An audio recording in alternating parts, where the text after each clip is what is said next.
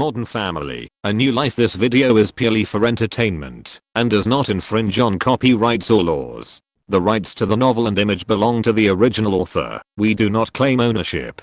Don't like waiting and want to listen to this fanfic in full now? Subscribe to our Patreon, where you'll find the best fanfics. Chapter 51, Intimidating Attitude. Are you recording? Andrew asked, a little impatient, looking at Howard, who was holding a camera. Leonard, standing beside him, was giving instructions that weren't very helpful. The last game of the regular season was about to begin. As for what Andrew wanted to record, it was his first video for his newly created second YouTube channel. He had spent a long time debating whether or not to start this new channel. In the end, he went through with it. His new YouTube channel bore his name, Andrew Pritchard Tucker. Here, he would upload content about his life as an athlete, training sessions, games, his daily routine, etc. But that wasn't all. There would also be room for other things: vlogs, funny videos with his friends, if they happened naturally, anything that seemed fun and worth recording and editing.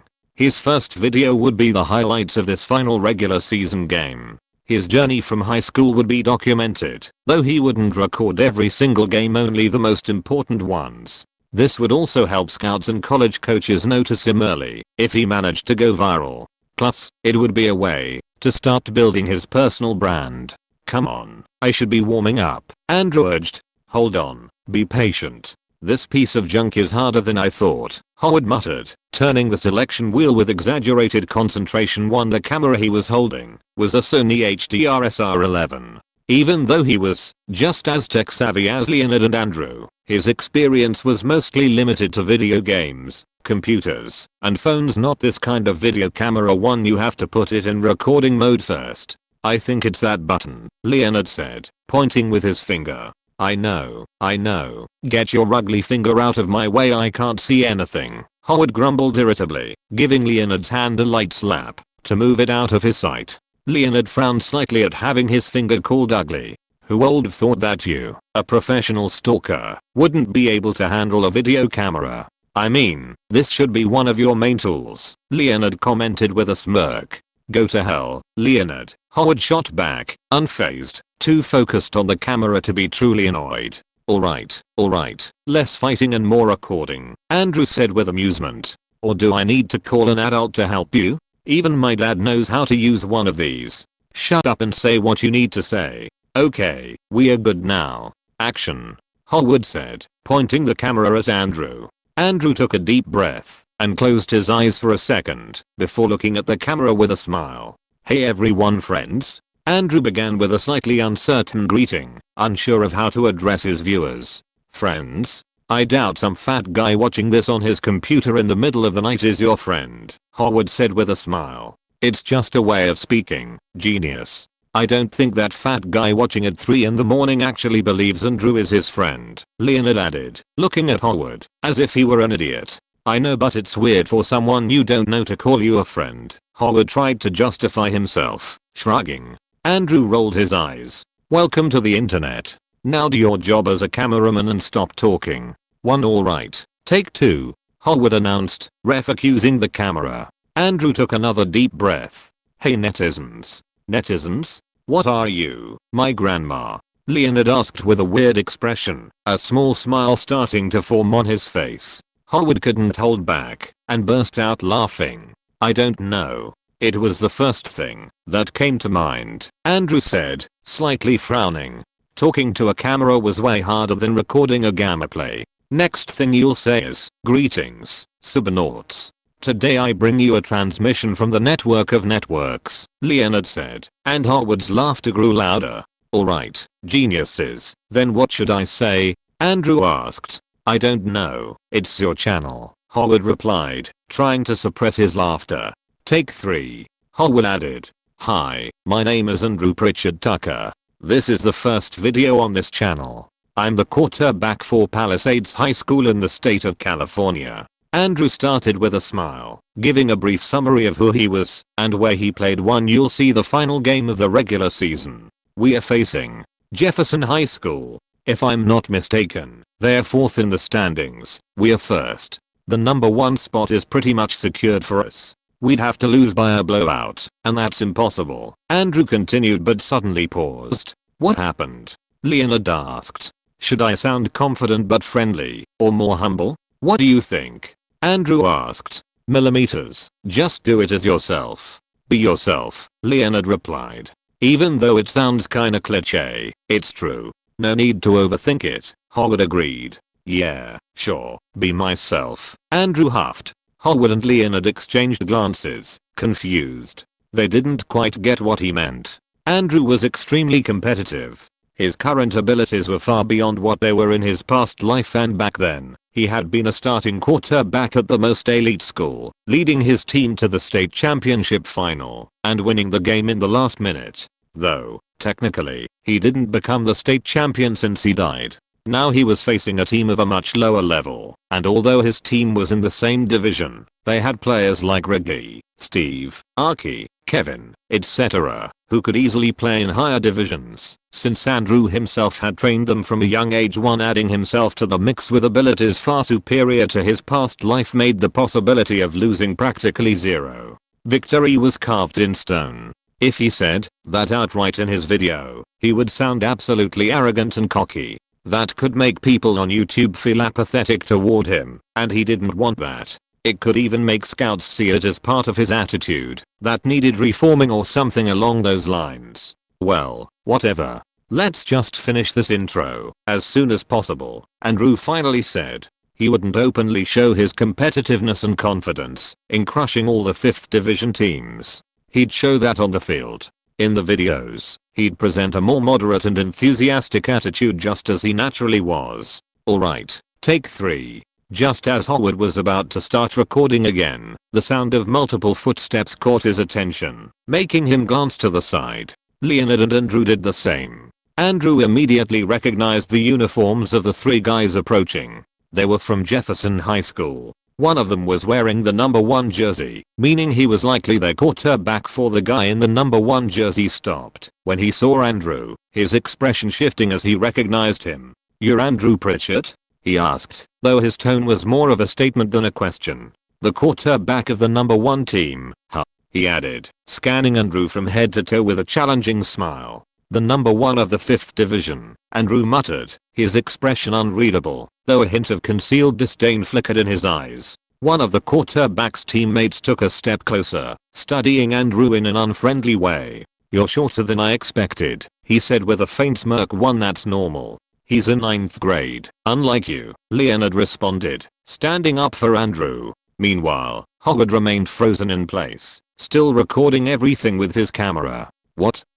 Howard thought, shocked that Leonard had spoken up so confidently against these textbook bullies. This was a major character development moment, he thought. "What the hell is this nerd even saying?" said the guy who had mocked Andrew's height earlier, this time glaring at Leonard with an unfriendly expression. "You've got some weird friends, Pritchett," the rival quarterback commented with a slight, disdainful laugh, glancing at Leonard and Howard. Andrew frowned, but before he could say anything, the idiot of a quarterback kept going. "I also heard you've got some strange parents. What's it like having 2 dads? You don't even know what it's like to have a normal family, do you?" the quarterback said, a mocking grin spreading across his face. The 2 guys beside him let out snickers, turning their eyes toward Andrew, as if expecting some kind of reaction. Andrew's expression shifted drastically. A rare seriousness settled on his face as he stepped forward, locking eyes with the confident-looking guy in the number 1 jersey. "You talk like you're some big shot, but you're just a pathetic senior playing in the 5th division," Andrew said, his tone dripping with disdain. "Your team is in 4th place. Aren't you embarrassed to be this cocky?" he added. The 3 guys' faces shifted to surprise and confusion at Andrew's scornful tone. Before they could respond, Andrew continued without missing a beat, his voice sharper and more challenging. "If you are lucky, you qualify for the regional playoffs. But you know what? After this game, your school is going to be without a quarterback and no playoffs." "What? What the hell are you talking about?" one of the guys asked, his brow furrowed, clearly annoyed and confused by Andrew's words. "This will be the last game of your pathetic sports career. You won't even want to play again after the humiliation you're about to suffer in a few hours, Andrew said, a slow grin forming on his face, one that made the three guys instinctively take a step back. The Jefferson High School players felt something off and unsettling, absolute confidence radiating from Andrew that left them shaken.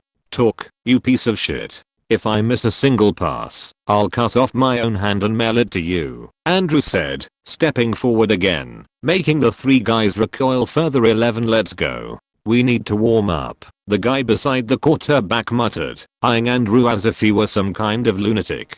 Within seconds, the three of them disappeared down the hallway. Andrew didn't move. He just watched them until they were completely out of sight. Who the hell are you?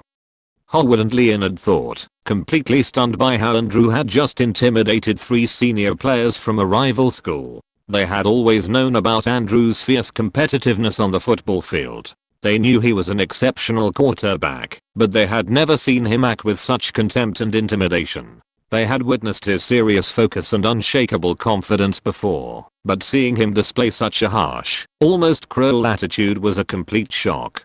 Do you guys think I should show that attitude in the video? Andrew asked with his usual smile, looking at his two friends who immediately shook their heads. One, you'd scare everyone, Leonard exclaimed. Although maybe it could be good publicity. A personality like that might attract the masses, since you'd stand out, Howard commented, stroking his chin thoughtfully. Let's do the last take, or I'll be late, Andrew said, checking the time on his phone.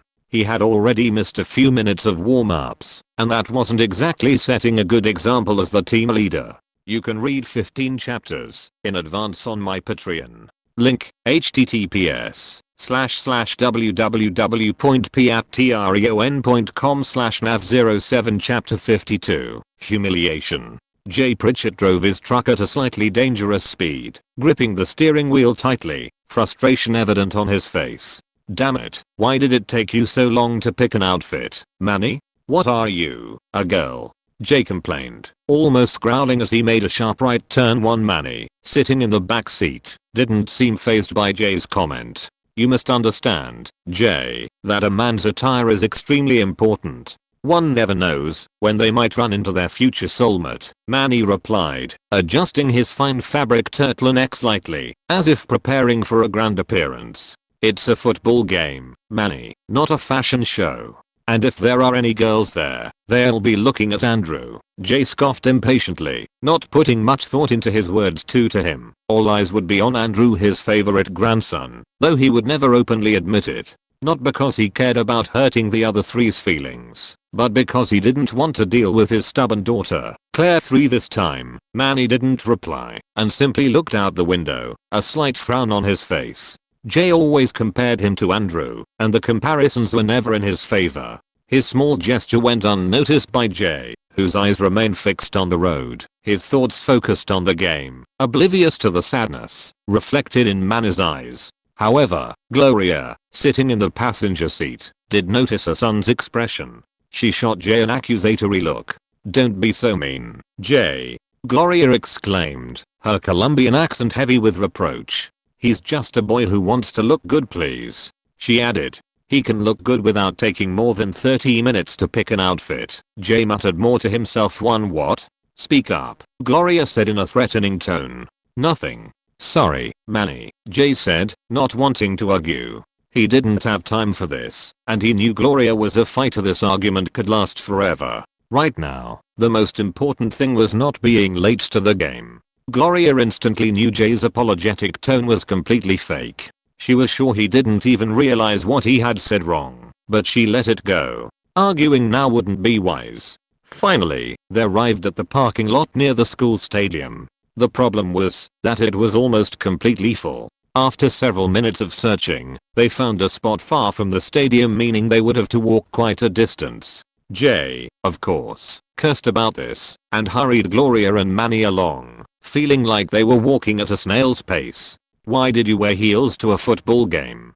Jay asked, frowning as he looked at Gloria's tall red stilettos. She was walking slowly and carefully across the parking lot. It's the final game of the regular season. I have to be well dressed for the occasion and for the photos when they give Andrew his awards. Gloria replied with a slight smile. Too like Manny, she had also taken a long time to pick out her outfit. Regular season finales usually don't have official award ceremonies like the ones seen in regional and state playoffs. However, Andrew's school had planned a small individual award ceremony to highlight the players. This was because, for the first time in years, Palisades High School had made it to the regional playoffs, not only qualifying, but finishing in first place with the best record in the school's history. The school was thrilled and had organized this award ceremony to celebrate the team and encourage them to keep up their strong performance in the regional playoffs and, who knows, maybe even qualify for the state playoffs for the first time in history. You too, Mom? Manny thought, feeling a strange mix of jealousy and frustration. Though he would never admit it out loud, something inside him stirred as he watched his mother, so enthusiastic and excited about Andrew's athletic career, supporting him so much. Gloria hadn't even understood football rules before, and now she seemed like an expert. Plus, her relationship with Andrew had always been good. He had accepted and included them in the family before anyone else. Since Manny wasn't interested in any sports and Gloria was an enthusiast, she had naturally focused her energy on Andrew in that area without realizing that her own son felt left out. 6 Manny didn't want to admit it, but he couldn't help feeling jealous of how all the family's attention was centered on Andrew. 5 They finally entered the stadium, which was nearly packed and buzzing with energy. The 2,000-seat stadium, which had once been difficult to fill, was now completely full every Friday without fail. As Jay, Gloria, and Manny walked down the aisle toward their seats, people began recognizing Jay instantly. Some flashed him smiles and nodded in greeting, while others enthusiastically called out to him, "Hey, Jay, you finally made it." The boys are already warming up, though Andrew's nowhere to be seen. "And he's not with you?" The parents of the players and regular attendees already knew Jay well. He was Andrew's grandfather, after all. Jay greeted everyone with a smile and his usual raspy voice, his previous bad mood vanishing in an instant. A man approached Jay with a grin. "Jay, your family's already here and in their seats. Let me take you to them," he said, handing Jay a cold beer. "Oh, great. Lead the way, Matthew," Jay replied with a smile as he accepted the beer. The man, Matthew, was part of the school's sports committee. He led Jay, Gloria, and Manny to their seats, which were right at the 50-yard line, a perfect view of the field. Cameron, Mitchell, and Lily were already there, as well as the entire Dunphy family. Phil was sitting next to Luke, who was rapidly devouring a tray of nachos with cheese. "Slow down, buddy. They're not gonna run out chew properly," Phil said, handing Luke a soda to keep him from choking. Alex was reading a book, completely oblivious to the stadium's atmosphere. Hallie was absorbed in her phone, though unlike Alex, she was actually waiting for the game to start. Claire was talking with Arky's mother about how much their sons would crush the opposing team. She had become friends with Mary, Arky's mother, because she was just as competitive as Claire and wanted her son to dominate his rivals. Jay greeted everyone briefly and took his seat. He also greeted the parents of Reggie, Arky, Kevin, and Steve, especially the fathers. "Won great seats, huh?" said Fred, Arky's father, with a smile. "Yeah, the perk of having star players on the team," Jay commented, letting out a dry chuckle while looking toward the field. "Reggie is the way he is thanks to Andrew. If he were on his own, he'd be a total mess, but Andrew knows how to keep him in line," said Marty, Reggie's father, with a small laugh. His son was a disaster at school, rebellious, bad grades, and constantly getting into trouble. Marty had no idea how to make him behave, since he was always busy working.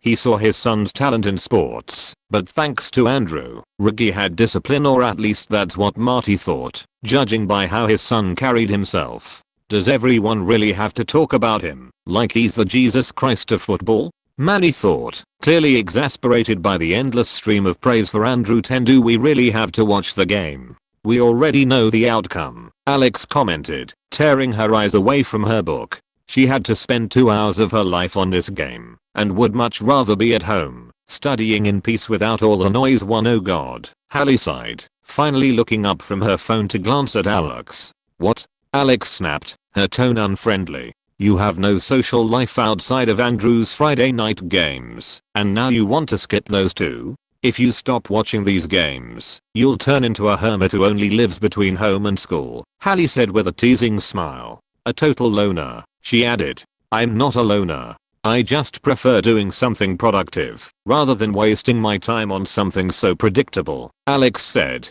crossing her arms. "And what about you? Do you even know the meaning of the word productive? It might help improve your grades and your life in general," Alex shot back, escalating the argument until Claire had to step in, yelling louder than both of them. At that moment, Pippa arrived with her parents, along with Leonard and Howard, who had secured these seats, since they were Andrew's friends. Cam and Mitch greeted Pippa's parents warmly as they took their seats next to them. "Where's Andrew?"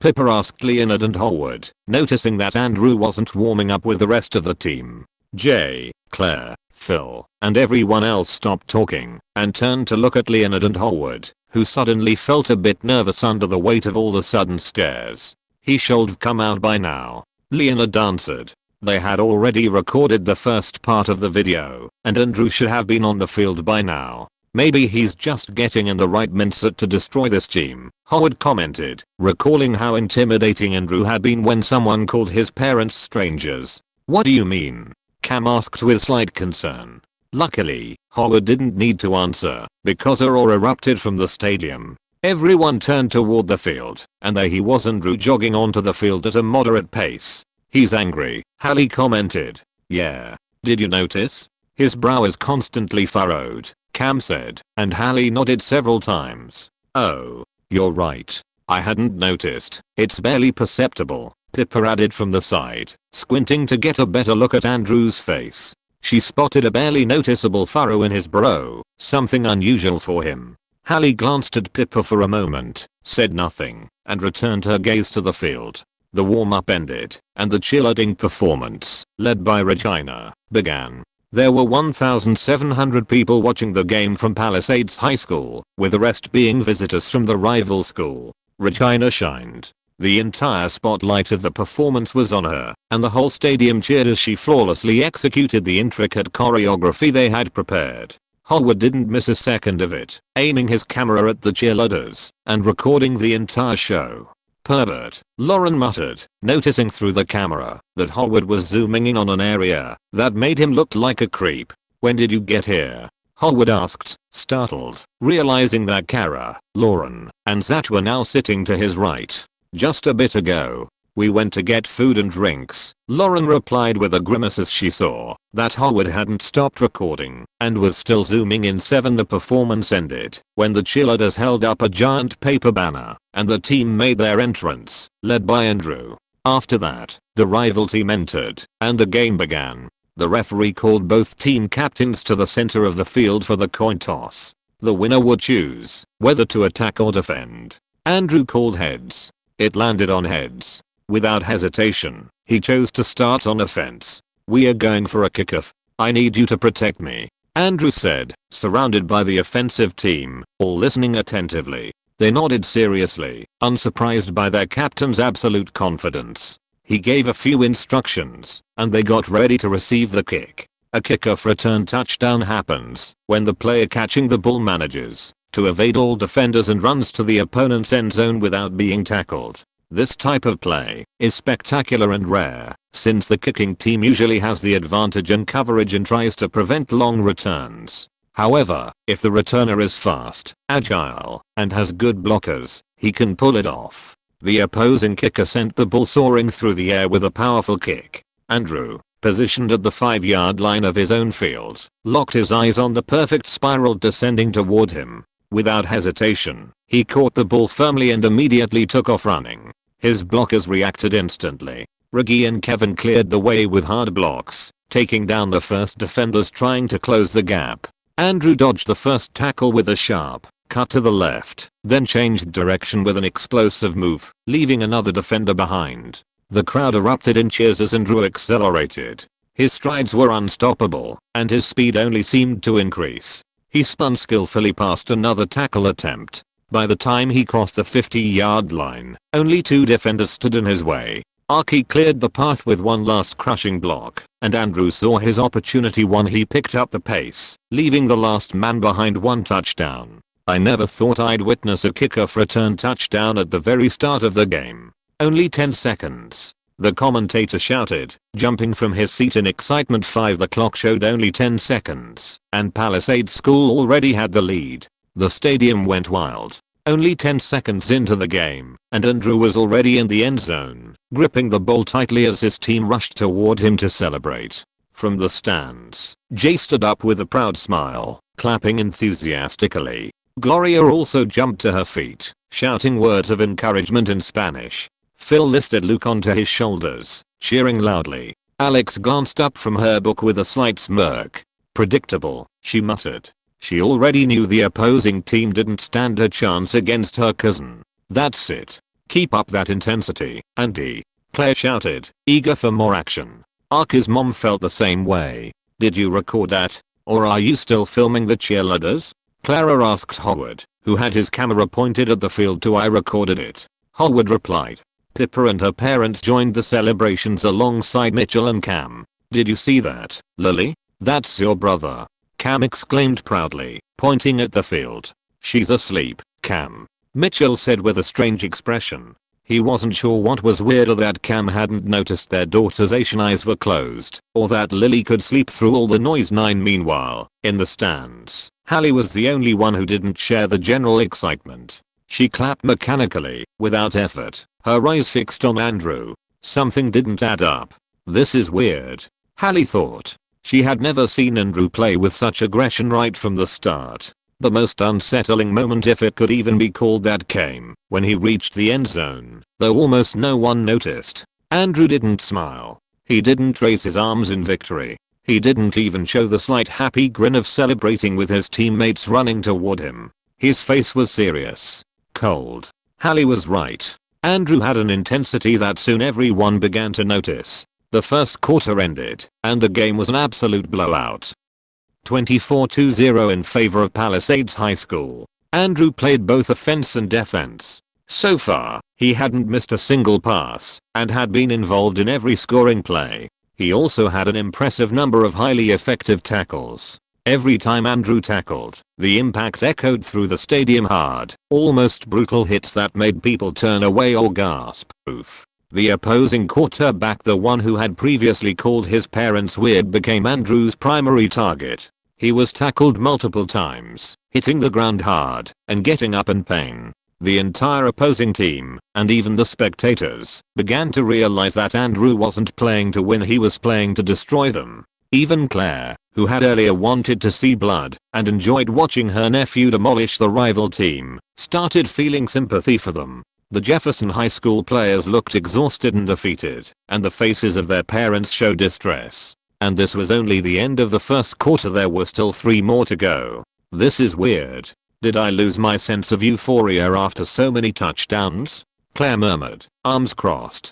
The second quarter began, and it only took 30 seconds for Palisades School to score another touchdown, a perfect pass from Andrew, caught by Allen, who celebrated enthusiastically. Andrew's teammates noticed something was off, but it was better for them. The pity was for the losers. If they could crush their opponent and set incredible winning records, all the better for them. Meanwhile, the opposing quarterback, who Andrew had tackled several times, began throwing erratic passes under pressure, his body shaking every time he saw Andrew coming.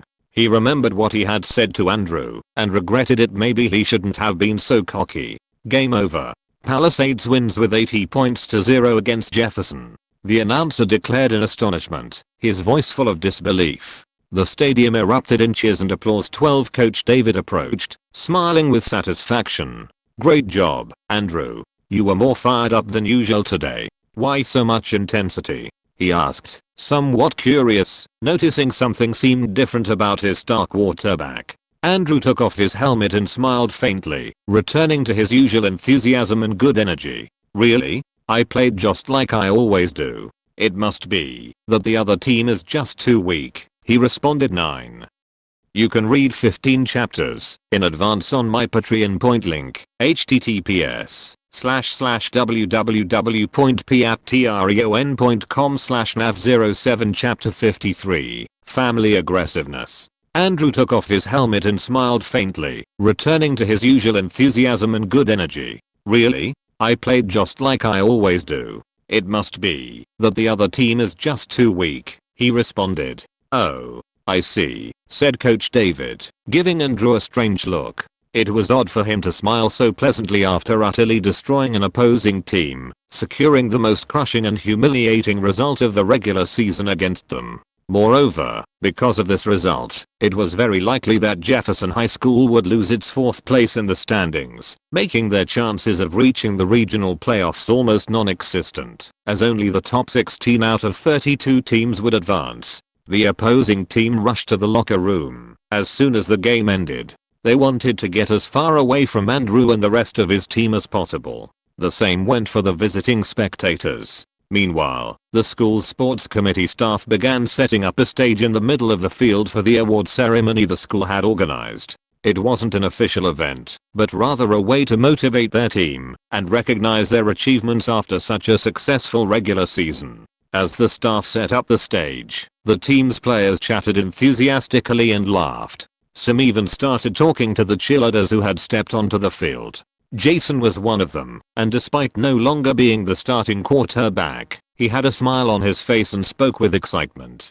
That was because he had earned a starting position on offense as an outside receiver. Even though Jason's passes weren't great, and, in Andrew's eyes, his skill level was low, as a former quarterback, Jason had a better understanding of plays and how passing routes were structured.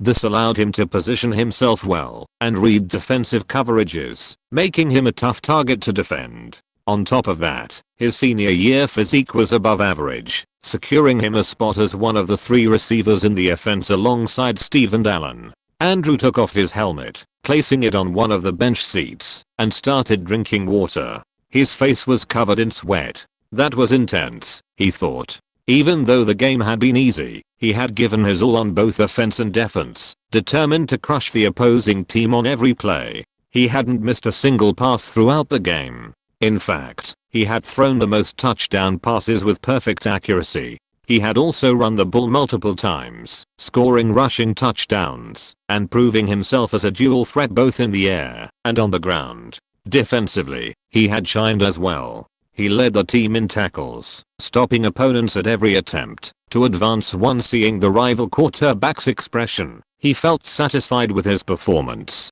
That's what happens when they mess with my family, he thought too. Congratulations on winning the game and being the star again. You really destroyed them, huh? Andrew heard a confident, haughty female voice. Turning his head, he saw Regina's striking face looking at him with a faint self-assured smile. She was wearing the Palisades High School cheerleading uniform, a snug, dark blue top with white accents, the school's logo precisely embroidered on the chest. The top had a V-cut neckline, emphasizing her athletic figure. She also wore a short, vibrant blue skirt decorated with white stripes along the edges, paired with white athletic sneakers. Thanks. I played just like always, Andrew said, setting his water bottle on the ground. Millimeters? I don't think so, Regina replied with a subtle smirk, as if she held the absolute truth. You seemed more intense today. Angrier, she continued in an inquisitive tone. Regina had set her sights on Andrew from the first day of school, when he introduced himself to Jason in a rather peculiar way. Later, she had tried to blackmail him over his geeky interests and failed spectacularly, which only made her more curious about him. Because of this, she had been observing him and noticed that he had an outgoing attitude and a natural ability to connect with everyone. However, Regina wondered if this image of a nice guy was genuine or just a carefully constructed facade. She eventually realized that it was his true personality and not something fabricated, unlike Veronica's witch-like persona, for example. That's why she sought his help regarding Veronica in the blackmail situation. And she wasn't wrong.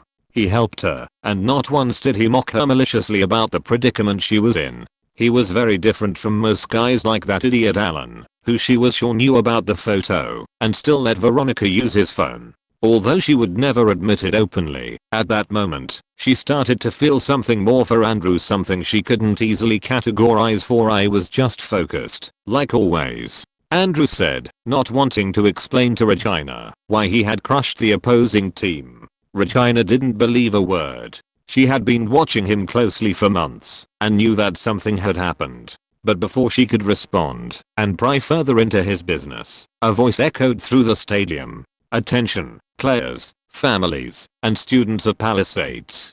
Please join us on the field to celebrate our team after a spectacular regular season finish. We're among the top 16 in our section. The crowd erupted in cheers and applause, beginning to make their way down from the bleachers toward the now finished stage. The California Interscholastic Federation, CIF, is divided into 10 main sections. Palisades School belongs to the Los Angeles City section, which consists of 32 teams in Division V. Out of these 32 teams, only the top 16 would qualify for the regional or sectional playoffs. The champion of the sectional playoffs would be crowned the Division V sectional champion and earn a spot in the state playoffs. In the state playoffs, they would face the other 9 sectional champions from the CIF. Regina huffed in annoyance at having her conversation with Andrew interrupted.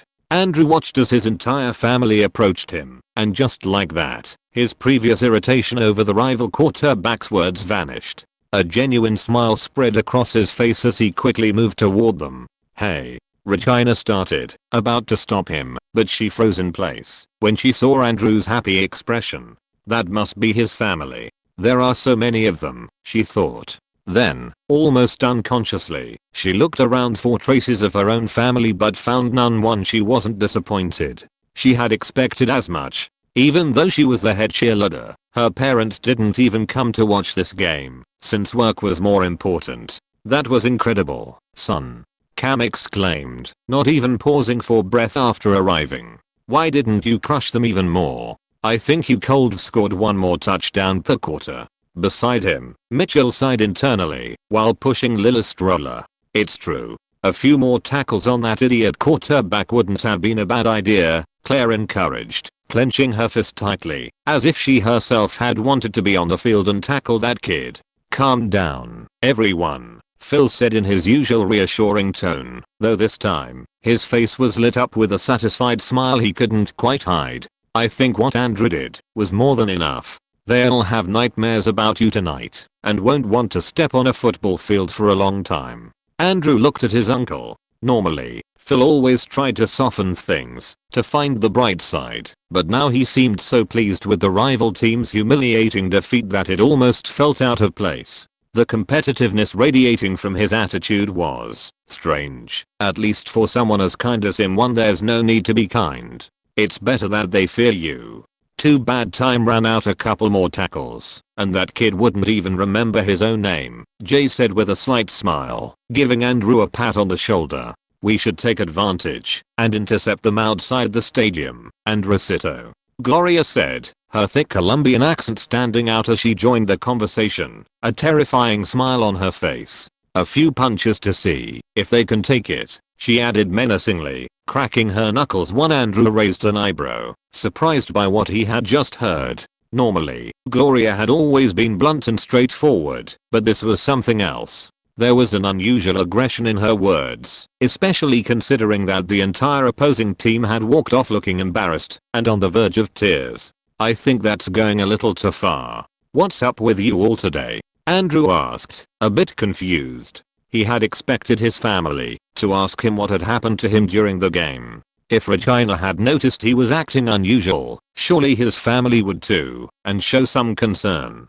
But that didn't seem to be the case. "We know what that idiot from Jefferson School said. Howard told us," Alex responded, adjusting her glasses in a serious tone, something rare for her when it wasn't about academics. "Howard," Andrew said, looking at Howard, who had come along with Leonard, Kara, and the rest of their group. "They surrounded me and wouldn't let me go until I spilled everything," Howard justified himself, since after noticing how aggressive Andrew had been during the game, the family had recalled the comment Howard had made before the game started. "Oh," Andrew said, not really knowing what to say in this situation. "You did well crushing them. I still support what Gloria suggested," Hallie said, frowning. "No one messed with her uncles. No one messes with family," Luke declared, lifting his head with unexpected seriousness, surprising everyone present. 10 what? Andrew thought, looking at Luke strangely. Luke, the mischievous, playful, and immature kid who was always doing dumb things and getting into trouble, was suddenly speaking, as if he were an adult with all the wisdom in the world. But it didn't last long. Luke noticed he had nacho cheese on his fingers. Without caring that everyone was staring at him in shock, he began licking his hands, completely unconcerned about the seriousness he had shown seconds before. See, Claire. Sometimes, Luke's words come, just when we least expect them, Phil said, smiling with fatherly pride. Yes, I'm very proud of your words, Claire said with a smile, wiping the nacho cheese from Luke's mouth with a napkin. Thank you for defending us, son. I'm very proud of you, Mitchell said with a smile, giving Andrew a pat on the back. It's nothing.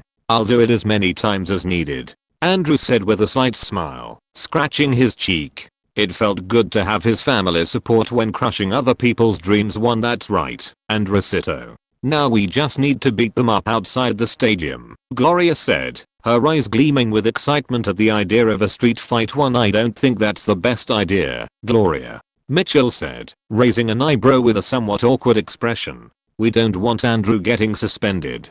Just then, they called Andrew to the stage. Go. I'll record the entire award ceremony, Cam said enthusiastically, winking at him. This ceremony was far more important than the others. It was the moment his son would ask Pippa to be his girlfriend. Andrew said goodbye to his family and, before heading to the stage, briefly greeted Pippa and her family, as he hadn't had the chance to do so earlier. Pippa gave him a quick kiss, which didn't go unnoticed by many, especially Regina and Hallie, who subtly furrowed their brows. 6. You can read 15 chapters in advance on my Patreon. Link, https://www.patreon.com/nav07 Chapter 54, The Confession. That kiss should have lasted longer, Kara said, moving closer to Pippa while watching Andrew, who was already farther away, approaching the stage.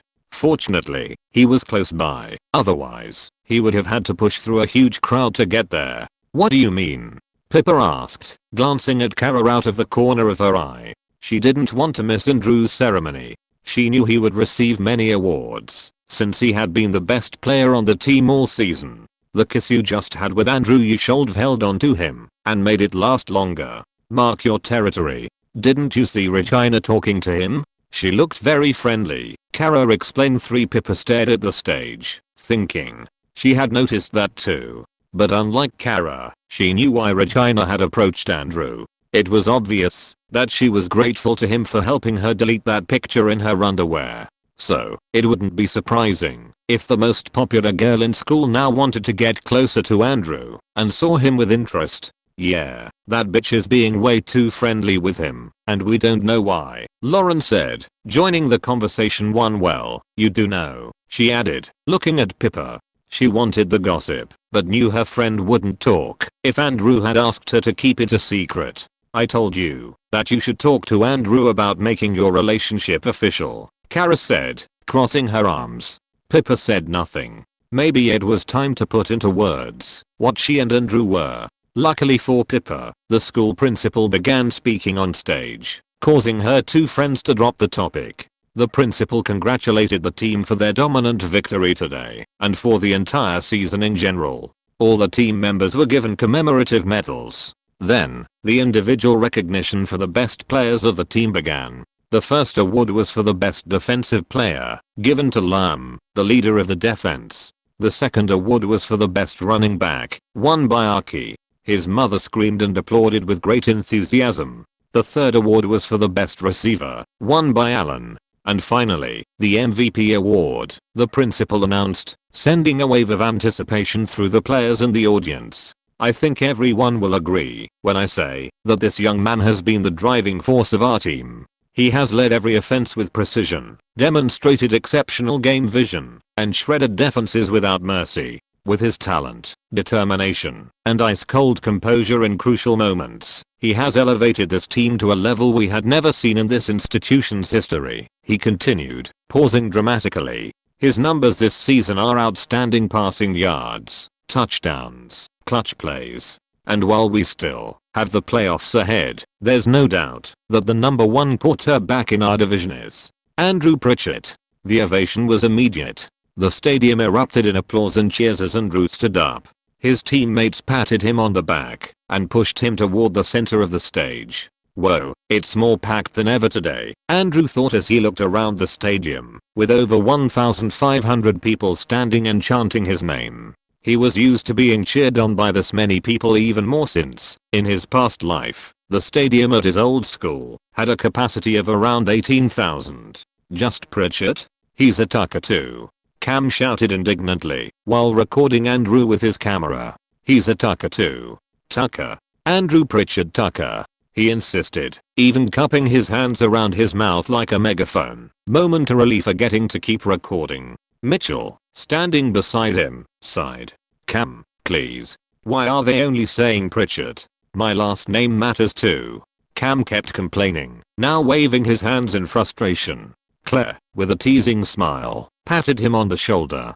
Cam, that's just how it is. Pritchard carries more weight in sports, she said, and Jay nodded with a small smirk. Meanwhile, Andrew was handed the MVP trophy. Well done, kid. You deserve more recognition than just an MVP award, the principal said in a low voice, shaking Andrew's hand. Andrew could have easily won the Best Defensive Player award for all his successful and crucial tackles. He had also been an excellent running back, despite being a quarterback.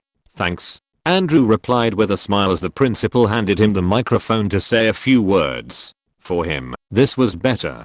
They couldn't give all the awards to one player, it would just make things awkward. Thank you for the recognition. Oh, and I should also clarify that my last name is Pritchard Tucker, Andrew said, leaning into the microphone. That's my son. Cam shouted with a wide smile, thrilled that Andrew had included his last name. He clarified it, because he knows how dramatic you are. Mitchell murmured, shaking his head. I always say that football is a team sport. I just throw the ball, but if they are not there to catch it, to open up spaces, to protect me, there are no spectacular plays. So none of this would be possible alone, Andrew said, looking at his team. No matter how talented he was, he couldn't win games on his own, not even in a 5th division team. Besides, he had some incredibly skilled players by his side, and not just that, players who gave their all to improve and perform well. Like Alan and Jason, who had completely changed their mints at one. The crowd erupted in applause, and his team roared in approval. Andrew waited for the noise to settle before continuing. But we are not done yet, he said with a confident smile. We've got the regional playoffs ahead, and I promise you, we'll bring the section championship trophy back to this school. He added, raising his MVP trophy high. The stadium exploded in cheers and ovations. The crowd was celebrating, as if they had already won the regional playoffs. Andrew smiled slightly, watching his family's excitement. However, his smile slowly faded. The confession. Should I really do it in front of everyone? He thought nervously. He had played this moment over and over in his head, wanting it to be special. But now, with thousands of people in the stadium watching him, he felt more nervous than he had during the entire game. Facing a relentless defense was easy, but standing in front of Pippa and asking the question with all these eyes on him, that was something else entirely. One he was confident Pippa would say yes, 100% sure. After all, they already acted like a couple. The problem was that this would turn them into the center of attention, like something straight out of a romantic movie. Andrew swallowed hard and looked toward Pippa. She wasn't far from the stage, smiling at him sweetly and waving charmingly. Come on. This isn't harder than throwing a pass while having a heart attack, right? Andrew thought, psycheing himself up as the ovations died down. Would you like to say something else? The principal asked, noticing that Andrew was still holding the microphone, standing frozen in place as he gazed at the crowd. Andrew nodded, took a deep breath, and brought the microphone to his lips. Yes, there's something I want to ask, Andrew said firmly, making the entire crowd fall silent with intrigue. People in the stands began whispering to each other, wondering what exactly he was about to ask. Some players on stage looked at him in confusion, and even his family seemed puzzled except for Cameron and Mitchell. He's really going to do it, Leonard murmured near Howard. They, along with Andrew's parents, were the only ones aware of the confession. He's got my respect. I could never work up the courage to confess in front of everyone, even if I knew the girl would say yes, Howard said in a low voice. First, you need to get the girl, Leonard quipped with a slight smile, earning a punch on the shoulder from Howard to then. Andrew extended his arm and pointed at Pippa. Pippa, can you come here for a moment? He said, his voice echoing throughout the stadium. Within seconds, all eyes turned to her. A wave of surprised murmurs spread across the crowd, and the students started reacting with gasps of astonishment. What is he doing? Oh, no way. Is he really going to do what I think he is? Pippa, initially stunned by the sudden attention, froze for a moment.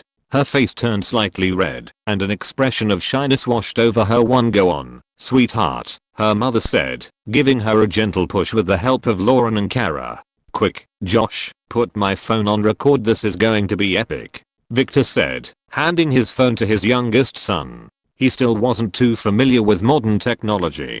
Pippa snapped back to reality and walked toward the stage. The crowd instinctively made way for her, allowing her to move without difficulty. Now face to face, they stared at each other closely. The entire stadium was silent, hanging on the moment.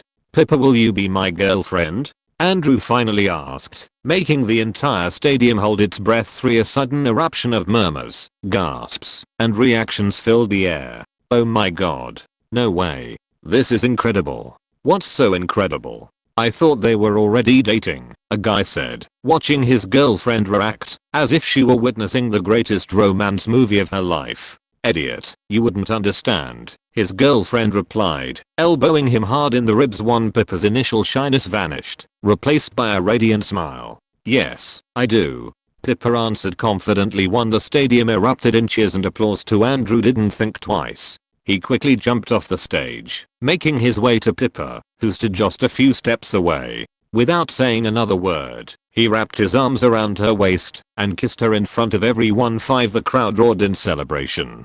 Shouts of excitement, applause, and cheers filled the air as Andrew's teammates hollered, and his family reacted with enthusiasm. Cam had to push through the crowd to capture the perfect shot on his camera. The kiss lasted only a few seconds. When they pulled apart, Pippa let out a nervous laugh and hid her face against Andrew's chest, still blushing and shy from all the people watching and applauding.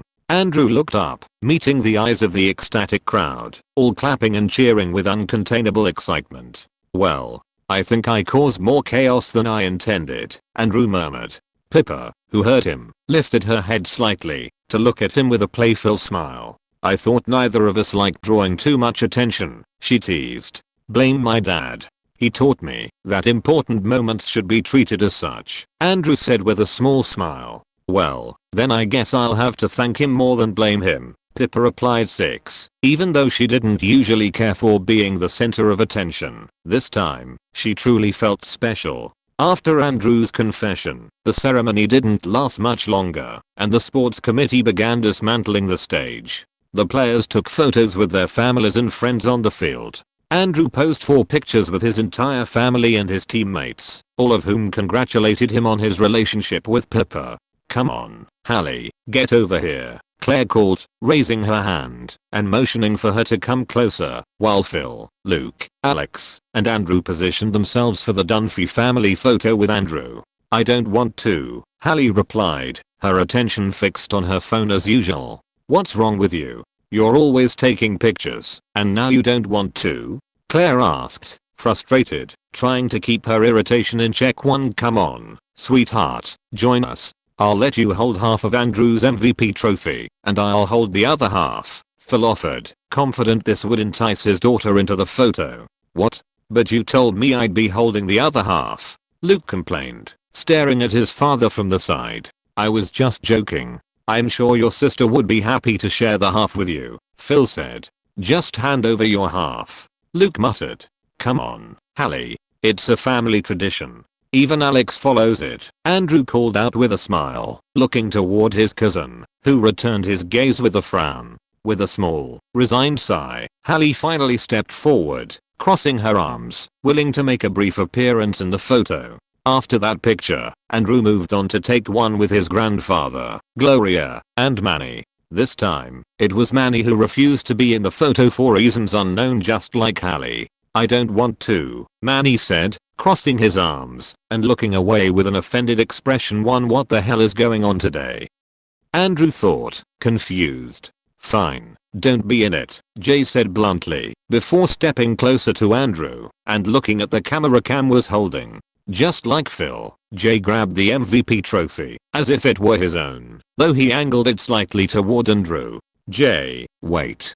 Don't take the picture yet, Gloria said in a threatening tone that made Jay sign resignation. Why don't you want to be in the photo, Menino? Gloria asked sweetly as she approached Manny. Just because, Manny replied curtly. He wasn't about to admit he was jealous of all the attention Andrew was getting. 7 Besides, Andrew had just made a declaration straight out of a romance movie. He was the expert in those things. Not Andrew. Manuel Alberto Javier Alejandro Ramirez Delgado, you are taking that photo. We are not breaking a family tradition. The very first year we've joined this family, Gloria said, making a complete 180-degree turn in her tone and glaring at Manny with a deep frown. 6 If you don't, I'll take away your morning coffee, Gloria added, and Manny looked at her, shocked and outraged. 1 You wouldn't dare, Manny said slowly, narrowing his eyes at his mother. Oh, believe me, I will dare, muchacho, Gloria said, and with no other choice, Manny stepped into the photo. He wasn't about to take such a huge risk. He'd rather just take the photo. After that, Andrew took a photo with his parents and Lily. Finally, they took a full family picture. At last, they left the stadium. Andrew headed back home. He needed to take a quick shower before heading to his grandfather's house with his family. That's where the dinner would take place, and Pippa would be attending with her parents and younger brother as well. You can read 15 chapters in advance on my Patreon. Link, https://www.patreon.com/nav07. If you're listening to this novel on a channel other than Fanfic World, it means they downloaded and uploaded it without effort. We cordially invite you to visit our channel, Mundo Fanfic Novelos. There you'll find the original version of this story and you can explore many other novels of various genres. We're waiting for you to immerse yourself in a world of incredible novels. Chapter 55, Viral Video and Flappy Bird. December 20th, 2008. It had been just over 20 days since the last regular season game, in which Palisades School humiliated Jefferson School with an 82-0 victory. Andrew uploaded the video to his new channel, where he would mainly post content about his sports life. Howard had recorded the segment of the argument between Andrew and the 3 boys from Jefferson School, where they mocked his parents for being homosexual. Andrew called them pathetic because they were in 4th place and acted like they were a big deal. He also told them that if he missed a pass, he would cut off his hand and send it to them by mail, and that after this game, they would never want to play football again because of the humiliation he would put them through. In the end, everything he said came true. Andrew didn't miss a single pass and completely humiliated them. They couldn't even score a single touchdown the entire game. But that wasn't all. They lost their 4th place ranking and failed to qualify for the regional playoffs. Howard told him to include the argument in the YouTube video, encouraging him not to fear success. He said Andrew's intimidating and slightly maniacal personality, since it wasn't exactly normal to say he'd cut off his hand for missing a pass, would be appealing. Andrew thought about it and decided to go for it. So, he uploaded the video with a striking title. They insulted my family before the game, so I humiliated them. 82-0, final regular season football game, highlights. 6. The video went viral. In these 20 days, since it was posted, the video has reached 500,000 views and continues to climb. Andrew never imagined that using a sensationalist title technique, though he wasn't lying about the humiliation, would make his video, which was over 10 minutes long, so popular. The video started with his introduction, followed by the argument with the Jefferson School boys, and finally, a compilation of Andrew's best plays, which were many. YouTube. They insulted my family before the game, so I humiliated them. 82-0, vertical bar final regular season football game. Highlights. Andrew Pritchard Tucker 29,832 subscribers, 503,683 views. Vertical bar posted 23 days ago. 8,534 comments, Comments section at GRIDIRONKING23. This guy plays like he has an NFL contract and a personal vendetta on every pass one at QB for life. Anyone else watching this on repeat? 82-0. Total humiliation. At BRAD 1986. As a former Jefferson student, this is the worst day of my life. At ANDREWFANPAGE1. This video made me a fan of Andrew. Hope he keeps uploading content. At HATERSGONNAHATE. Or just for show. Let's see if he does the same in a real game. 3 at THEMONKEY69. Incredible talent, but that ego might cost him. We'll see if he can handle the pressure. 6 at HORSEXTERMINATOR 2000. By milk to app CLARENCE 77. If I miss a single pass, I'll cut off my hand, bro. He really meant it. 5 Andrew couldn't believe he had gained so many subscribers in just 23 days. His channel wasn't even a month old. Beyond this first viral video, he continued uploading more content, taking advantage of his newfound popularity. Because of this, he surpassed 1 million total views across just 5 videos and reached nearly 30k subscribers. Since he kept posting high quality, well-edited videos, YouTube invited him to the partner program just 20 days after creating his channel. Andrew didn't expect this much success. In fact, he had already surpassed his first gaming channel in subscribers, which had recently reached 15,000 subscribers in almost 5 months, a steady and growing pace, but nothing as crazy as his new channel. On his gaming channel, he was already part of the YouTube partner program. 15 days ago, he filled out the form, linked his father's Google AdSense account, and everything was set up correctly. YouTube transfers the money to the Google AdSense account between the 21st and 26th of the current month. So, in just a few days, Andrew would receive his first paycheck from YouTube. Putting that aside, Flappy Bird had already been released on the Android market. His parents talked with Pippa's parents and came to an agreement. Since Pippa had suggested that Andrew's parents link their bank account and upload the game, her parents respected her decision. The profits would be split 50/50 between Pippa and Andrew. It wasn't a long or difficult discussion. Andrew believed that neither his parents nor Pippa's thought that the game they had created could be a success or make a lot of money. However, they were completely wrong. Andrew had decided to go with a simple but effective strategy, a free version with ads and a premium version without ads. The idea was to offer players the option to enjoy the game for free, but with ad interruptions, while those willing to pay a small amount could have an ad-free experience. At that time, in-game advertising wasn't as common or profitable as it is today. The CPM, cost per 1,000 impressions, was extremely low, averaging less than $1 per 1,000 ad views. Additionally, the user base wasn't as large as it would be in later years, since Android market was just beginning to grow and didn't yet have the number of smartphones or active users that exist today too. So, Andrew decided to price the premium version at just $1, affordable and ad-free. The game was a success, partly thanks to his YouTube gaming channel, where he uploaded a video playing Flappy Bird and promoting it. Downloads started to pile up quickly, and in just 20 days, the game had already generated approximately $7,500. The free version of the game had 60,000 downloads, bringing in nearly $2,000 from ad revenue. Around 10% of those 60,000 users decided to buy the ad-free version. This resulted in about 6,000 purchases, generating $5,940 in revenue. However, Google takes its 30% cut from each transaction. So after deducting Google's share, the profit was $4,158 for adding the ad revenue. The total earnings reached nearly $6,000 in just 20 days, leaving approximately $3,000 for each of them. Here are some of the many reviews people left for Flappy Bird on the Android market. 5 stars. User Sarah Jane 88. Addictive and challenging.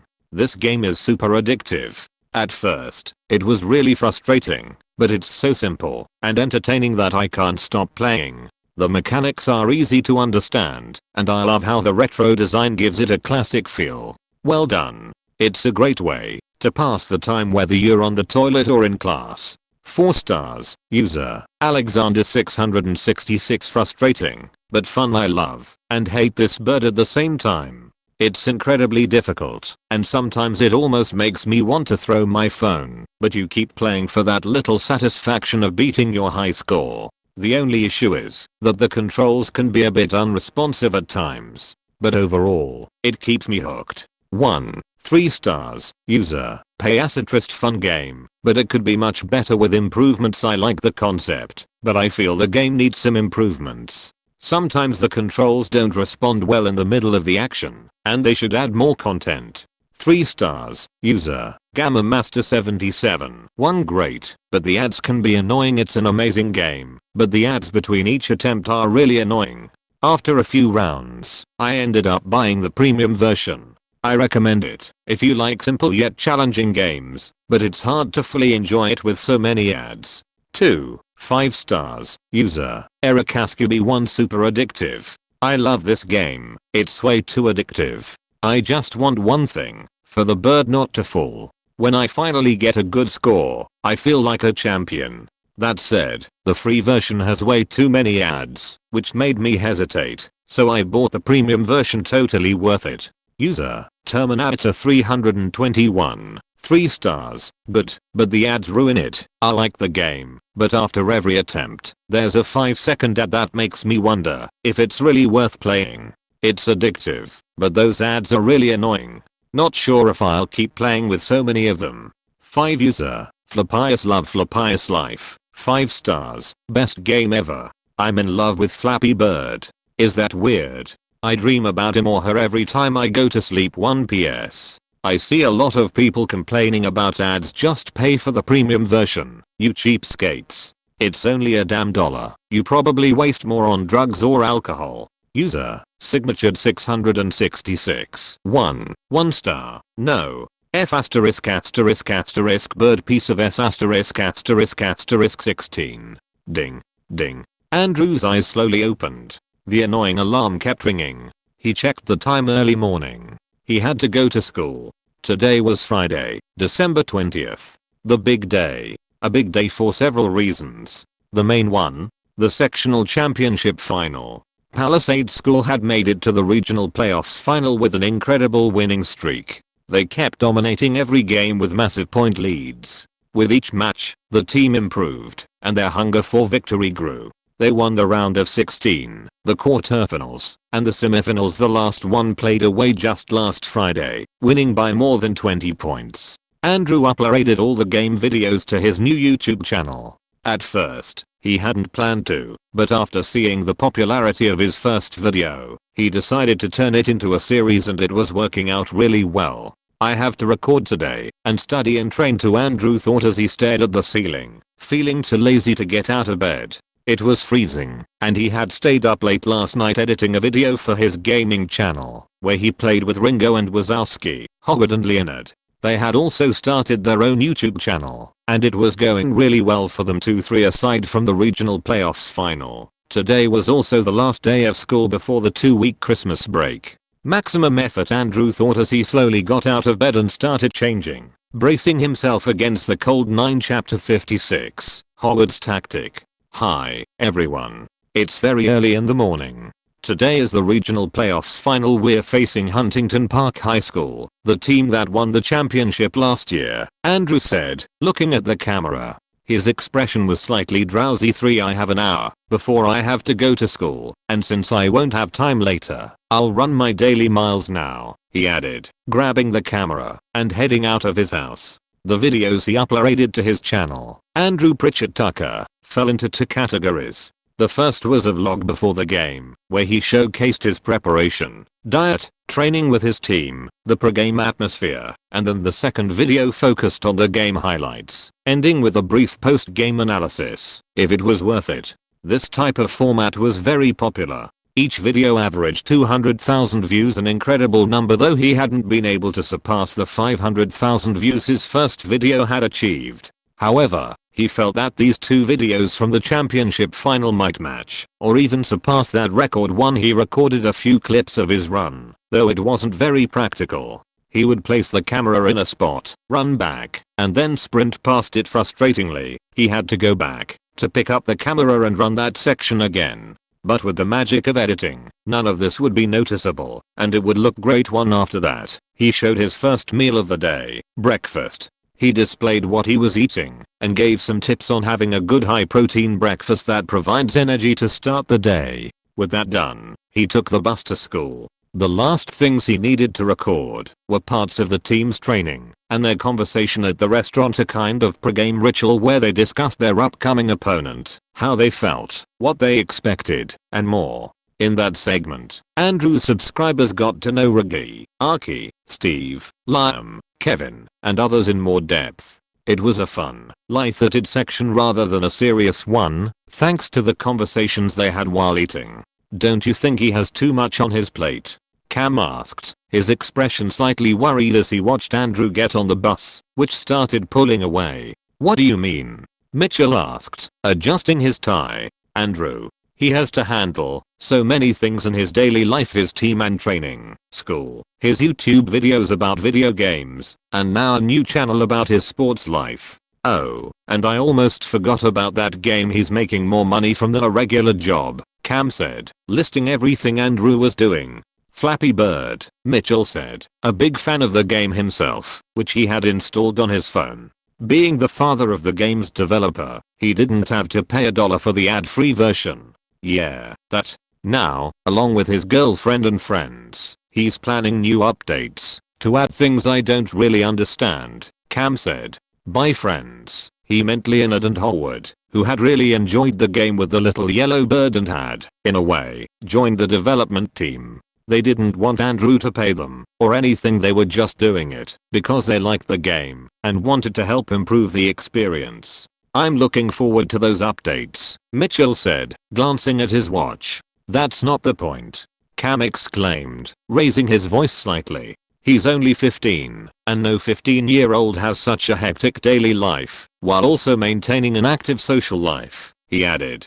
Child actors. Mitchell started to say, but when he saw Cam's glare, he stopped mid-sentence. Don't worry, Mitchell reassured him. Andrew has a perfect routine. He gets the sleep he needs, eats better than most kids his age, and if anything happens like a lack of energy or something, we'll notice, and he'll definitely tell us. Millimeters. Cam nodded, slightly convinced. Alright, I have to go. See you later.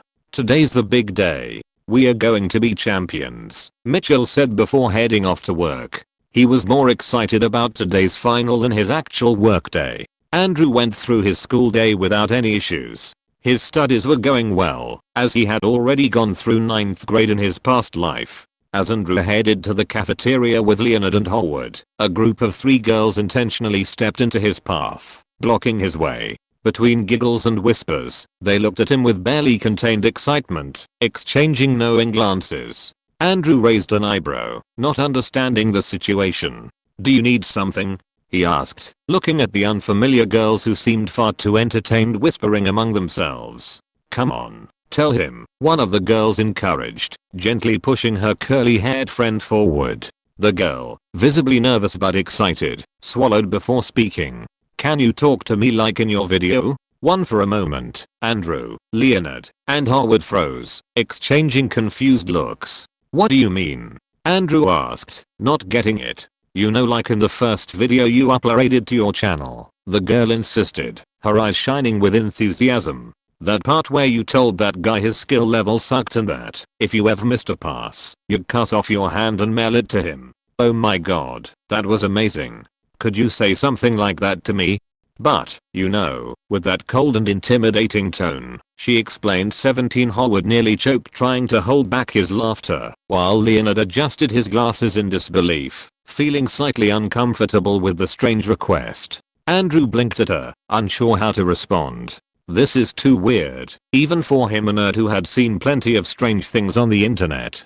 Luckily, Andrew didn't have to answer, because Howard stepped forward with a confident smile, placing his hands on his hips. Sorry, ladies, but my friend here doesn't take custom intimidation requests. Now, if what you're looking for is someone to whisper in your ear with a seductive and mysterious tone, I could do that, Howard said, leaning slightly toward them and lowering his voice in what he thought was a sensual tone one this time. It was the girls who looked bewildered as they stared at Howard. The curly-haired girl's expression shifted from excitement to discomfort in less than a second. Her friends exchanged glances, and in the blink of an eye, the three of them hurried away without another word. Leonard let out a sigh of relief, while Andrew patted Howard on the shoulder in gratitude.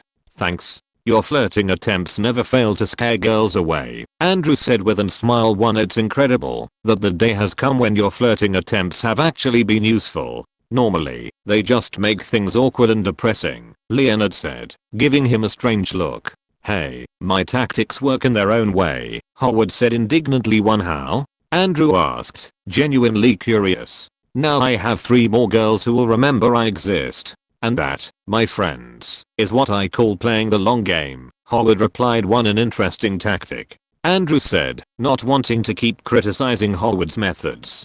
By the way, what the hell was that? How does that girl have no shame making a request like that? If it were the other way around, she'd call the guy a creep and a pervert, Andrew commented as they resumed their walk to the cafeteria. Well, my friend, that's one of the perks of being a girl. If we did the same, we'd be seen as pathetic losers and virgin perverts, but they get away with it, said Howard.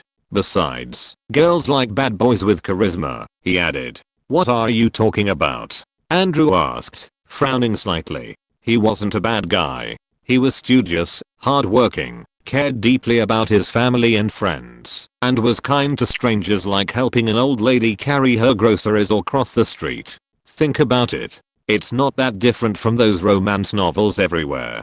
Twilight is a phenomenon right now, and trust me, it's not because girls want to be bitten by sparkling vampires. It's because they love the idea of the mysterious, dangerous guy who stares at them intensely and tells them they can't be together but still chases after them, Howard explained with great seriousness. Leonard nodded with a grimace. Sadly, he's right.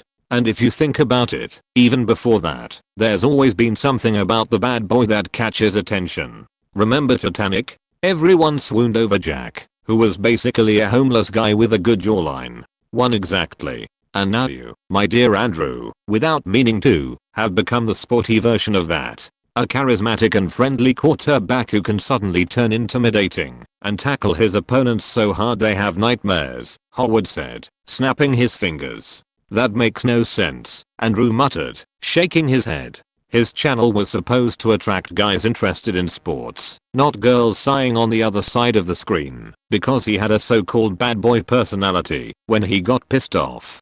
Classes continued without anything else out of the ordinary. After that, Andrew went to practice with his teammates. He recorded just a little. He wasn't going to put too much footage in the video. Practices had improved a lot compared to when he first started at Palisades High School earlier in the year.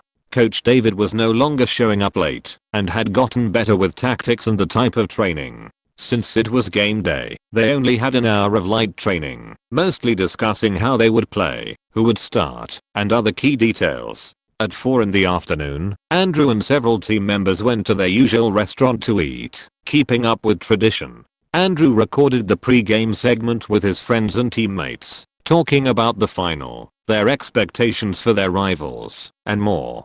By 5, he rushed back home as fast as he could with Leonard and Howard. We have an hour and a half before I have to leave for the stadium, Andrew said while searching for his keys to open the door. Relax, we'll edit that video in an hour or less. There are 3 of us, it'll be easy, Howard said with a confident smile, and Leonard nodded in agreement. At Andrew's request, they were helping him edit the video for his YouTube channel. Andrew Pritchett, compiling everything he had recorded throughout the day to upload it before the game. Andrew entered the house, followed by his 2 friends. As he stepped into the living room, he saw his dad, Mitchell, and a woman with her back turned. But from her blonde hair and hippie-style tracksuit, he recognized her immediately. Grandma Dee Dee. Andrew asked 6.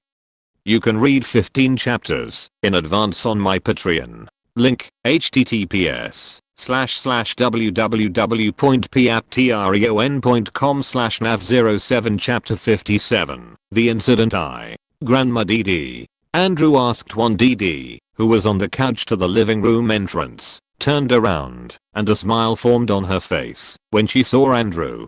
"Hi, sweetheart," Dee Dee said enthusiastically, getting up and walking toward Andrew, who looked at her in astonishment as if he hadn't expected her visit that day, or rather, as if he sensed the impending chaos. "What are you doing here?" Andrew asked cautiously, while Dee Dee, ignoring his suspicious tone, cupped his cheeks with both hands and began squeezing them as if he were a little kid. "Just look at you, you're taller. Though, it's only natural with all that exercise you do," Dee Dee remarked, ignoring Andrew's obvious attempts to free himself from her grip. "Grandma," Andrew muttered, pulling away slightly. "Having nails dug into your cheeks was anything but pleasant. I'm here to watch my favorite grandson's big game and meet my new granddaughter, who might just take your place," Dee Dee replied, glancing at Lily in her stroller beside Mitchell's favorite grandson. Yeah, sure, Andrew thought. He knew that was a lie. Dee Dee had always favored her biological grandchildren and had never been subtle about it. Perhaps she simply couldn't be, given her nature. Sure. "These are my friends, Howard and Leonard," Andrew said, introducing his two friends, who had remained frozen in place. Dee Dee greeted them briefly before returning to her spot next to Mitchell and Lily. "Go to my room, you can start editing if you want. I'll be there in a bit," Andrew whispered to Leonard and Howard, who nodded. After greeting Mitchell, they headed to Andrew's room. Mitchell gestured for Andrew to sit next to him. He didn't want to be left alone talking to his mother after that. As for Cam, he had gone out shopping by the time Mitchell got home from work. "Why are you here, Mom? I didn't know you were coming." "You didn't call me," Mitchell said, picking up the conversation right where it had left off before Andrew arrived. "To spend Christmas with my family. What else?" Dee Dee replied, as if it were the most natural thing in the world. Mitchell and Andrew exchanged surprised looks. Just then, the sound of the front door opening was heard, followed by Cam appearing a few seconds later, carrying several shopping bags. "Dee Dee?" Cam asked in disbelief, instantly recognizing Dee Dee's blonde hair just as Andrew had. Dee Dee turned around, locking eyes with Cam. "Cam," she greeted with a nod and a slight smile. "Dee Dee," Cam echoed in a monotone voice, returning the exact same nod, before heading to the kitchen to drop off the bags. He then returned to the living room, sitting down between Mitchell and Andrew. "To what do we owe the honor of your visit?" Cam asked, and Dee Dee let out a small laugh. "I'll be spending the holiday with my family. You know, the usual," she replied, as she started playing with Lily in her stroller.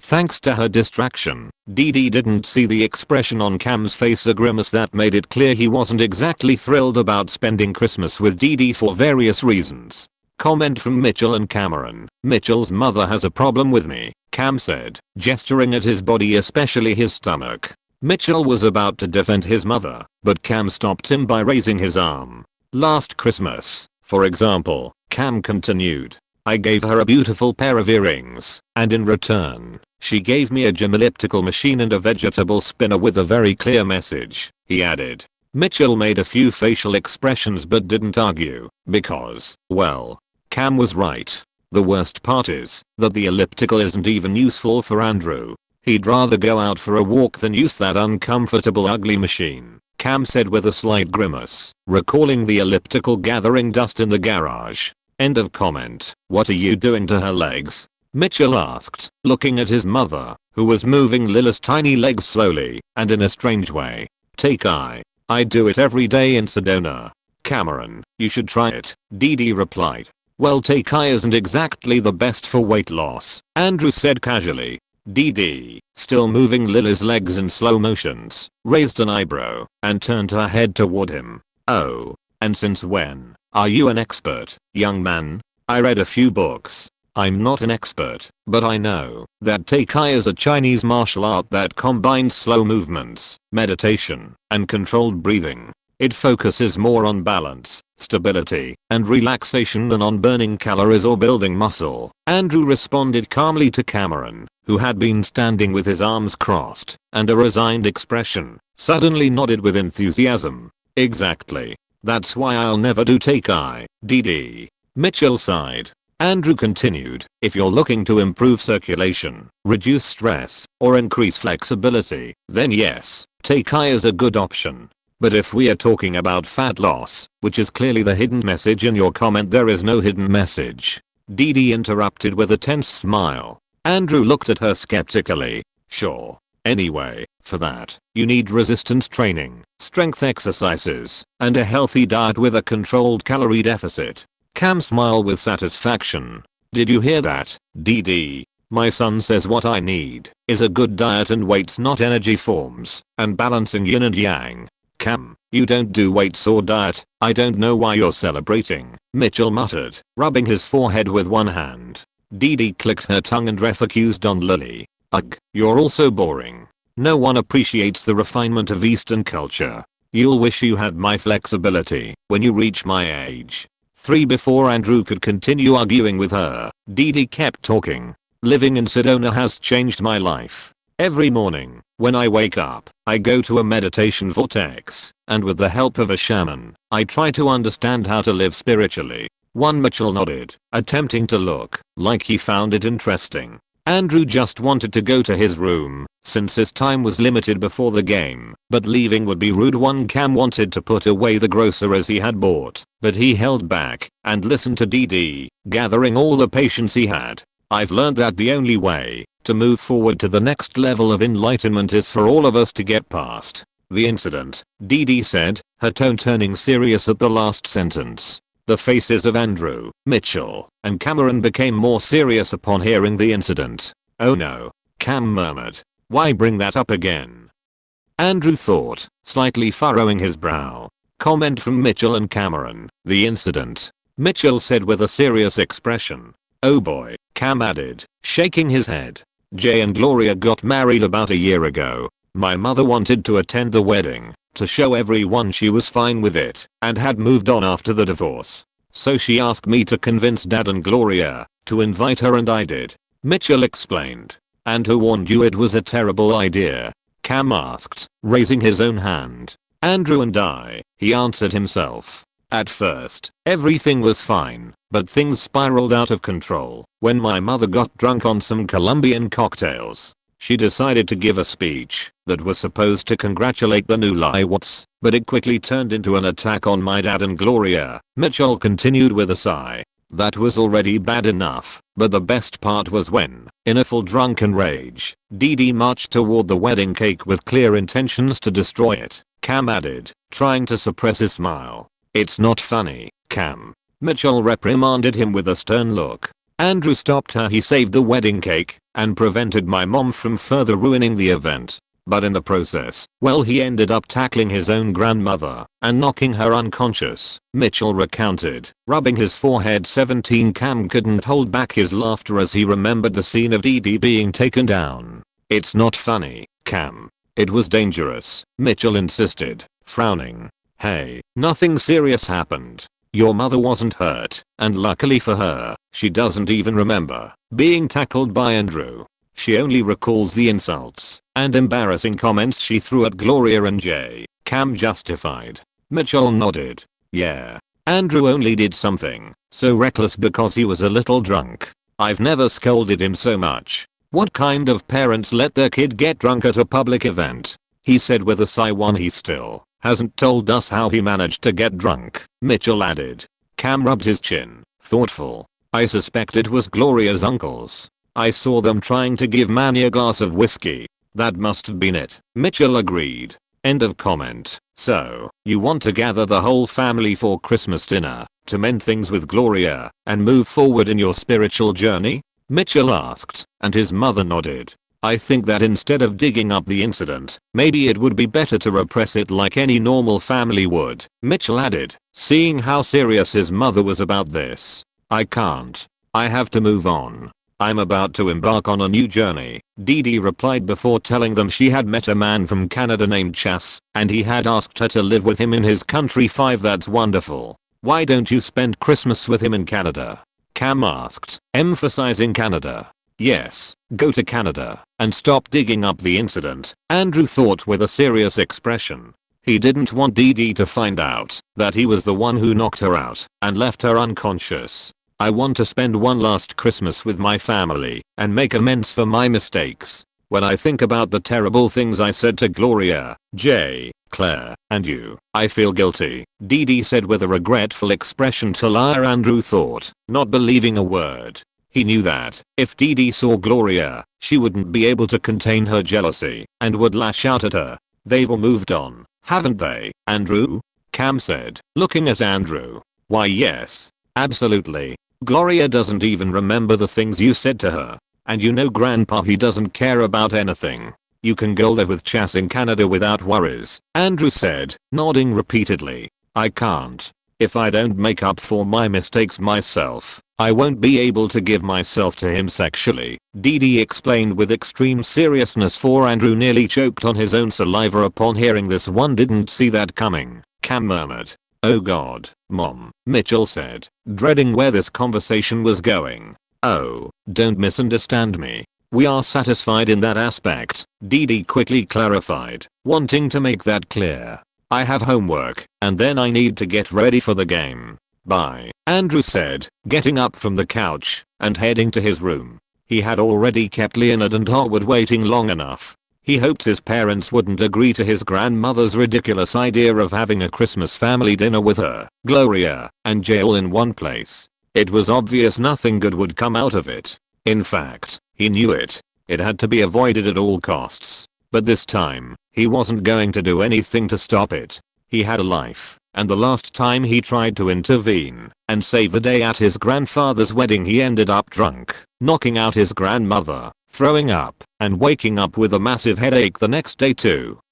You can read 15 chapters in advance on my Patreon. Link, https://www.patreon.com/nav07 Chapter 58, The Incident Second. Andrew was in his room, sitting on the edge of his bed, while Leonard and Harwood were busy editing the video he had recorded to upload it as soon as possible. So, your grandfather's ex-wife almost ruined the wedding with his new wife, but you knocked her out, and now she wants to apologize to them for everything she said. Leonard asked, summarizing what Andrew had told Harwood and him. The atmosphere was relaxed, even though the editing was progressing at high speed, with both of them focused on the screen. Exactly. She wants to join the Christmas dinner and be with the whole family.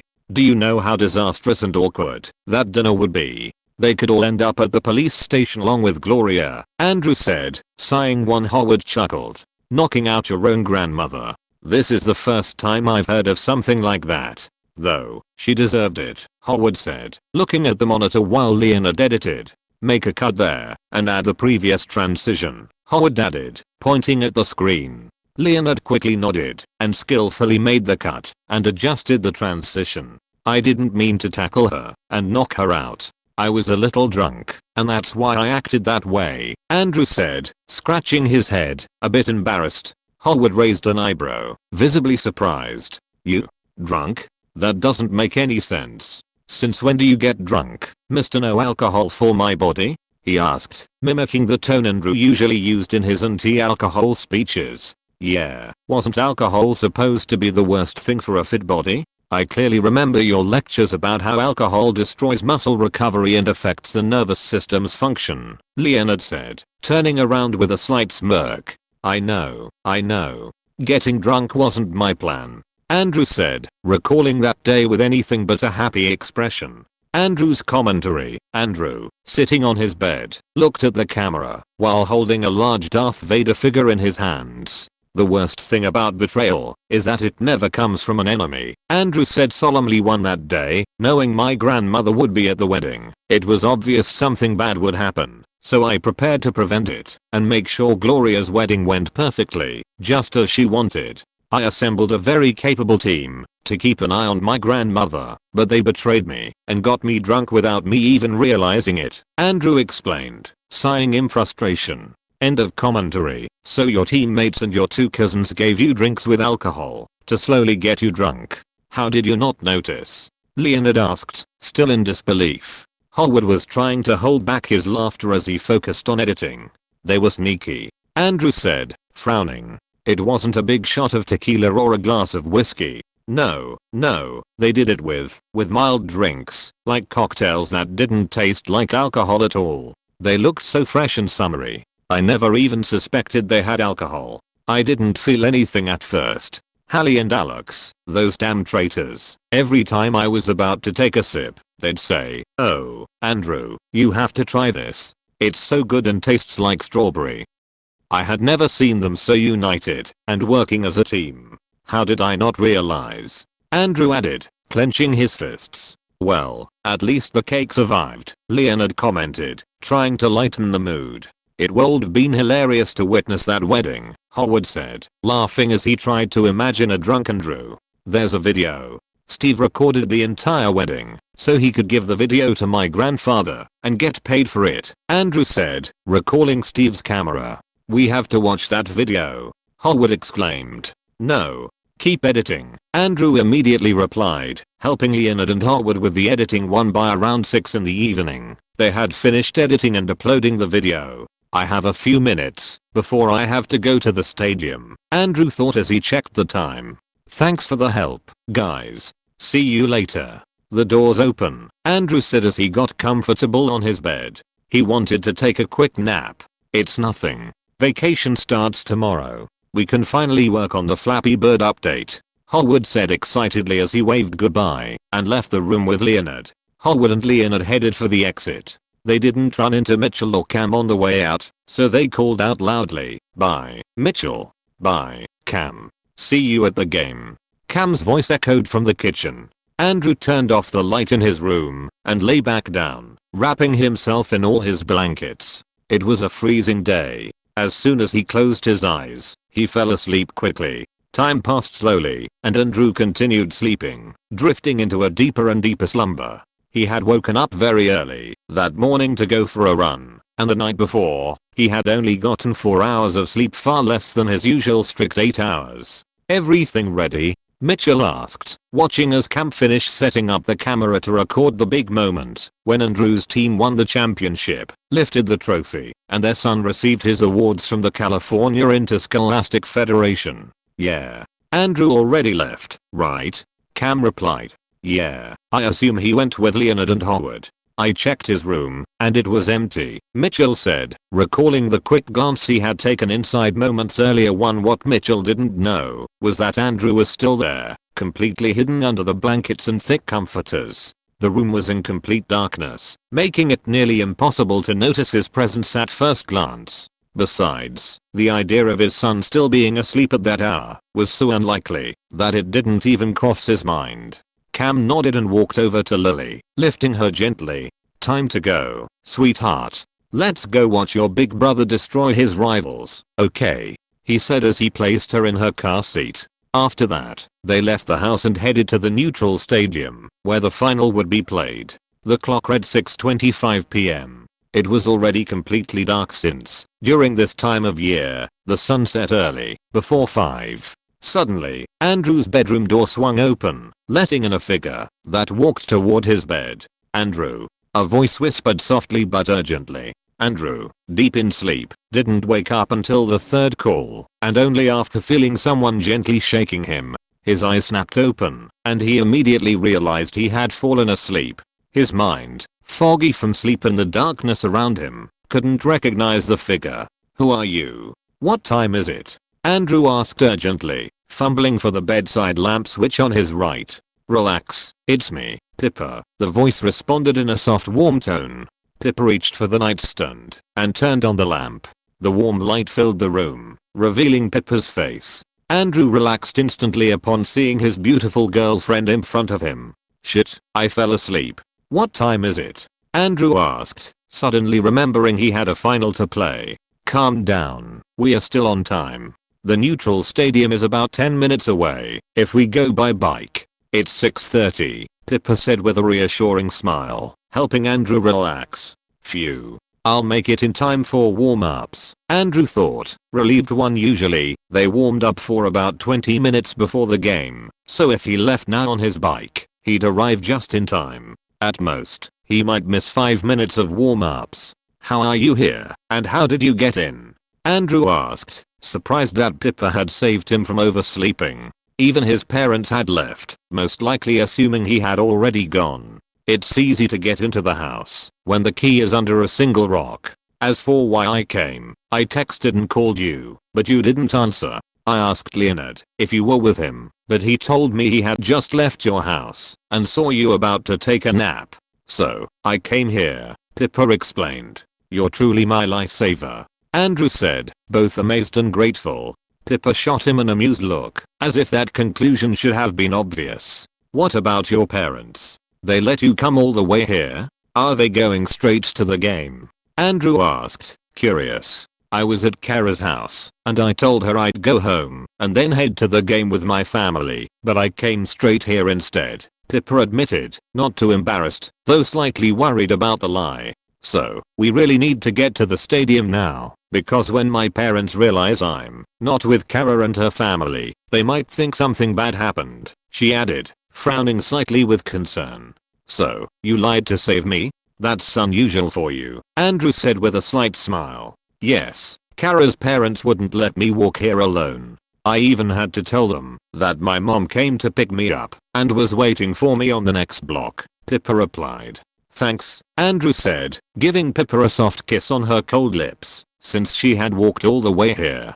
It's nothing, Pippa chuckled softly as she pulled away from Andrew's lips. Luckily, Andrew had fallen asleep in his clothes, so they quickly left the house and headed to the garage, where Andrew kept his bike. This bike doesn't have a back seat, Pippa said as Andrew took out his 29-inch bike with large wheels. You'll need to get on the front tube, Andrew said, pointing to the top tube of the bike frame.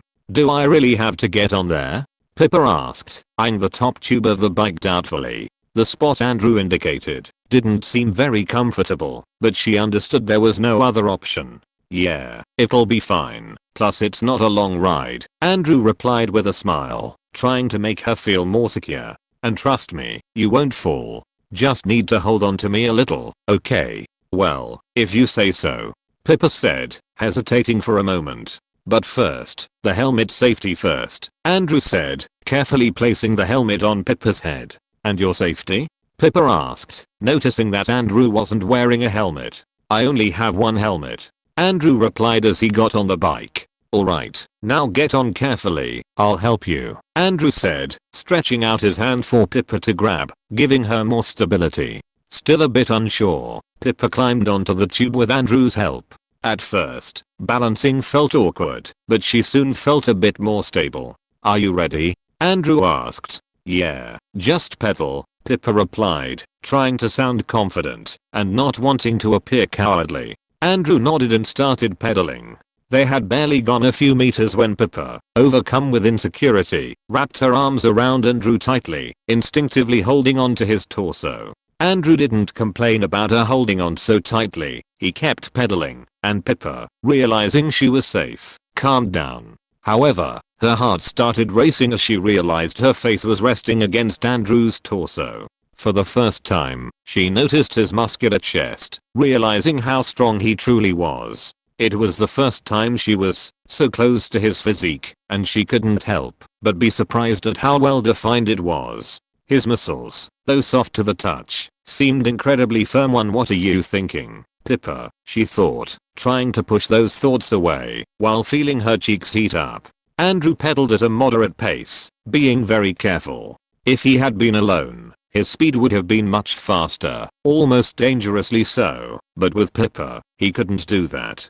Her safety was more important than the game, and being a few minutes late to warm up wasn't a big issue if it meant her safety. During the ride, Andrew began to tell her about the arrival of his grandmother, Dee Dee, and provided some context for the incident, since otherwise, Pippa wouldn't understand anything. Pippa calmed down listening to Andrew's interesting family drama, laughing a lot when she found out that he had gotten drunk and knocked out his grandmother, who had been insulting her ex-husband and his new wife. I don't want to get to the stadium, Pippa thought, as she recovered from the laughter. Hey, those bastards betrayed me and got me drunk. I got back at them by making them train 3 times harder, Andrew said in a more relaxed tone, not getting defensive like he had with Leonard and Howard. It's good that you got your revenge, Pippa said with a slight smile. Did you say that Steve recorded the whole wedding, including you drunk? She asked. Yeah, Andrew replied after a few seconds, not feeling too good about it. Can I see the video? I want to watch it. Seeing you in that state, it must be so funny, Pippa asked. Andrew stopped at a corner and looked down where Pippa's head was, though part of the helmet made it hard to see her. He managed to notice the pleading expression on her face. Got, Pippa, Andrew murmured, sighing and smiling slightly. Alright, I'll let you see it, he agreed easily, unlike when Howard asked, and he instantly refused. Promised, Pippa said with a mischievous smile. Finally, they arrived at the neutral stadium, which had a capacity of 5,000 spectators. The place was almost full. One half was packed with the blue and white colors of Palisades School. The other half was full of orange gear with white details, representing Huntington Park High School. Andrew, who had thought it would be hard to get onto the field, since he wasn't with his team and they might stop him thinking he was a random, was surprised to see that a man from his school's sports committee was waiting for him. When the man saw him, a huge smile formed on his face, as if it were the happiest moment of his life. Andrew, you finally made it. We were all worried about you. Come on, you need to change and get to the field, said the man enthusiastically, not giving Andrew a chance to speak, and immediately began leading him to the locker rooms. You can read 15 chapters in advance on my Patreon. Link, https://www.patreon.com/nav07 chapter 59. The Incident 3. Andrew changed in the locker room alone and quickly headed to the field. When he stepped onto the field, he was greeted with the usual cheers from his school's crowd. Noticing his family in one of the best seats, he quickly waved at them before starting his warm-up with the rest of the team. This time, he noticed something different about his family's seating arrangement. His parents and little sister were sitting apart from everyone else, along with his grandmother, Dee Dee. Cam had no choice but to support Mitchell and not leave him alone. The Dunphys greeted Dee Dee, but then returned to their seats next to Jay, Gloria, and Manny. From a distance, Gloria shot Dee Dee an angry look but said nothing. She knew that Dee Dee was also Andrew's grandmother and had every right to attend the game if she wanted to. As for Jay, he acted as if Dee Dee didn't exist.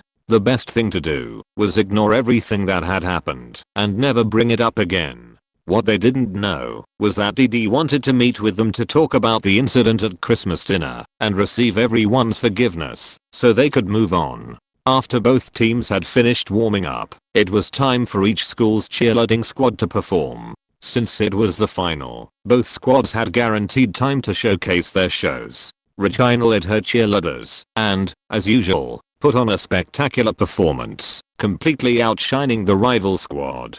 Veronica was no longer part of the Palisades School cheerleading team. Since Regina had reported her to the principal for blackmail, Veronica had not only been suspended from school for 2 days, but also expelled from the cheer squad for trying to take Regina's position. It had been a widely discussed topic at the time, though Andrew hadn't paid much attention to it. Aren't you going to record the cheerleader show, Mr. Pervert? Lauren asked, looking at Howard, who was holding the camera, but wasn't recording, or even aiming it at the cheerleaders. No, Howard replied, slightly frowning at Lauren. Oh, is that maturity? Good for you, Lauren said, acting surprised just to get on Howard's nerves, and she succeeded. What Lauren didn't know was that Howard wasn't recording because the cheerleaders were wearing winter adapted uniforms. Instead of short skirts, they had on thermal leggings, and some were even wearing team jackets over their uniforms. So, Howard had no interest in filming them. Shut up, tomboy. I'm sure you'd love for someone to record you while dancing. Oh, right, you suck at it, Howard said, starting another argument with Lauren. Here we go again, Leonard and Kara thought, sighing. Leonard pulled Lauren away, while Kara did the same with Howard, to stop them from arguing. Especially with the game about to start. The game began. Not only would this match decide the regional or sectional champion, but it was even more important because the winner would qualify for the state playoffs, set to take place in January after the winter break. Despite facing their toughest and most skilled opponent yet, it didn't take long for Palisades to gain the upper hand. From the very start, Andrew dominated the field, leading an unstoppable offense against the opposing defense. However, it wasn't as overwhelming as in other games. Andrew focused on quick, precise passes, gaining yards through the air. Rather than running the ball himself won in the first 2 quarters, he threw 4 touchdown passes, connecting with his receivers, 2 to Allen, 1 to Steve, and 1 to Jason. They then went for the kick, successfully converting and earning an extra point after each touchdown. By halftime, Palisades had put up 28 points, while Huntington Park High School had only managed 7. Andrew wasn't in the mood to play defense today. He didn't want to waste energy and preferred to focus entirely on the offense, partly because he wasn't at 100% due to his lack of sleep. Taking off his helmet, he slumped onto one of the benches near the coach, running a hand through his messy hair as he tried to stifle another yawn. The team gathered around as David started his tactical speech, but Andrew barely listened, still feeling the weight of exhaustion. Despite his efforts to hide it, his yawn didn't go unnoticed. In the stands, murmurs quickly spread. In the middle of a final, completely destroying the other team, and he yawns, like it's just another routine game. That's insane, Zach muttered, frowning in a mix of confusion and admiration. Pippa and the others, watching from a distance, had also noticed. Howard, who recorded that moment knowing it would be a highlight in the YouTube video, couldn't shake the thought of Andrew's family incident. He murmured thoughtfully, "I wonder what he's like when he's drunk." Leonard nodded slowly. "Yeah. He always has endless energy, competes like his life depends on it, is so disciplined he seems like a robot with his diet and training, and now imagine him drunk." Andrew mentioned there's a wedding video, meaning there's footage of him drunk and knocking out his grandma.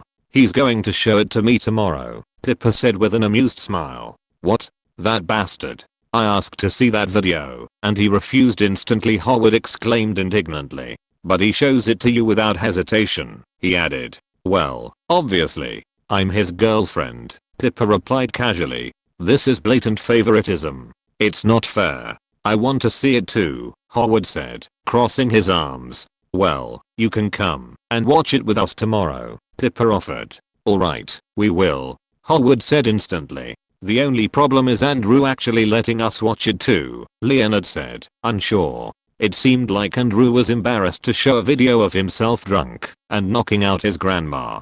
"Don't worry. I always end up convincing him when I want something," Pippa said with a confident smile. "You have powers we will never have," Howard said with fake admiration. 14 Pippa just laughed. "Why do I feel like we are completely out of the loop here?" Zach asked Kara and Lauren, who barely understood the conversation. The talk about the video of drunk Andrew didn't go unnoticed. Nearby, Andrew's family, Phil, Claire, Jay, Gloria, and the rest overheard the words "Andrew drunk, wedding video, and knocked out grandma," and all their heads immediately turned in their direction. "Oh, I want to see that video too. That was one of the best nights of my life. Andrew and I were a legendary duo that night," Phil said excitedly. "I don't know if legendary is the right word. It was a disaster. Besides my mother's drunkenness, Andrew drunk was just as bad, and one of his friends brought a football, which only made things worse," Claire said, clearly disagreeing with Phil. "Oh, please," Jay exclaimed with a loud laugh. "That kid did what we've all wanted to do for years. Watching Dee Dee go down like a sack of potatoes was the highlight of the wedding," he added, laughing even harder. Gloria nodded, flashing all her teeth in a wide grin, clearly delighted at the memory. "Oh yes, it was like watching a dream come true. That Bruger, which, deserved it. If Andrew hadn't done it, I would have," she said. "Looks like everyone got a front row seat to him being drunk," Leonard commented. "Of course, and let me tell you, it was magnificent. I had never seen Andrew so relaxed and fun. He danced, sang, gave emotional speeches, and then, when Dee Dee started insulting Jay and Gloria, boom, tackled to the ground." Phil recounted the event as if it were the most entertaining thing in the world. "Don't you guys have the video? It's your wedding. You don't need his permission," Howard said, now more eager than ever to see it.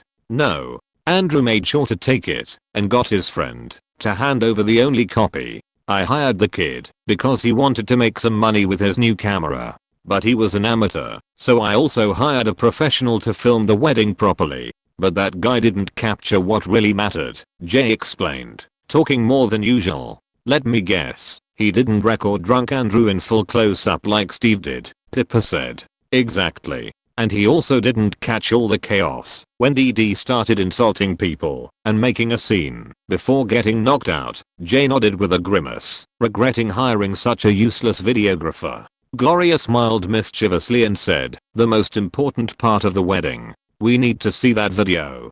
Pippa, you're his girlfriend, please convince him to let us watch it too," Claire said, looking at Pippa. "Didn't you say it was a disaster?" Phil asked. "Well, yes, it was a disaster, but an entertaining and satisfying disaster," Claire admitted with a shrug. "Come on, Pippa, this is family history," Phil insisted enthusiastically. "Andrew never lets loose like that. It was legendary. He should upload it to his YouTube channel, it would go viral, and everyone would get to know his cool uncle." "Me." 1J nodded with a satisfied smile. "And I want to see DD falling again. It brightens my day." "One alright. I'll do my best to get Andrew to let us all watch it," Pippa finally said. Though now, she wasn't so sure it was too many people. Not just Leonard and Harwood anymore. A chorus of cheers and satisfied expressions echoed around her. "You all should be thanking me," Alex suddenly interjected, adjusting her glasses. Everyone turned to look at her curiously. "Why?" Leonard asked. "Because if Andrew ended up drunk, it was thanks to me. Though Hallie and Andrew's idiot friends deserve a little credit," Alex revealed with a smug smile. Alex needed the help of Andrew's friends to distract the adults and get the alcohol to slowly get her cousin drunk. She also relied on Hallie to convince him to take the drinks, since it would have been suspicious if she were the only one offering him shot after shot. You got your cousin drunk?" Claire said in disbelief, furrowing her brows at her daughter. "Oh please, Mom. Andrew played a prank on me before the wedding. I had to get him back," Alex said, rolling her eyes. "We'll talk about this later, young lady," Claire said in a low stern tone. Alex huffed and crossed her arms. She knew punishment was inevitable, but at least she would get credit for making the wedding far more interesting one. Since everyone would see the video, they would find out she was the mastermind behind the plan. If she was going to be punished by her mother, she might as well get recognition for getting her cousin drunk and making the wedding way more entertaining. The final game resumed, and the group stopped talking about the wedding video, focusing entirely on the match. Palisade School's dominance remained firm in the last 2 quarters, although this time they focused their offense on the running game. Andrew continued leading the offense with precision, delivering passes to Archie and Reggie, who consistently advanced on the ground, scoring 3 additional touchdowns and successfully securing 2-point conversions each time. By the end of the game, the scoreboard displayed a crushing defeat. 52-15 in favor of Palisades High School. Huntington Park High School was unable to repeat last year's feat and claim the regional championship. They were outmatched in every aspect of the game, only managing to improve slightly on offense, as Andrew was not on defense. With this victory, Palisades High School was crowned CIF LAX, Los Angeles City Section, Division 5 champions, securing their first ever qualification for the state championships, where they would face the champions of the other 9 CIF sections. After the game, an award ceremony was held, where trophies and medals were presented to each player on the team, along with individual awards for the best players of the Division 5 section tournament. Andrew was honored with several of these awards, standing out as one of the tournament's most valuable players. This victory marked the first title in Palisades School's history and a historic milestone for the team as they stepped into uncharted territory, the state championships. You can read 15 chapters in advance on my Patreon. Link, https://www.patreon.com/nav07 Chapter 60, The Incident 4th.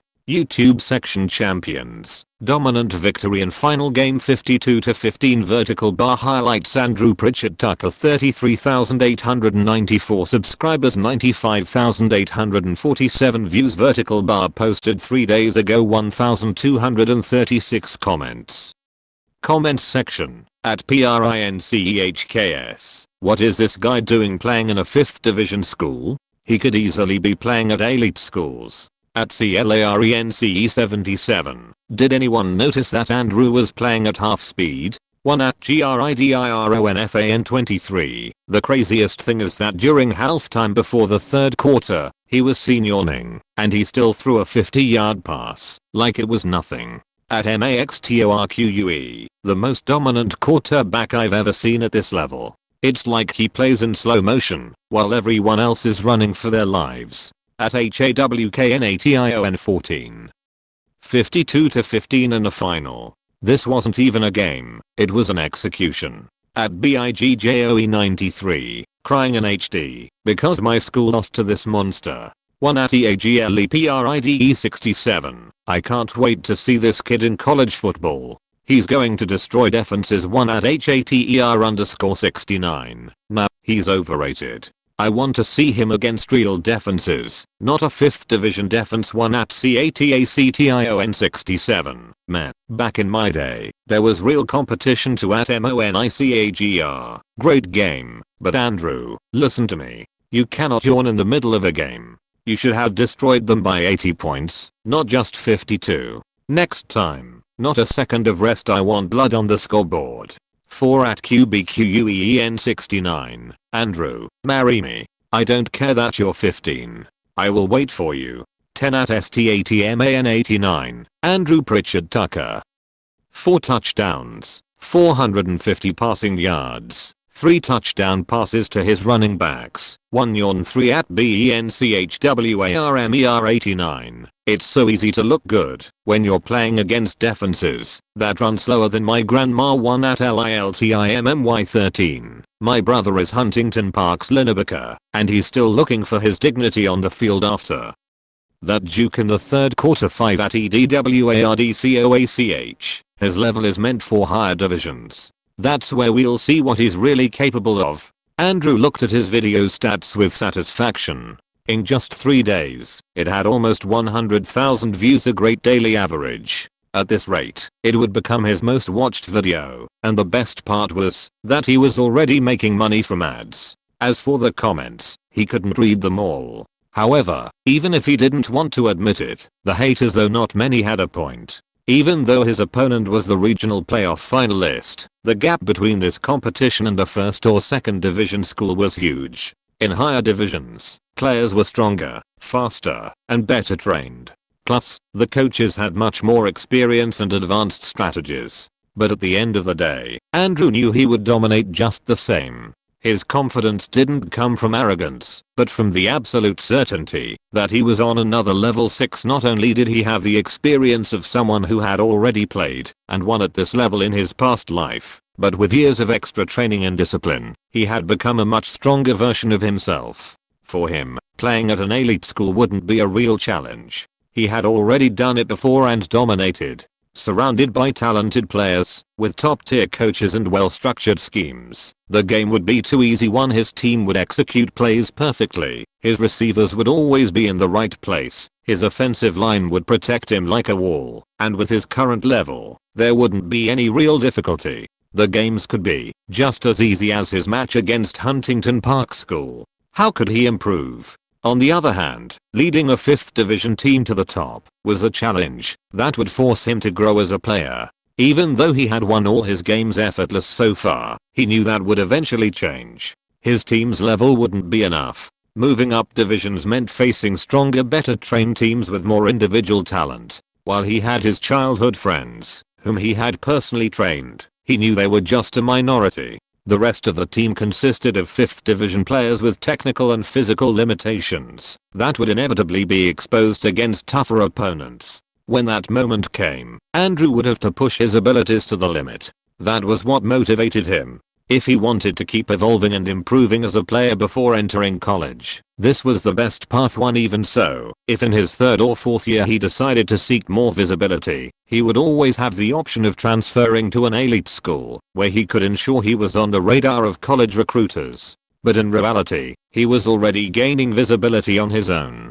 His highlights on YouTube were going viral, and the fact that he was leading a 5th division team, one that had never won a championship, to the 4th or even 3rd division would be an achievement that would catch the attention of any elite university. 1 After thinking about this, Andrew closed the YouTube tab and, checking the time, left his room. In about 10 minutes, Pippa would arrive to watch the wedding video, the one where he was drunk and knocked out ED. He prepared the video to watch in the living room with Pippa. After all, his parents had already witnessed the event, and it wasn't like they were going to watch it, or so he thought. "Are you seriously going to watch the video where you knock out your grandma?" Mitchell asked, arms crossed, as Andrew set everything up. "Yeah, Pippa asked me to." "Bad timing, I guess," Andrew replied with a shrug. He knew his dad wasn't too happy about it, but it wasn't his fault that Dee Dee had decided to visit this year for Christmas and wanted to bring up the incident with Jay, Gloria, and the rest. Mitchell had already promised his mother that he would organize a Christmas gathering. Cam and Andrew didn't think it was a good idea, but Dee Dee had already manipulated Mitchell into taking care of everything. The doorbell rang. "You can join us. I'm sure you'll enjoy the tackle," Cam said, already seated on the couch, looking at Mitchell. "I don't want to watch my mother get tackled by my drunk son," Mitchell said as he walked toward the kitchen. "Your dad has no sense of humor, does he?"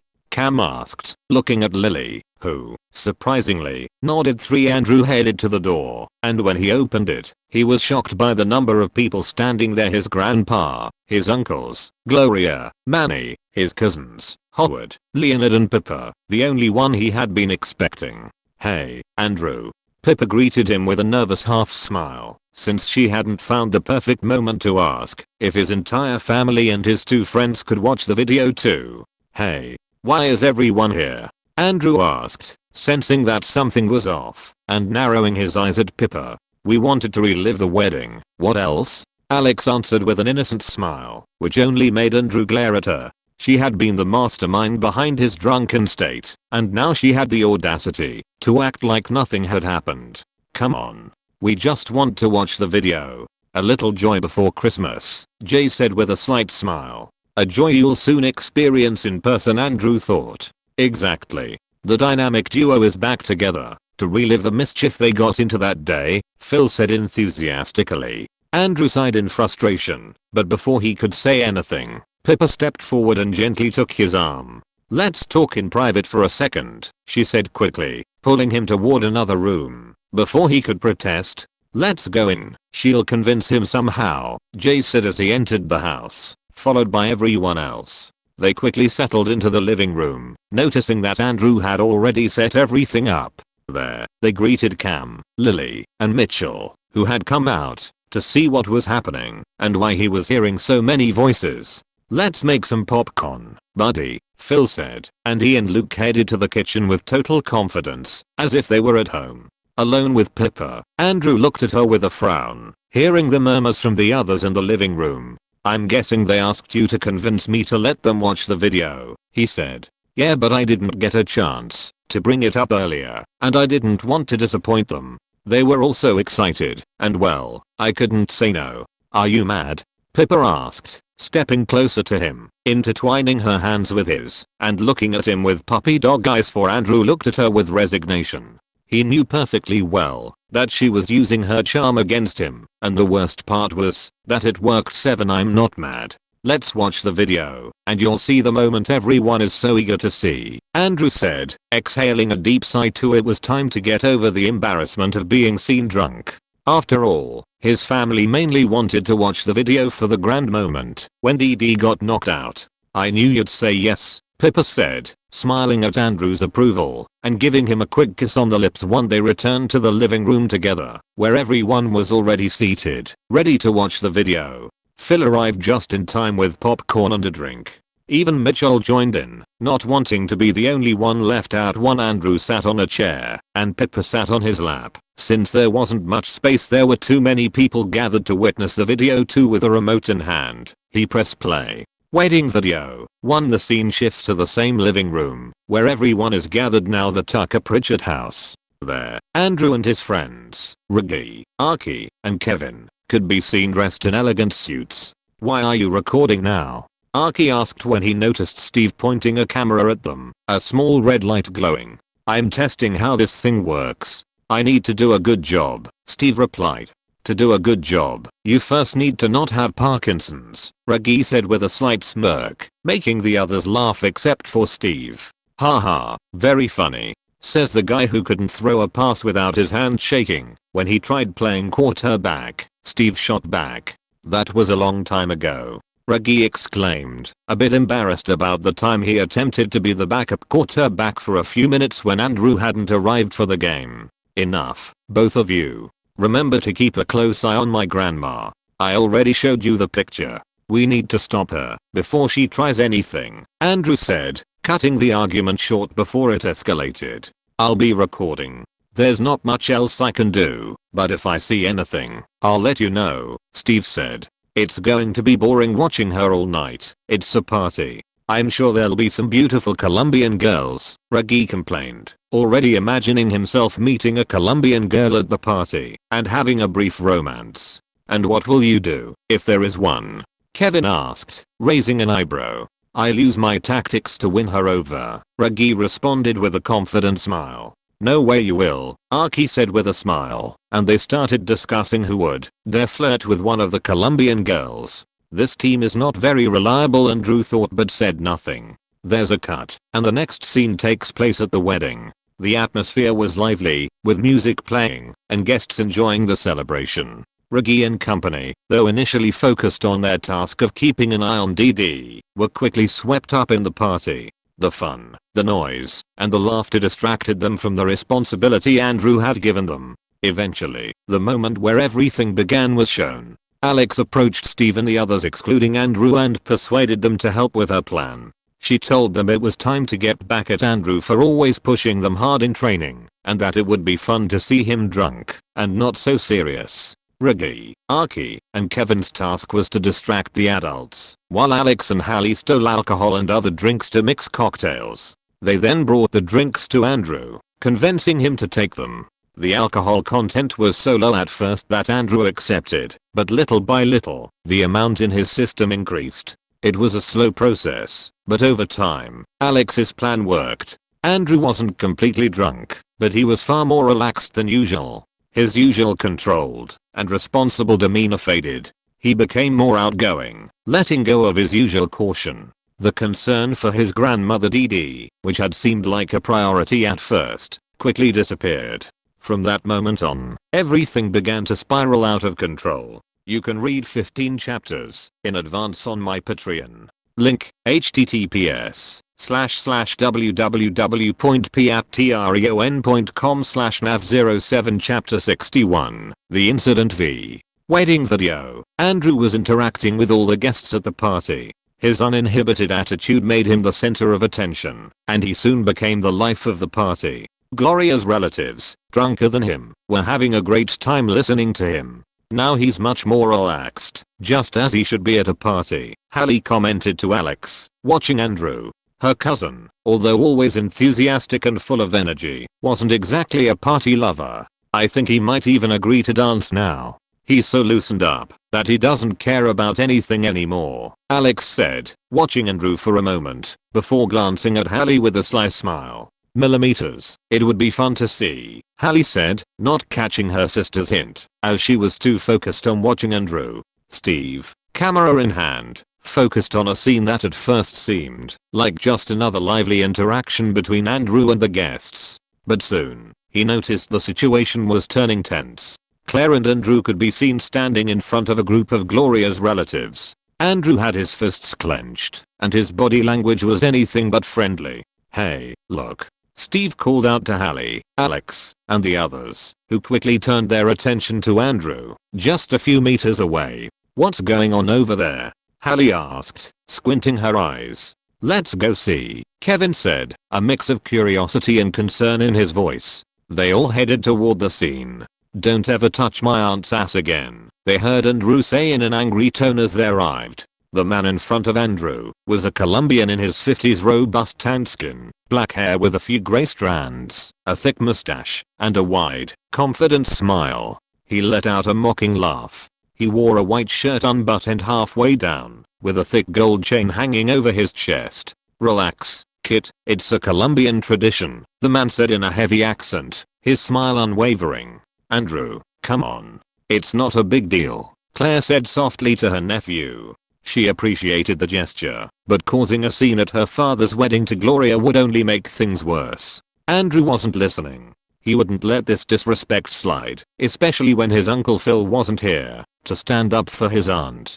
Tradition? Andrew asked, raising an eyebrow before a mocking smile formed on his face. Then bring me your daughter, so I can grab her ass too. I'd love to learn about this tradition, he said, making a grabbing gesture with his hand, as if preparing to squeeze something. The group of relatives around them let out shocked exclamations. Some laughed awkwardly, but the man's smile vanished instantly. His face hardened, and his posture shifted. Andrew? Claire thought, stunned by his boldness. What did you just say, muchacho? The man asked in a threatening tone, stepping forward and squaring up to Andrew, who didn't flinch in the slightest. Andrew stared him down, his body relaxed but ready. He wasn't afraid.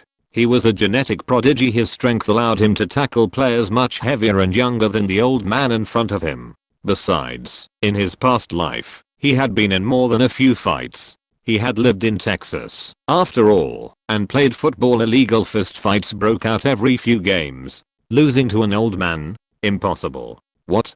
Got trouble hearing? Andrew said, taking a step forward and locking eyes with him. You can grope people freely, but I can't. Come on, tell me which one's your daughter? Andrew added, his gaze sweeping over the young Colombian women near the man's table. There were several, all around their 20s, watching the scene in shock. Some flinched and blushed slightly when their eyes met Andrew's. One, despite being 14, his well-trained body gave him a much more mature presence. With his athletic build and confident demeanor, he could easily pass for someone between 17. You've got guts for a gringo, the man said with a slight smile, one that would have intimidated anyone else. You've got guts for an old man with a beer belly. I only need one hand to set your thoughts straight, Andrew said as he clenched his fist, flexing his forearm with such force that veins bulged all over it. The man frowned at the sight of Andrew's forearm, noticeably muscular and lined with veins he didn't even know could be visible on an arm. For now he was hesitating. Besides the clearly well-trained body of the young man before him, there was something unsettling about his smile. It wasn't one of intimidation, but of anticipation, as if the idea of a fight excited him rather than deterred him. His gaze wasn't that of someone who saw violence as a threat, but as a challenge. Andrew wasn't just ready to fight, he wanted to. For him, any kind of physical activity was enjoyable, even if that meant exchanging blows with a 50-year-old Colombian man. Luckily for the Colombian man, at that moment, a loud shout from Gloria echoed through the party, drawing everyone's attention. Tiro Ricardo, she exclaimed furiously, marching toward the table, her eyes blazing with anger. She knew her uncle was a handsy creep who always got away with it, but not this time. Gloria took control of the situation with an imposing presence, aggressively scolding her uncle, who quickly lowered his head and obeyed. Apologize to Claire right now, Gloria demanded with unquestionable authority. The man mumbled a reluctant apology, clearly preferring not to make things worse with Gloria. Claire, though disgusted, accepted the apology with a look of displeasure. The scene shifted to the table where Kevin, Archie, Steve, and Reggie were eating. The camera, resting carelessly on the table, was still recording Steve, more focused on his food than on capturing the moment, had left it there while he devoured his plate with enthusiasm. Andrew approached them with a slight smile different from his usual one. What's with that smile? What are you up to? Kevin asked, already having a bad feeling. Maybe getting their captain drunk wasn't the best idea. He had almost ended up fighting a Colombian, and now he still had way too much energy. I found out who that guy's daughter is, Andrew replied. I'm going to ask her to dance, and when she least expects it, I'll grab her ass while I kiss her. That guy will see it, and there won't be a damn thing he can do to stop it. I want you to record it, he said, looking at Steve. Hearing this, Steve momentarily stopped eating, his eyes lighting up with excitement as he realized the kind of footage he could capture. Immediately, he began scarfing down the rest of his food at an impressive speed, wiping his mouth quickly before grabbing the camera with determination. Ready, Captain, Steve exclaimed eagerly. As Andrew confidently walked toward the girl, Archie glanced at Reggie with a teasing smile. So, Reggie, when are you going to ask one of the Colombian girls to dance? You said it would be a piece of cake, he remarked. Well, you have to pick the right moment, Reggie replied, trying to hide his obvious lack of initiative. Steve recorded the entire sequence of Andrew approaching the girl's table and inviting her to dance. He did it The girl stood up with a smile and, hand in hand, walked with him to the dance floor. Perhaps if she had known Andrew was only 14, she would have said no since she was 18. Steve kept the camera steady, capturing every movement of Andrew and the Colombian girl.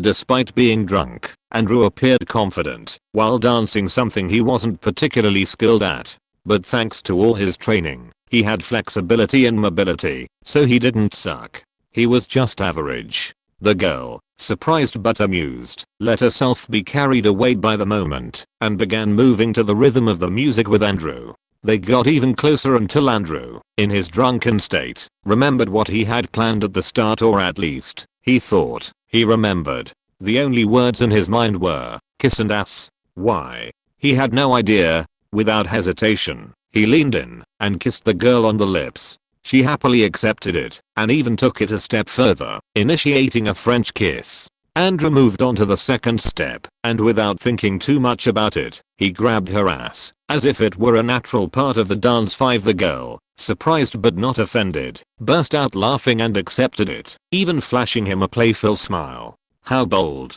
she said, but she didn't remove his hand and kept dancing with him. Why did I invite her to dance? No idea, but the kiss was great, and the ass that too, Andrew thought, his expression slightly dazed. But he pushed those thoughts aside and kept dancing with the girl. That bastard actually pulled it off, Steve commented. Reggie, Kevin, and Aki had arrived beside him, watching their friend with astonished expressions. Unbelievable that she didn't slap him, Kevin muttered. Why is he having the night of his life while all we're doing is eating and watching the girls from afar? Aki asked, crossing his arms. Maybe he should get drunk too though. If his mom found out, she'd beat the hell out of him. What is he doing?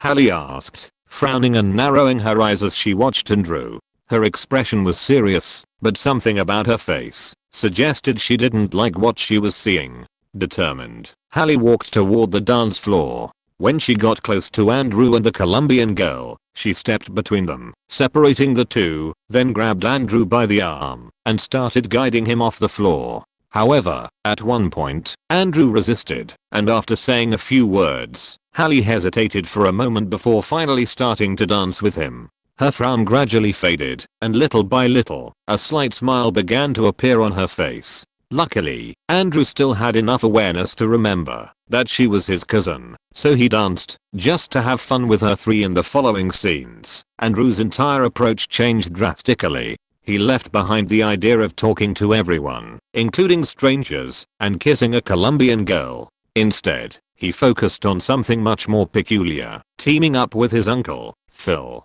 to create what Phil proudly called the dynamic duo. Phil and Andrew began moving from table to table, carrying with them a small arsenal of magic tricks that Phil had brought specifically for the occasion: card decks, a coin, or some other small object. Andrew played the role of assistant. But that wasn't all. Phil, with his undying passion for High School Musical, took the opportunity to teach Andrew some of the film's most iconic dance routines. Even though Andrew wasn't exactly a dance enthusiast, he agreed to follow his uncle's lead. In some scenes, Phil could be seen guiding Andrew through the movements, showing him how to spin, jump, and synchronize his steps. After their express training session, the two of them hit the dance floor. The fun continued with a karaoke session, Phil always making a fool of himself for laughs. More than once, the crowd joined in on the singing. The dynamic duo was becoming the life of the party until suddenly, a football landed in Andrew's hands, thrown by Steve. That's when Phil came up with a stupid and dangerous game, passing the ball between different tables for points, even though no one was actually keeping score. Chaos quickly broke out. The passes weren't exactly soft or controlled. Instead, they ended up breaking several glasses, spilling drinks, and causing total mayhem. People hurried to get out of the way to avoid getting hit, but some joined in the madness, leading to even more laughter and accidents. Claire, seeing the disaster her husband was causing, wasted no time in stepping in. She grabbed Phil and dragged him back to the table, forcing him to sit down. The same thing happened to Andrew. Cam and Mitch scolded him, noticing his unusual behavior. They forced him to sit at the table and calm down, bringing the dynamic duo's performance to an end. Finally, the scene where Dee Dee took center stage arrived to "I'd like to propose a toast," Dee Dee said, standing up from her chair and tapping her glass twice. The murmurs ceased, and all eyes turned toward her, including Steve's camera, which quickly captured the moment from a close angle. "Hey, where's Andrew? This isn't good," Archie whispered as he searched for his friend. The last time he saw him, Andrew was slumped over in his chair, looking half asleep. "For the bride and groom, and my ex. We were together for 35 years, and it didn't take him even 10 minutes to run off with Chero," Dee Dee continued with a crooked smile and a tone that made it obvious she was drunk. The crowd reacted immediately with murmurs and a few awkward laughs. Jay, seated at the most visible head table, ran a hand over his face. Gloria, sitting beside him, first widened her eyes at Dee Dee before turning to Jay with a look that clearly said, "Are you going to let this continue?" Seeing their reactions, Dee Dee quickly added, "It's a joke, people. Just joking," she said, and the tension in the room seemed to ease at least for a moment. But it didn't last long. Then came the second bombshell. "I knew you two were made for each other the moment I saw his wallet and her boobs," Dee Dee said. This time, murmurs rippled across all the tables. Gloria looked increasingly furious. One mom, Mitchell, called out, reaching for Dee Dee's wrist to make her sit down, but she instantly went on the defensive. "Don't touch me, Mitchell. Don't touch me. Don't go all Claire on me," Dee Dee snapped, raising her voice as she yanked her arm free from his grip. Claire, sitting nearby, immediately shot up from her chair, furious at the unprovoked insult. She was ready to confront her mother, but Phil stopped her. "No, Claire, don't do it," he said, gripping her shoulders to prevent a direct confrontation. The last thing they needed was for Claire to escalate things further. "I'll handle this," Phil said quietly, standing up. Claire hesitated but nodded reluctantly. Phil exchanged a look with Mitchell and Cam, who quickly understood and rose from their seats. The three of them began to approach Dee Dee, who instinctively backed away, realizing they were trying to stop her. "Mom, let's go outside for some fresh air," Mitchell said, feeling deeply embarrassed as they had become the center of attention in the entire hall. "Stay back. I'm not done with my toast yet," Dee Dee shouted, a mix of anger and drunkenness in her voice, stepping backward as she saw her family approaching. In a sudden fit of rage, she grabbed her champagne glass and, without thinking, threw its entire contents at Mitchell and the others. The three of them quickly dodged to avoid getting soaked in alcohol. "I'm Gloria. Gloria. The same. Pepito. The same. Pepito." Dee Dee began to yell, while stumbling backward even faster. Then, something entered Dee Dee's radar: the wedding cake, standing not too far from her. Everyone noticed the moment her eyes locked onto it, and as soon as she did, she took off running straight toward it. "No, Mom!" Mitchell and Claire exclaimed in unison as they realized what was about to happen. "No, Dee Dee!" Cam and Phil yelled, but it was too late. There was no way they could reach her in time. However, what happened next took everyone by surprise. Just as Dee Dee was one step away from destroying the cake, a figure lunged at her with astonishing speed, slicing through the air like a flash. 11. A sharp thud echoed through the hall, followed by a faint groan of pain from Dee Dee as she collapsed to the floor like a sack of potatoes. The one responsible for this sudden action, a young man who seemed to have appeared out of nowhere, stood up from the ground with a calm expression, his gaze fixed on Dee Dee lying motionless. Cam murmured in shock, unable to believe what he had just witnessed. It was Andrew. He was wearing a crisp white long-sleeved dress shirt, the sleeves rolled up to his forearms. A couple of buttons were undone, adding a casual disregard for formalities, and revealing a glimpse of his well-trained chest beneath the fabric. Everyone in the room stared at him in disbelief. With an unfazed look, Andrew crouched down and effortlessly lifted Dee Dee off the floor, as if she weighed nothing. The woman, unconscious from the impact and her drunken state, didn't resist in the slightest. "Sorry, Grandma," Andrew murmured before turning to face the crowd, who were still watching him in stunned silence. "The party goes on, guys. The cake is safe," Andrew announced casually, as if nothing unusual had happened to them. Without hesitation, he started walking toward the door with Dee Dee slung over his shoulder, the only sound breaking the silence being the steady echo of his footsteps across the floor. Phil, Mitchell, and Cam quickly followed after him. The silence in the hall was broken when Jay, unable to hold it in any longer, let out a loud, contagious laugh that echoed throughout the room. 3. End of the wedding video. You can read 15 chapters in advance on my Patreon. Point link, https://www.patreon.com/nav07. If you're listening to this novel on a channel other than Fanfic World, it means they downloaded and uploaded it without effort. We cordially invite you to visit our channel, Mundo Fanfic Novelos. There you'll find the original version of this story and you can explore many other novels of various genres. We're waiting for you to immerse yourself in a world of incredible novels. Chapter 62. End of the incident. That's it, Andrew commented as the video came to an end and the screen went black. Play it again, Luke exclaimed, and Phil joined his son's request, eager to rewatch the choreographies he had done with Andy on the dance floor and, of course, to see Dee Dee getting tackled again. Yes, I need to watch the part where you tackle Dee Dee a few more times. A loop would be nice, Jay said. I'll send you that specific part, so you can replay it as many times as you want, Andrew suggested. That's my grandson, Jay said, patting Andrew on the shoulder with a proud smile. Howard wanted to tell Andrew, replay the kissing and bud grabbing part. But since Andrew's whole family was there, he kept the comment to himself. You kissed my cousin Paola? Manny finally asked, pointing a finger at Andrew. When he first saw the scene of Andrew kissing the Colombian girl named Paola, he had stayed quiet, since everyone was watching the video in silence. But now, he could finally bring it up. Her name was Paola, Andrew said, making Manny even more indignant, since she was one of his favorite cousins. Not only did he kiss her, he also grabbed her butt, Howard added, making Manny glance at him for a moment, before turning back to Andrew with even more anger. You're not helping, Leonard told Howard. It was revenge for what happened with my aunt. Andrew justified himself, though he hadn't planned on admitting that by the time he kissed and grabbed Paola's butt, he had already forgotten his original purpose. A revenge you enjoyed a lot, didn't you? Pippa said sarcastically. Andrew slowly turned his head toward her. Their eyes met, and a shiver ran down his spine. 7. Andrew wasn't sure what to say. Hey, you were the one who wanted to watch the video. That was months ago. We didn't even know each other back then, he added in his defense. Pippa didn't say anything else. Andrew was right, and she wasn't going to argue in front of his family.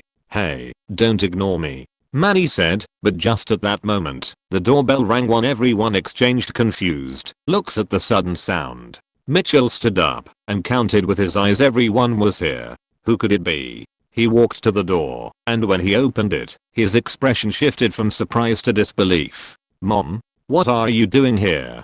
Mitchell asked in a low voice, making sure to block Dee Dee with his body so no one could see her. I came to ask for Gloria and everyone else's forgiveness, Dee Dee replied with a slightly nervous but determined expression. Why now? Mitchell asked, trying to keep his voice down. That was supposed to happen at Christmas dinner, not today, he added, nervous. He had told Claire, but she refused to deal with Dee Dee's unreasonable request and left it to him. Then he went to his father, but he also refused and pretended the conversation had never happened. It doesn't matter. I need to get this weight off my shoulders as soon as possible. And better before Christmas, Dee Dee said, trying to step inside. No, no, no, Mitchell said, blocking her path. How did you even know we were all gathered here? He asked, trying to buy time. I talked to Hallie via text, and she told me you were all here, Dee Dee answered. And before Mitchell could do anything else, she slipped past him and entered the house. She walked into the living room, where the scene was already chaotic and the worst part hadn't even begun. The living room was in complete disarray. Manny was arguing with Andrew about Paola, while Howard kept adding comments that only fueled the fire. Leonard watched the argument with amusement. Claire, on the other hand, was complaining to Phil about what had happened with Gloria's uncles, saying that he had done nothing when they grabbed her, and that a drunk Andrew had to defend her on top of the disastrous bowl game that the dynamic duo had come up with. Cam tried to calm Lila's crying, but to no avail. Gloria and Jay were reminiscing about Andrew tackling Dee Dee, laughing and recalling the details with clear amusement. The chaos kept escalating with every conversation one kissing Paola, just because you were drunk, and for revenge isn't exactly the most honest thing, Andrew, Pippa said, shooting him a piercing glare to Hallie nodded silently, but her expression also showed clear anger at Andrew's behavior back then to honesty. I don't think Paola minded, you can see it in the video. Andrew defended himself, but all he managed to do was deepen the scowls on both girls' faces for better or worse. Andrew was saved by a voice that suddenly made everyone go silent. Even Lily finally stopped crying. All eyes turned toward the entrance of the living room. Hello, everyone, Dee Dee greeted with a slightly tense smile. Oh boy, Cam murmured, eyeing Dee Dee, while leaving Lily in her baby stroller. Mom? Claire asked, confused as to what her mother was doing here. Jay and Gloria stopped laughing and turned to Dee Dee with puzzled expressions, completely unprepared for her presence. Hi, Jay, Gloria, Dee Dee greeted, focusing especially on her ex-husband and his new wife. What is she doing here? Gloria asked, her tone making it clear she was not welcoming her. Gloria, my mother wants to apologize for everything, Mitchell said, appearing behind Dee Dee. And you just drop it on us like this? Mitchell, what the hell is wrong with you? Jay said, acting outraged and raising his voice slightly. Jay wanted to pretend this was the first time he was hearing about Dee Dee wanting Gloria's forgiveness. If Gloria found out he had known about this plan, he could end up caught in the crossfire. I don't want her apology, Gloria said. I don't blame you, sweetheart, Jay quickly agreed. Don't you want to stop being so whipped? Andrew thought 3J. Manny. Let's go, Gloria said, standing up and grabbing her purse. Wait, Gloria. I really want to tell you that I truly regret ruining your wedding, Dee Dee began. Her tone was softer, filled with regret, making Gloria pause and meet her eyes. This isn't good, Andrew thought, knowing that whatever his grandmother was about to say was completely fake. But what could he do? Dee Dee hesitated, taking a deep breath, her hands trembling slightly. I didn't handle being alone very well. Jay, however, moved on so easily and not with just anyone, she continued, her voice weakening as she spoke. He did it with a young, beautiful, and intelligent woman. Silence filled the room as everyone watched. Leonard and Howard exchanged glances, silently wondering, should we even be here for this? I don't expect you to forgive me. If I were in your place, I'd want to punch me right in the mouth, Dee Dee added, and now all eyes turned to Gloria, waiting for her response. Gloria, her face serious but calm, first looked at Manny and then at Dee Dee. Without taking her eyes off her, she slowly walked closer. I think this family has had enough revenge for one day, Gloria said, summoning all her kindness to forgive Dee Dee. What episode did I miss? Howard whispered to Andrew, but it was Pippa who quickly answered. A classmate of Manny's drew a mustache on him with a marker, so he got revenge by setting the kid's bike on fire. That's a bit extreme, Howard murmured.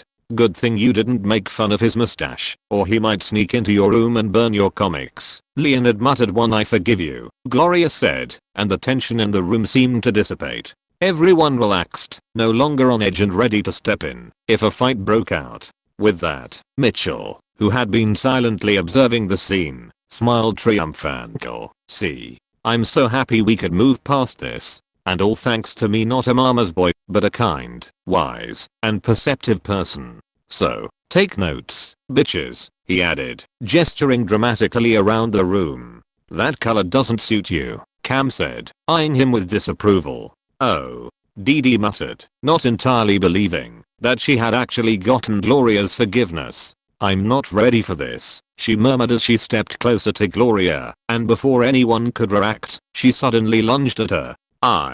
Dee Dee screamed, her eyes blazing with rage. I want to rip your head off. The fight broke out instantly, with Dee Dee grabbing Gloria by the neck, turning the confrontation into a screaming, hair-pulling brawl 1v Jaloka. Gloria yelled, her face red with fury as she struggled to break free from Dee Dee's grip. Claire and Mitchell, both horrified, screamed at the same time, Mom, stop, and quickly rushed in to separate the two women. Jay, watching the scene unfold, wasn't sure how to react. In the end, he decided to stay out of it and not get involved in separating his wife and ex-wife. You stole my husband, Dee Dee shouted between pushes and tugs. You ruined my wedding. Gloria yelled back, even angrier than Dee Dee. Both women ended up collapsing messily onto the couch, exhausted from all the struggling, while Phil lunged toward Gloria with a tense smile, repeating over and over, "I've got Gloria." Mitchell, Claire, and Cam were struggling to restrain Dee Dee. "Aren't you going to help?" Leonard asked, having been watching the scene from the corner of the living room along with Andrew, Alex, Pippa, Hallie, and Howard, who all looked like spectators. "What do you want him to do? Knock her out again?" Howard joked, trying to lighten the bizarre situation one it could work. Andrew said, and the three friends laughed, completely detached from the chaos in the room. "Why are you laughing?" Pippa asked, looking confused, especially at her boyfriend. Her discomfort grew as Dee Dee and Gloria's fight escalated. She also felt guilty, knowing that she had been the one to bring Andrew's entire family over to watch the wedding video, which had set off this whole mess. Beside her, Hallie remained silent, a slight expression of guilt on her face. To be honest, she felt like this was partially her fault, since she had accidentally told her grandmother that everyone was gathered there. "Don't blame yourself, Pippa. No one expected my grandma to show up unannounced," Andrew said, noticing her expression. After that, Andrew stepped forward and helped the others separate Dee Dee. "Enough already. Both of you, stop." Jay finally stepped in, placing himself in the middle to prevent any more attacks. "This is ridiculous," Jay continued. "Gloria didn't steal me, Dee Dee, and you know it. We had been drifting apart for years, and you left to find yourself, remember? I thought I could handle this." "I'm so sorry," Dee Dee said with a regretful expression, looking down while Mitchell kept a firm hold on her just in case. "Don't say sorry again. Even you don't believe that," Gloria snapped, furious, lunging at Dee Dee once more. Fortunately, Phil intercepted her, wrapping her in a tight hug. "I've got Gloria," Phil clarified again to "I want to handle Gloria." Howard thought jealously, watching as Phil held her tightly. "I don't know what just happened," Dee Dee said, looking like she had lost all will to keep fighting.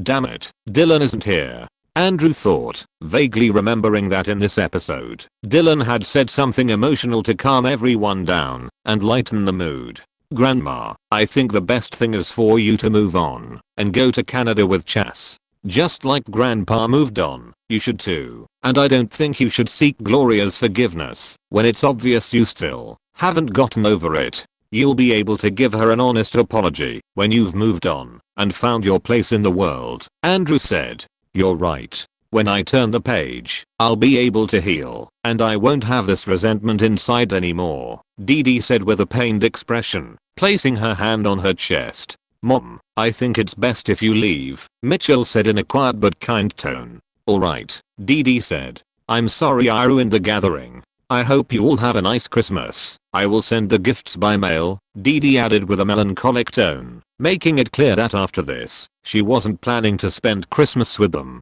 "Gifts? By mail?" Luke asked, frowning. His mind immediately started working, trying to figure out how it was possible for his grandmother to send gifts when Santa Claus was supposed to bring them one. Claire and Phil exchanged wide-eyed glances, as did the rest of the adults in the room. Phil stammered, searching for a quick answer. "Well, what your grandmother meant is that she sends Santa a list with special gifts for you, and he takes care of the rest." "Exactly," Claire added, nodding enthusiastically. "Sometimes grandparents can place early orders to make sure Santa doesn't make a mistake." "Oh, that's great. I want a computer like Andrew's," Luke said excitedly, smiling at his grandmother. Hallie and Alex rolled their eyes. Pippa, Leonard, and Howard looked at Andrew with confused expressions. "He still doesn't know," Andrew whispered, understanding their expressions. 10 years old, and he doesn't know Santa is fake. Howard thought for "I'll tell Santa," Dee Dee said with a smile, relieved that she hadn't made another mistake today. After that, she left the room with Mitchell. Once Dee Dee left, everyone sighed almost simultaneously. No one had imagined that what was supposed to be a fun afternoon watching the video of Andrew tackling Dee Dee would end like this. "Well," Claire murmured, massaging her temples, "we were just going to watch a funny wedding video and ended up with a live Jerry Springer episode." "I think we all need a drink," Cameron added, collapsing onto the couch with a sigh. However, just as the atmosphere began to calm down, Dee Dee's voice suddenly rose again. "I forgot something." Everyone turned their heads in confusion as they saw her return. Before anyone could even ask what she had forgotten, her fury reappeared out of nowhere. "Colombian bitch." Dee Dee suddenly shouted, lunging without warning toward her archenemy, arms outstretched as if to strangle her. One Gloria, who had already relaxed, thinking the danger had passed, was completely caught off guard. "What?" In that instant, Andrew reacted purely by instinct. Without thinking, he lunged to intercept his grandmother. But in his hasty attempt at heroism, his right foot got caught on the leg of a chair. The stumble was so sudden that his body, propelled by the speed of his run, shot forward uncontrollably. No, no, no. Andrew thought, for in the middle of free fall, Andrew crashed directly into Dee Dee with all his weight, knocking her down with a loud thud onto the floor. The entire house fell into a deathly silence as everyone stared with wide eyes at Dee Dee, completely knocked out on the ground, with her grandson on top of her in a position that looked like it was taken from a football play. "Well, I didn't think he would take my advice so literally." Howard broke the silence with a strange smile. "Andrew, why do you always tackle your grandmother?" Mitchell said, putting his hands on his head. "First at the wedding and now this. She always ends up knocked out." Claire said, covering her mouth to hide her laughter. But her face immediately tensed up when she remembered who the knocked out person was. "I shouldn't laugh. It's my mom. It's my mom. But damn, this is too funny." She thought to Andrew, "I know you're a football prodigy, but I'd prefer you use your talents to crush your rivals, not your grandmother." Cameron said. Jay watched the scene in silence, a smile slowly forming on his face. "Did Christmas come twice this year?" "To HMPH, she had it coming," said Gloria, unable to hide a slight smile. "Andrew, are you okay?" Pippa and Hallie asked, rushing toward him, their concern evident. "The right question is whether she is okay," said Alex, adjusting her glasses and walking toward her grandmother. Andrew, still dazed on the floor, lifted his head and looked at everyone with the most expressionless face in the world. "I'm fine, but I think I'm officially getting disinherited." 13. You can read 15 chapters in advance on my Patreon. Point link, https://www.patreon.com/nav07 Chapter 63, Planning Revenge. December 30th, 2008. About a week had passed since the winter break began, and Palisades School had won its first regional championship with an incredible record of 6 wins and 1 loss in the regular season, followed by 4 consecutive victories in the playoffs. The incident 2.0 also happened. Andrew tackled and knocked out Dee Dee again, but this time it wasn't intentional. After leaving her unconscious and making sure she was okay, they waited for her to wake up, and then she returned to the apartment where she was staying. Unfortunately for Andrew, this time his grandmother did remember that he had tackled her, as she wasn't drunk like she had been at the wedding. Andrew apologized and told her it was an accident, and Dee Dee accepted his apology, though he could see a cautious and suspicious look in her eyes. It was as if she was wondering whether something similar had happened at the wedding, and that's why she had blacked out. In other news, since Andrew didn't have to go to school or do homework, he had a lot more free time, so he started working on the first major update for Flappy Bird. With each passing day, the cheerful yellow pixelated bird was becoming more famous and gaining more downloads. A month had passed since the game's official release, and it had already surpassed 90,000 downloads, rapidly approaching the milestone of 100,000. The reviews were also positive. Most of the negative ones complained about the ads, but not too many people were bothered by them, since for just $1, they could buy the ad-free version. The first month's revenue was $9,950, a surprisingly high amount that Pippa's and Andrew's parents couldn't believe. The minimum wage was $7.25 per hour. Working 40 hours a week, the minimum monthly salary was around $1,250 to $1,300 before taxes. An average annual salary in America was approximately $40,000 to $50,000, which equated to $3,300 to $4,200 per month before taxes. Based on $3,300, Flappy Bird had tripled that average salary. Andrew kept half, almost $5,000. Adding his first YouTube paycheck from Maverick 12, he reached a total of $5,700 in earnings for the month. A great amount for his first paycheck. With this money, he bought Christmas gifts for his family and his girlfriend, and he saved the rest. He needed to save up for a couple of things he was planning to invest into. Regarding the first update, Andrew asked Pippa if Howard and Leonard could join. They were just video game enthusiasts, two brilliant minds who wanted to contribute. Pippa agreed. However, from the very first day they all met at Andrew's house, tensions began to rise. Pippa had a meticulous and perfectionist approach. Her time was valuable, and the person she had the most patience for was Andrew since he was her boyfriend. She didn't mind wasting time with him alone.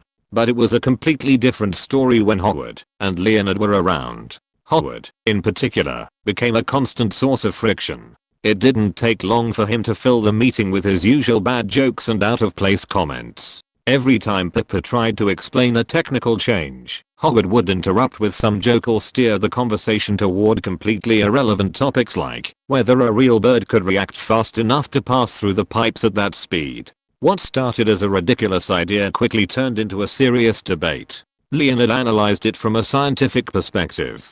He started talking about the reaction times of different bat species and how some had such fast vision that they processed movement in slow motion compared to humans. Instead of shutting down the discussion, Andrew got excited about the idea and looked up data on his phone about the reaction speeds of hummingbirds and peregrine falcons. At first, Pippa tried to ignore them and get back to the topic of the game, but when she saw that the three of them were completely absorbed in their absurd simulation, she lost her patience. Finally, after 2 chaotic meetings with no significant progress, Andrew decided it was best for Howard and Leonard not to be involved in Flappy Bird's development. Andrew spoke to them privately, explaining that, in this case, he preferred not to mix friendship with work. He didn't want his relationship with Pippa to be affected, nor did he want his friends to end up at odds with her. For what a shame, Andrew thought, remembering how the team he had put together for Flappy Bird had failed. Productivity would have increased significantly if they had Leonard and Howard. Still, Pippa and he were more than capable of adding the updates they had planned for the game. He had improved a lot since starting his programming class at school. He even studied on his own whenever he had time. Andrew stepped out of Jay's house, closing the door gently as he inhaled the fresh morning air. The day before, he had stayed over at his grandfather's house to spend time with him, Gloria, and Manny. It was 8 in the morning, and even though he was on vacation, Andrew maintained his daily training discipline. He stretched on the sidewalk, feeling his muscles slowly wake up. The sun wasn't too strong yet, but it cast a golden glow on the facades of the elegant houses in the neighborhood. Without wasting time, he started jogging at a light pace. The crisp morning air gave him energy as he moved through the quiet streets. There was barely any movement around. It was a very cold morning. After several minutes, he turned a corner and arrived at a house larger than his grandfather's. And there, standing at the entrance of the cobblestone path leading to the front door, was Regina George. Andrew wasn't surprised to see her standing there. In fact, he knew she was waiting for him. Regina lived in this residential area. Her parents had a lot of money, on par with Veronica's parents or even more. He never understood why she attended a public school when her family was so wealthy. Why did he run in the mornings with Regina George? Andrew usually visited Jay's house once or twice a week, and the next morning, he would go out for a run. On one of those days, he ran into Regina walking an extremely small and ugly dog.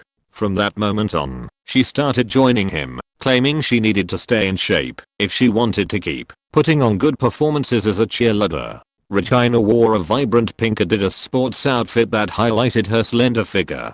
Her long blonde hair was tied up in a high ponytail, and her usual haughty, almost defiant expression remained unchanged. But as Andrew approached, a faint, almost imperceptible smile formed on her lips. "You're late," Regina said, crossing her arms with feigned indifference, though her eyes glimmered with amusement, waiting for Andrew's response, knowing he wasn't the kind of guy to suck up to her like most boys she interacted with. Andrew glanced at his watch, and then at her. "No, I'm not. My time is the same as always. You probably came out earlier than you thought," he replied in a relaxed tone. "No, I came out at my usual time, Regina said, frowning as a flicker of irritation crossed her face. Millimeters? No. It's 8:03. It takes me exactly 3 minutes to get here at my jogging pace. You left early. You just didn't check the time, Andrew said, unwilling to back down. Regina, irritated but refusing to yield, huffed. Why won't you admit you're late? She asked. Why won't you admit you left early? He countered. They started running as their argument dragged on endlessly until Andrew, growing tired of it, decided to pick up the pace, running faster and enjoying the slight look of surprise on Regina's face as he left her behind. Hey, get back here, Regina shouted, clearly annoyed at being left behind. Andrew grinned, picking up the pace even more as he glanced over his shoulder. If you admit you left early, I might slow down. Regina, furious, started shouting again, trying to match his speed, but it was impossible. An hour later, both of them sat on the sidewalk, their backs against a wall. The morning sun was shining brightly, and sweat dripped down their faces as they gasped for breath, trying to recover. With his mind a little clearer, after running at full speed for so long, Andrew reflected that maybe keeping such a constant, fast pace hadn't been the best idea. After all, Regina hadn't stopped chasing him, refusing to admit defeat even if it left her completely exhausted. Her endurance was impressive for a girl. Still breathing heavily, Regina let her head drop onto Andrew's shoulder without saying a word. The contact was unexpected, but Andrew didn't mind too next time. Just admit you left early, and we wouldn't have had to run so fast, Andrew said. Fine, I will, Regina finally admitted, giving in. Did she just give up? Andrew thought, surprised, glancing at her from the corner of his eye. Her face was resting on his shoulder, her eyes closed, her breathing still uneven.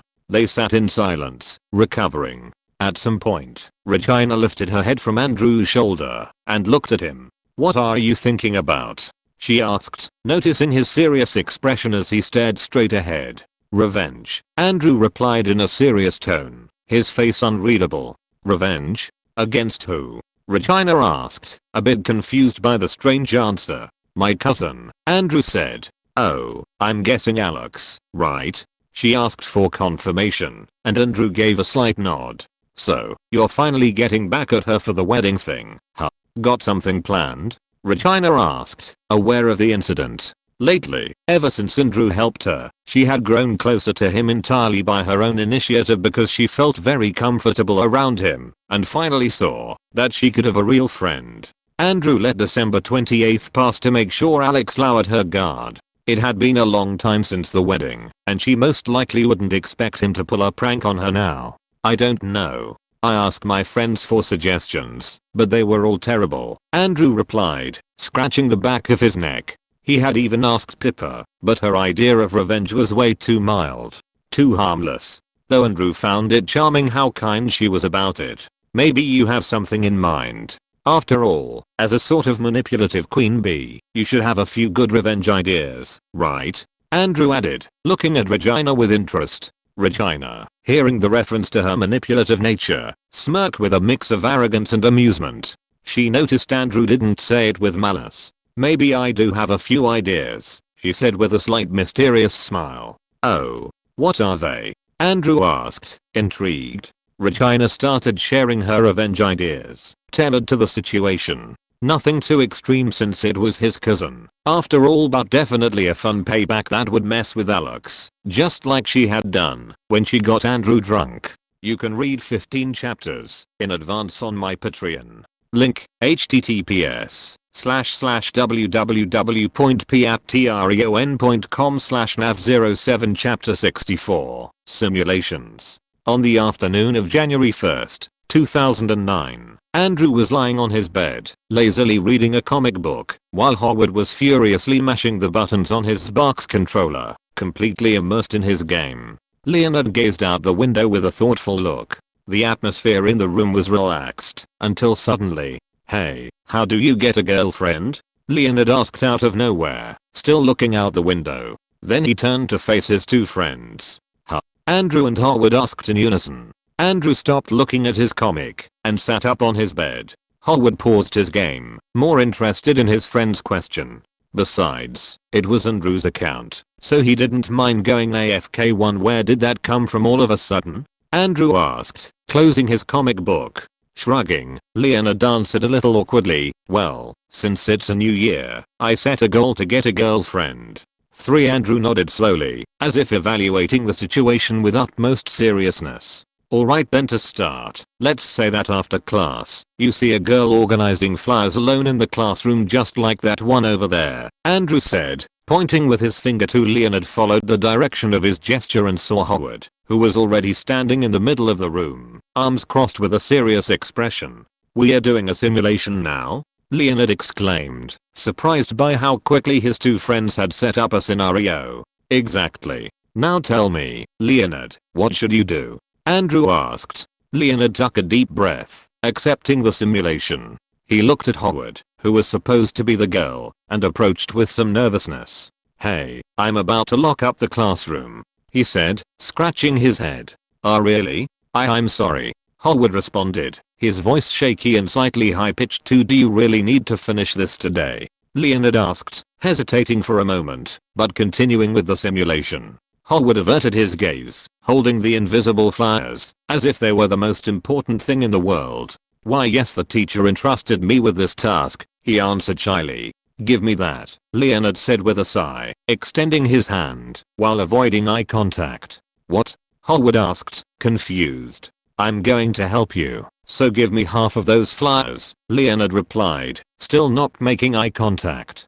Thank you, Howard nodded timidly as he handed over a handful of invisible flowers. But just as the simulation seemed to be going smoothly, the door to the room suddenly swung open. Andrew entered with firm steps. How much longer are you going to stay in this classroom? Hurry up and go home already, Andrew exclaimed, trying to make his voice higher.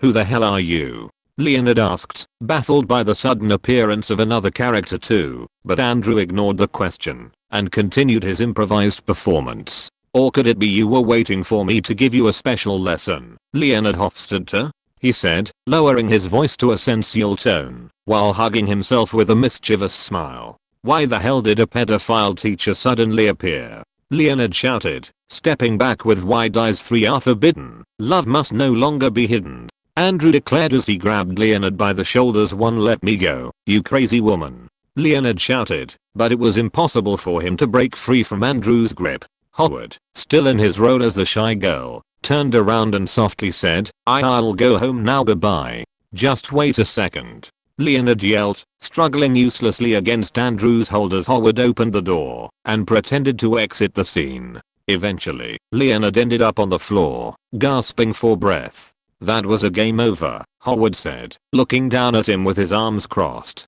Leonard, still lying on the floor, lifted his head in frustration. Wait.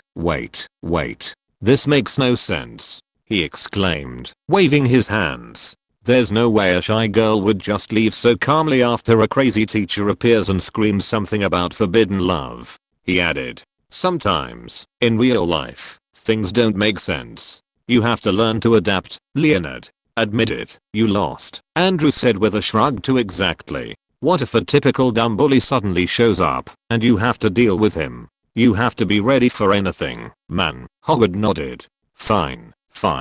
Let's do it again. But this time, no teachers appearing out of nowhere. I don't have a romantic relationship with any teacher, so that scenario was doomed from the start, Leonard said. Whatever you say, Mr. Realist. New scene, the library. You see a girl carrying a huge stack of books. Some fall to the floor. What do you do? Andrew said, stepping back to give them space to act. Howard got into character instantly, bending down as if picking up imaginary books and murmuring, oh no. Leonard stepped forward confidently. This scenario worked in his favor. He was a big reader.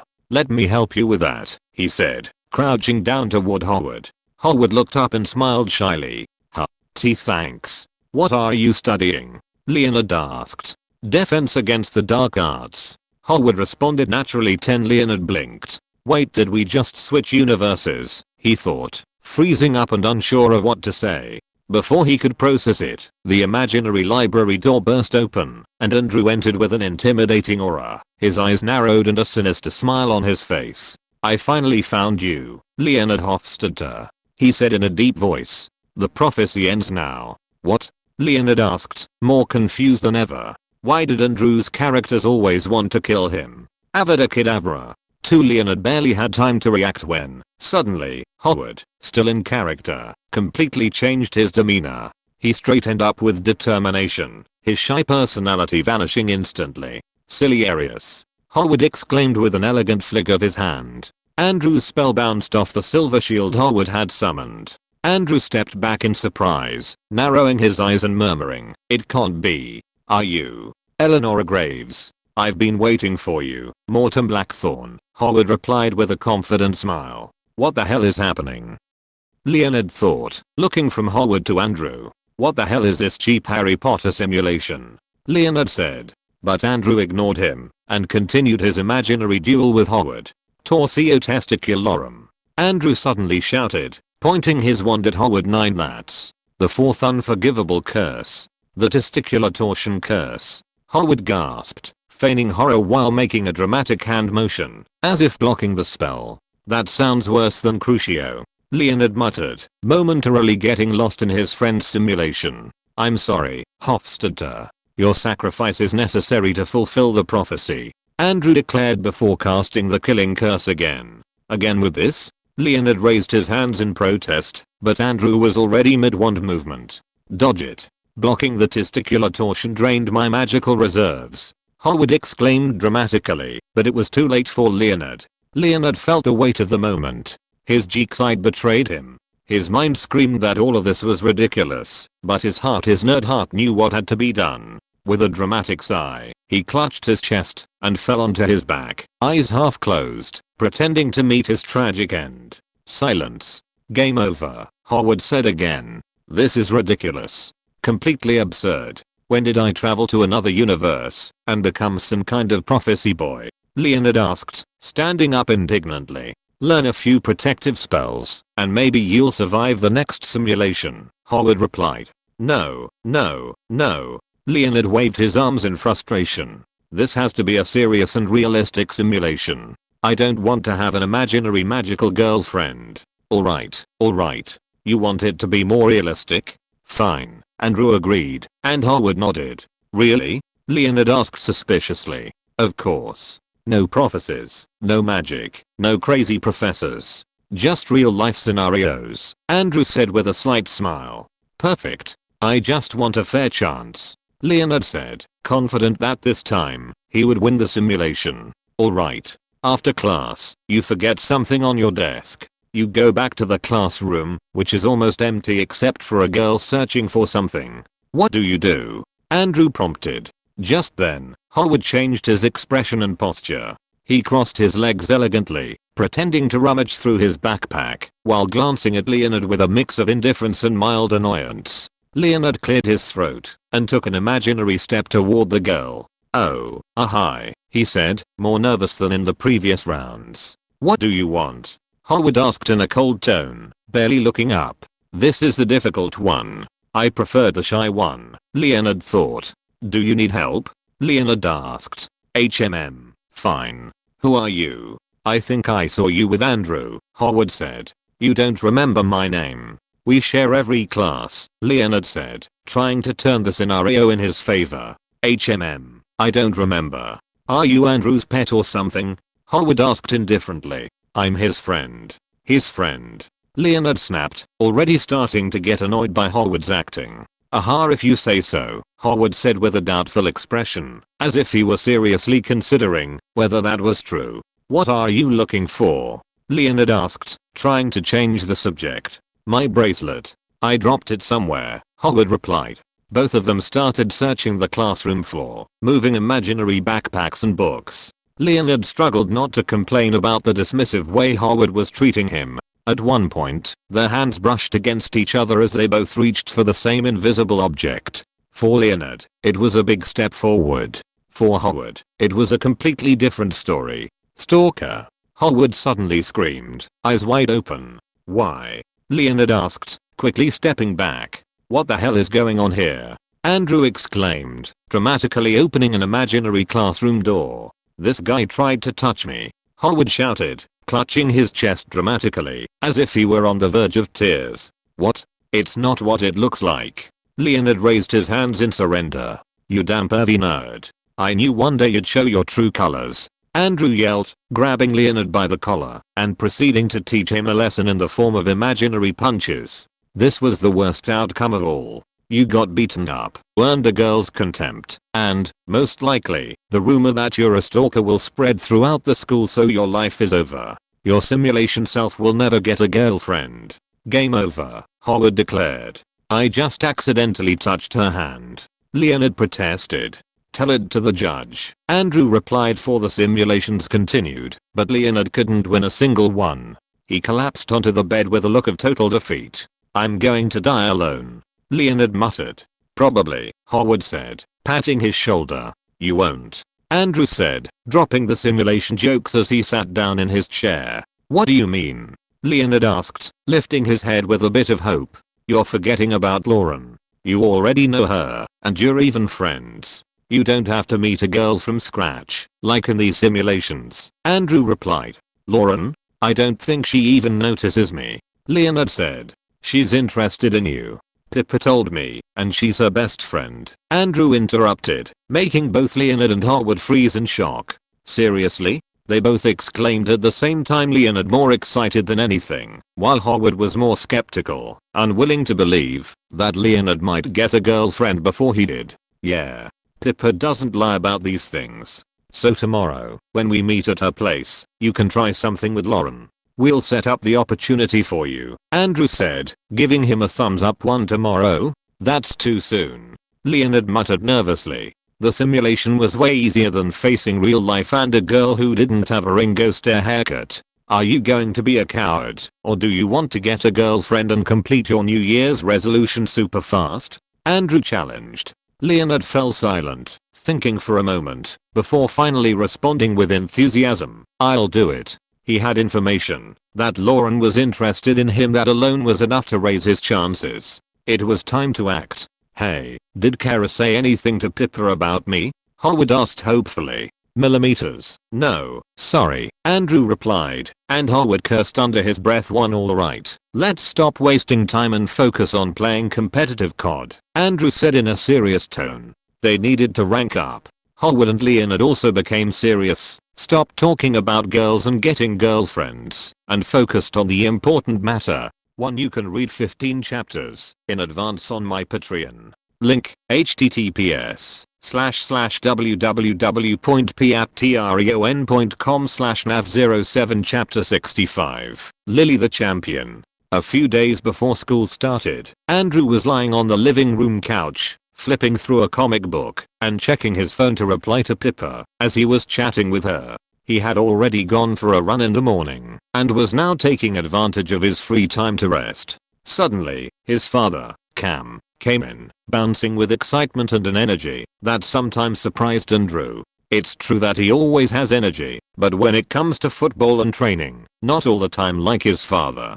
Andy, you have to hear this. We have something really fun on tomorrow's calendar. Lily's daycare is organizing a family event. It's going to be great, Cam said excitedly. Andrew looked up from his comic book and stretched on the couch. A daycare event? Why? Why would they organize something during the winter break? Don't they have vacations? Andrew asked, not very enthusiastically. It doesn't matter why. You're going. You'll meet Lily's friends. It's important that we be there, Cam said, laughing. I doubt she'll even remember this event. She's only 11 months old, Andrew said. Why do you sound like Mitchell? Cam asked, frowning at Andrew's lack of enthusiasm. At that moment, Mitchell entered with a cup of coffee in hand and a calm expression, very different from Cam's. It's because our son is sensible like me. This event isn't really for the babies, it's for the parents, so they'll donate money to the daycare, Mitchell said with a smug smile, already knowing what awaited them when they got there. Oh, I get it. At some point, they'll ask you to donate whatever you can with some cheap excuse, right? Andrew asked. Exactly. And the worst part is, the babies won't even remember this kind of event, but everything is designed to make the parents feel obligated to contribute, Mitchell said, nodding. TSCH, damn thieves, Andrew muttered as he went back to reading his comic book. His parents were already paying a fee for Lily's daycare. Exactly, Mitchell said, nodding. Oh, come on. It's not that bad. This is for the good of the daycare and for Lily. You two have no heart. Cam exclaimed dramatically, throwing his hands up. He gave Mitchell and Andrew an offended look before leaving the room. Now we have to go, don't we? Andrew asked, looking at Mitchell. Yeah. Otherwise, he won't talk to us for days. It is what it is, Mitchell said with a small smile, shaking his head. Too great, Andrew muttered. The next day, they went to the daycare event at 10 a.m. It was a very cold morning, but luckily, the place had heating. The room was decorated with colorful balloons, and cheerful music played from a speaker in the corner, blending with the laughter and murmurs of the parents, all carrying their babies. Andrew watched all of this while yawning. The daycare teacher, or whatever she was called, had a lot of energy, but the most annoying part was that every word she said was filled with an excessively childish tone, almost as if she had to simplify everything coming out of her mouth so it could be processed by the tiny minds in the room, the babies completely forgetting that she was speaking to the parents. Hello, moms and dads. We are going to start with a super fun activity so our little ones can have lots of fun, the teacher said in a high-pitched cheerful voice. Andrew let out a sigh, rolling his eyes while rubbing his face with one hand. It was clear this was going to be a long day. The daycare woman, with her overly high-pitched and enthusiastic voice, started preparing the games for the families. Andrew, who had nothing better to do, decided to take things seriously. Why not? After all, Lily was his little sister, and even though she was just a 11-month-old baby, he wasn't about to let another family win. Competition was in his nature, and that was something he owed to his role as the most disciplined older brother. The first game involved the babies stacking small blocks, an activity meant to help with their development and something they had already been practicing since starting daycare. Andrew knew his little sister didn't understand conventional instructions. After months of playing with her at home, he had developed a signaling system that, in her own way, Lily had learned to interpret. Basically, the signals were as if he were training a dog, but he did it with love and patience. Following her brother's signals, Lily clumsily stacked 3 blocks into a tower and won the game. We did it, Lily, Andrew exclaimed, while the other parents watched in silence, not quite understanding how it had happened. Nice. First place, Mitchell said, not caring about Andrew's methods. The only thing that mattered was the victory. They moved on to the next game, which involved the babies completing a small obstacle course. As expected, Lily was the first to finish, once again following Andrew's instructions. A proud smile was already forming on his face. However, the other parents were starting to look at him strangely, as if he were some kind of expert in training babies. Then came the highlight of the event, the crawling race. All the babies were lined up at the starting line, and, as expected, the parents began calling their little ones with exaggeratedly sweet and loving voices. Come on, sweetheart. Let's go, my love, Cam said with an over-the-top smile, crouching down to encourage Lily. But Lily, like any baby, simply sat where she was, looking around, completely disconnected from the chaos around her. Andrew, who was feeling increasingly uncomfortable, noticed that the other parents were calling their children, and decided it was time to take control of the situation. Let me handle this, Andrew exclaimed, pushing Cam aside, for he then began to whistle in a strange way, a sharp and peculiar sound he had discovered in his free time, to grab Lily's attention when playing with her at home. It was an odd whistle, but it worked, and that was all that mattered. Too suddenly, as if she completely understood what was happening, Lily lifted her head, locking eyes with her brother. After a few seconds of hesitation, she started crawling at full speed, crossing the finish line before the others, leaving the other parents staring in shock. Andrew grinned widely, clapping enthusiastically as the little girl made her way toward him. Well done, Lily. That's it, champ, Andrew said with a mix of pride and amusement, gently patting her head. Even Cam and Mitch looked at Andrew in confusion. It was the first time they had seen this trick in action, if it could even be called that. The daycare teacher, who had been watching the game from a distance, approached to congratulate Lily. Great job, Lily, she said with a wide smile, trying to regain her composure after the confusion caused by Andrew's unorthodox methods. And great job to everyone else too. You all did amazing, you're all champions. Of course they are not champions. Andrew thought. 9. The parents clapped lightly, some smiling at the relaxed and cheerful atmosphere. But Andrew, still focused on Lily, let out an exaggerated cough and asked, "So where's the prize?" "Oh, no, dear. This isn't a competitive game. Here at daycare, we focus on making sure everyone has fun and participates. We don't want to put the pressure of competition on them at such a young age. Our goal is a healthy environment where everyone feels welcome," the teacher said kindly, shaking her head. 3. Andrew stayed silent for a moment, processing her words. He couldn't help but glance at Mitchell, who met his gaze with a small smile, as if they were thinking the same thing. "Not even a stuffed animal?" Andrew asked, and the teacher simply shook her head. "Okay, I get it," Andrew said with a forced smile. After a while, the event finally ended. The family headed home in the car. Andrew settled into the back seat next to Lily, who was strapped into her car seat. Cam sat in the passenger seat, while Mitchell was behind the wheel. The soft hum of traffic and the murmur of the wind outside filled the moment with quiet background noise. Andrew pulled his backpack from the car floor and started rummaging through it. He had brought water, some notebooks, and colored pencils, just as the daycare had requested. As he searched, something strange caught his attention. At the bottom of the bag, buried among some papers and supplies, was a white rabbit plushie. It wasn't Lily's. Confused, Andrew picked it up, staring at the plush toy with a frown. "What is this?" he asked quietly, not knowing how it had ended up there. Cam, who had been watching through the rearview mirror, immediately furrowed his brow when he saw the plush toy in Andrew's hands. "Andrew, where did you get that?" he asked, his tone filled with concern.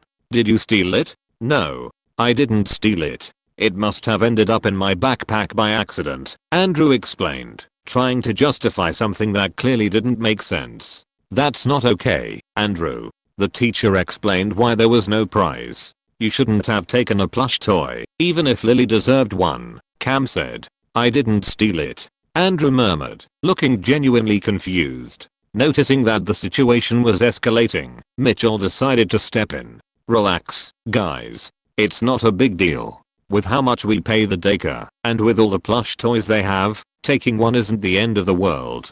Cam shot him an incredulous look, but eventually gave up. Returning it would be awkward. Andrew couldn't stop staring at the plush toy, wondering how it had gotten there. Suddenly, something clicked in his mind. A name popped into his head. Lily. His gaze shifted to his little sister, who, surprisingly, looked back at him. Her Asian eyes met his for a few seconds, before she turned forward again, completely oblivious to the conspiracy Andrew was now contemplating. 5. What? Andrew thought, confused. The situation turned into an inside joke in his head as the car drove on, and soon, his thoughts drifted to other things. 1. A few days before classes resumed, Andrew was at his uncle's house. "Everyone's going, Mom," Hallie said in a pleading tone, following Clara around the house. Andrew, who had been sitting on the couch, lost in thought, snapped back to reality and started paying attention to Hallie and Claire's usual argument. "I don't care. Your father and I are not letting you go to a party full of senior boys. Especially not with that walking 17-year-old hormone you're dating," Claire said. Phil, who was sitting at the table working on his laptop, made a face, as if he didn't want to get involved, but his eyes lifted slightly at the sound of the argument. "We are going to be supervised," Hallie said, trying to sound more convincing but failing. "Oh, really? By who?" Claire replied, raising an eyebrow, clearly unconvinced. "By Spencer Patine's uncle," Hallie answered. "Who the hell is Spencer Patine?" Andrew thought, trying to remember. He never went to parties, even though the popular kids always invited him. He considered those invitations a waste of time. He preferred staying home playing video games with Leonard and Howard, or watching movies, and doing other things with Pippa. 4. Who is Spencer Patine? Claire asked, frowning, clearly confused. "You know, the guy with the arm," Hallie replied casually, as if that was enough of an explanation. "What happened to his arm?" Phil asked, setting his laptop aside for a moment, now interested in the conversation. "His uncle is Toby's uncle," Hallie said. "Oh, Uncle Toby. I'll add him to my list of creeps," Claire said with a mocking smile. "Oh my god," Hallie exclaimed indignantly. frustrated that nothing satisfied her mother. Okay, stop. I can help, Phil said, standing up and grabbing Hallie's arm to calm her down before she started screaming like a lunatic. Sweetheart, your mother is worried you'll get your heart broken when Dylan goes off to college, Phil said, with the confidence of someone who thought they had just solved everything. What does that have to do with anything? Besides, he's not going to college, Hallie said, crossing her arms. That's not. Claire started but quickly stopped, turning to Hallie with wide eyes. Wait, he's not going to college. He has a band, okay? He's going on tour, Hallie said as if it were the most obvious thing in the world. Oh, this just keeps getting better and better, Claire said, unable to believe what she was hearing. Why is it that nothing I say is ever enough for you? Why do you always have to make everything sound ridiculous? Hallie replied, frustrated by what she saw as her mother's constant distrust. Because you have to understand. Alright, everyone. Calm down, Phil said, stepping in between them and raising his voice. Both of them fell silent and looked at him, waiting for him to continue. Let's go back to the beginning. What happened to Spencer's arm? Phil asked. Hallie let out an exasperated noise, unable to believe what her father had just said, and stormed off to her room. Claire looked at her husband, as if trying to understand why he was focusing on that topic now. Claire noticed Andrew. Why are you here today, Andy? She asked curiously, shifting her tone completely as she addressed him.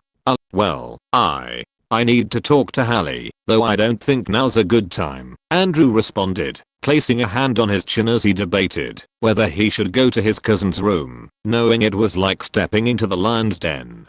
Go ahead, Andrew. She's different when it comes to you. She's always more open with you. Don't worry, I'm sure she'll listen to you, Claire said with a slight smile.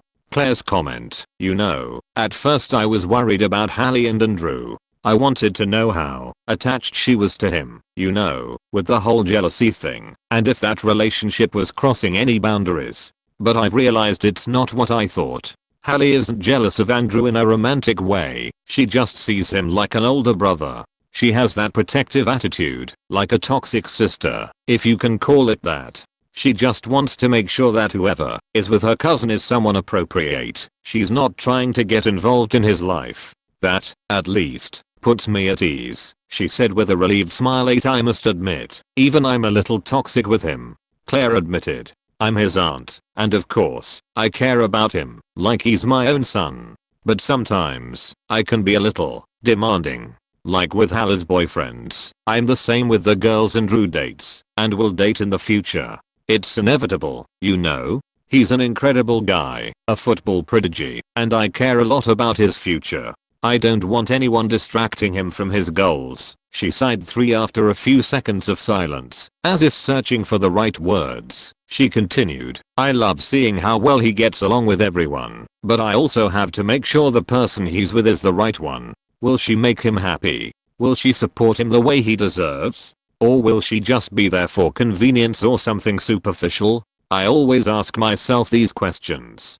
Claire then smiled more calmly, as if convincing herself of what she was saying. But with Andrew, I don't have to worry so much now, because he's with Pippa. She's an incredible girl, studious, intelligent, beautiful, kind, social, a 10 in every way. I feel like there couldn't be anyone better for him. She supports him, makes him feel good, and I know she'll make him happy. Her expression softened even more, but the concern for her daughter returned to her face when she remembered that she had told her that her boyfriend wasn't going to college and was going on tour with his band. End of comment. Really? She didn't seem to be in a very good mood, Andrew said doubtfully. He had seen Hallie angry, and it was intimidating. Although, now that he thought about it, he had never seen her seriously angry with him. Yeah, go ahead. She won't do anything to you, especially when it comes to you, Claire said with a smile. Alright, Andrew said, getting up from the couch and walking toward the stairs. You can read 15 chapters in advance on my Patreon point link, https://www.patreon.com/nav07 chapter 66, party I. Yeah, go ahead.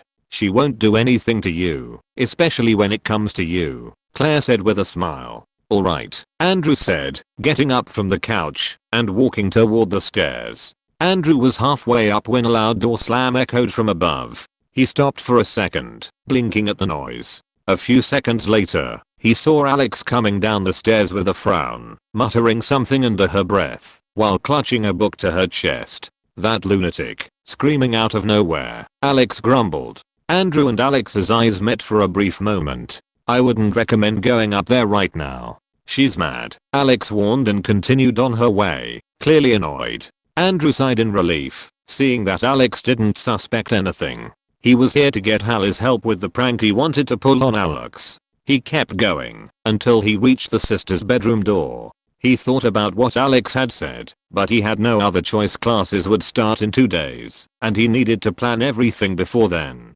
Knock, knock. What?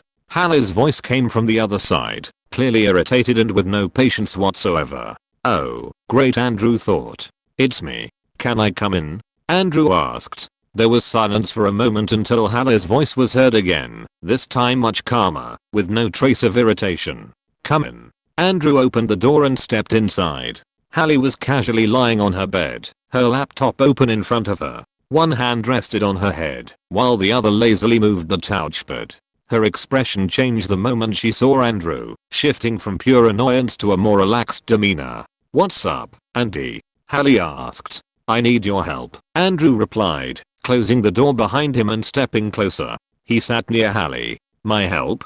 With what? Hallie asked, raising an eyebrow. I'm going to prank Alex, Andrew said with a slight smile. Hallie blinked, and her grin widened instantly. Without hesitation, she shut her laptop and sat up slightly, looking at him with genuine interest. Did you just say a prank on Alex? Andrew nodded. He's finally getting revenge for the wedding thing, Hallie thought. I'm in, she said without a second thought. Andrew laughed. I haven't even told you what I'm planning yet, he said.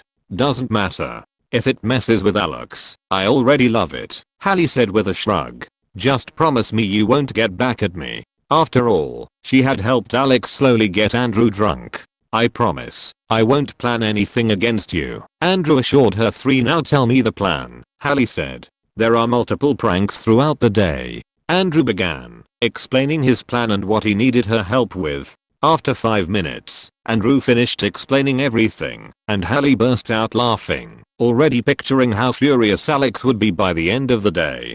Too bad we won't get to see most of her reactions, Hallie commented. Yeah, but we'll see her age when she gets back from school, Andrew agreed with a mischievous smile. Oh, I have an idea, Hallie said, her expression lighting up. What? Andrew asked curiously. If the prank could be improved, he was open to suggestions. There's this guy who drools over her. I think his name is Austin something. He came over a couple of times to do homework with her, Hallie began, her grin widening with pure mischief. Andrew frowned, intrigued. I'm going to tell him that Alex likes him, Hallie said. What? Yeah. Listen, Hallie adjusted herself on the bed, clearly enjoying the idea. I'll talk to him and tell him that Alex secretly has a crush on him, but is too proud to admit it. I'll say that if he wants a chance with her, he has to confess in a way she'll never forget. Confess in a way she'll never forget? Andrew asked. Yep. With music, and obviously in front of everyone. Right after school. It'll be super embarrassing for Alex, Hallie replied, smiling in satisfaction. There's no way that Austin guy would do something that risky, Andrew said, shaking his head. Oh, he totally will. I'm Alex's older sister.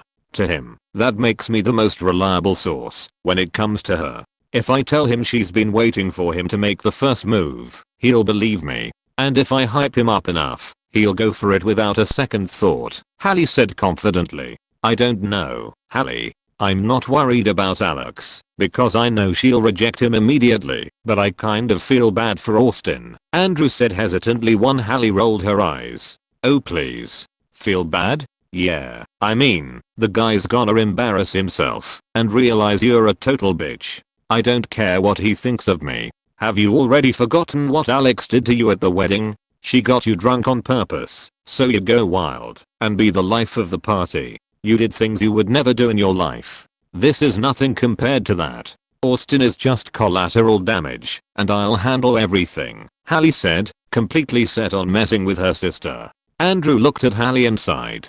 Do whatever you want. He knew that, once an idea got stuck in his cousin's head, there was no stopping her. I will, Hallie said cheerfully as she started planning how to get in touch with Austin. After that, they started talking about other things until Hallie's face suddenly lit up again. Andy, she suddenly exclaimed, sitting up straight on the bed and grabbing Andrew's wrists tightly. Andrew frowned. That tone, that sparkle in her eyes, nothing good ever came from that. What? He asked cautiously. You have to come to Spencer's party, Hallie said. The boy on the arm? Andrew asked. Yes, that one. Hallie replied excitedly. Look, if you go, my mom will let me go. It's so frustrating that she doesn't trust me, but it's better than missing the party. Andrew sighed. He didn't like parties. Too many people, too much noise, alcohol, shallow conversations he had no interest in. But then he looked at Hallie, her expression was almost pleading. She was his cousin. His family. They got along well, and she was helping him prank Alex. Besides, one party every now and then wouldn't kill him probably. Fine, I'll go, Andrew said. You're the best. Hallie cheered, throwing her arms around him. Tell my mom yourself. If I bring it up, we'll just end up arguing one way or another, Hallie added as she pulled away. Andrew nodded and left the room. He headed to the living room, where Claire was scrolling through something on her tablet, a cup of coffee in her other hand. Aunt, Andrew said to get her attention. What's up, Andy? Claire asked, looking up. I'm going to Spencer's party and I wanted to ask if you'd let Hallie go, Andrew said. Why do I feel like she put you up to this? Claire asked, narrowing her eyes. Because she did, Andrew answered honestly. Claire sighed and rubbed her temples. I don't love the idea of her going, but if you go, at least I know she won't do anything crazy. She studied him for a moment, then pointed at him with her coffee cup. But you're responsible for her. If anything goes wrong, I will know. Yeah, I'll watch her like a child. Andrew nodded. You better. Home by midnight. Understood? Claire said. Understood. Now, he just had to see how chaotic this party was going to be. By 8 p.m., Andrew was at Spencer Pateen's house. The guy with the arm. His uncle was a beer-bellied man with a scruffy beard, who wore sunglasses for no apparent reason.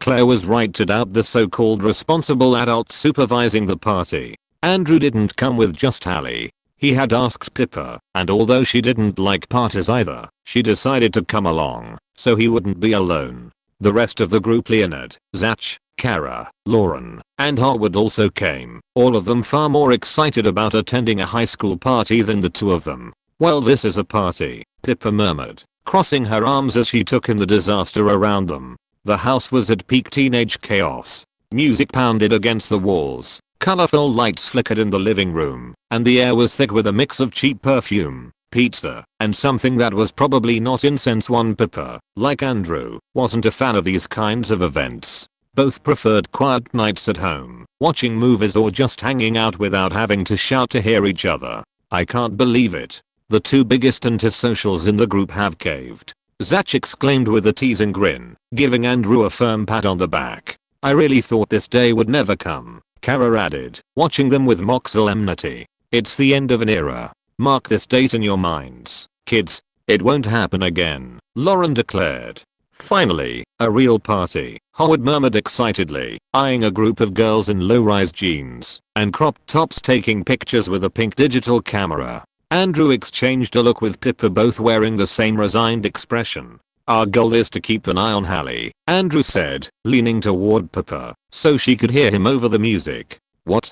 Pippa asked, not catching what he said as she was distracted by a group of idiots attempting skate tricks inside the house, breaking furniture in the process. If this were her house, she would have kicked them out already. Keep an eye on Hallie, Andrew repeated, leaning in closer to her ear.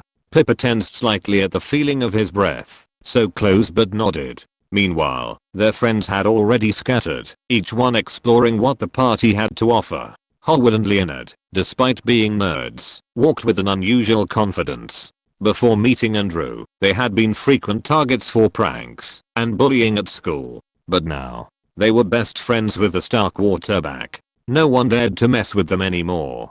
Pippa spotted Hallie sitting on a worn-out leather couch with her boyfriend Dylan and a group of other kids, chatting and laughing. "There she is," she pointed out to Andrew. He nodded and was about to move closer to keep an eye on her, but before he could take 2 steps, someone intercepted him. "Andrew?" a guy exclaimed in surprise, looking at him as if he had just seen a celebrity. Andrew stopped and sighed, already knowing what was coming. "Hey, Andrew's here," the guy shouted, instantly drawing the attention of several others. Within seconds, a small group of people had gathered around him, greeting him with admiration and excitement. "No way. Our quarterback actually showed up to a party. Spencer, come here. Andrew's here." From across the house, Spencer Patton, the host of the party, turned his head at the sound of his name. When he spotted Andrew in the middle of the commotion, his face lit up with pride. "Andrew," he called out with an exaggerated smile, pushing through the crowd like he was welcoming a VIP guest.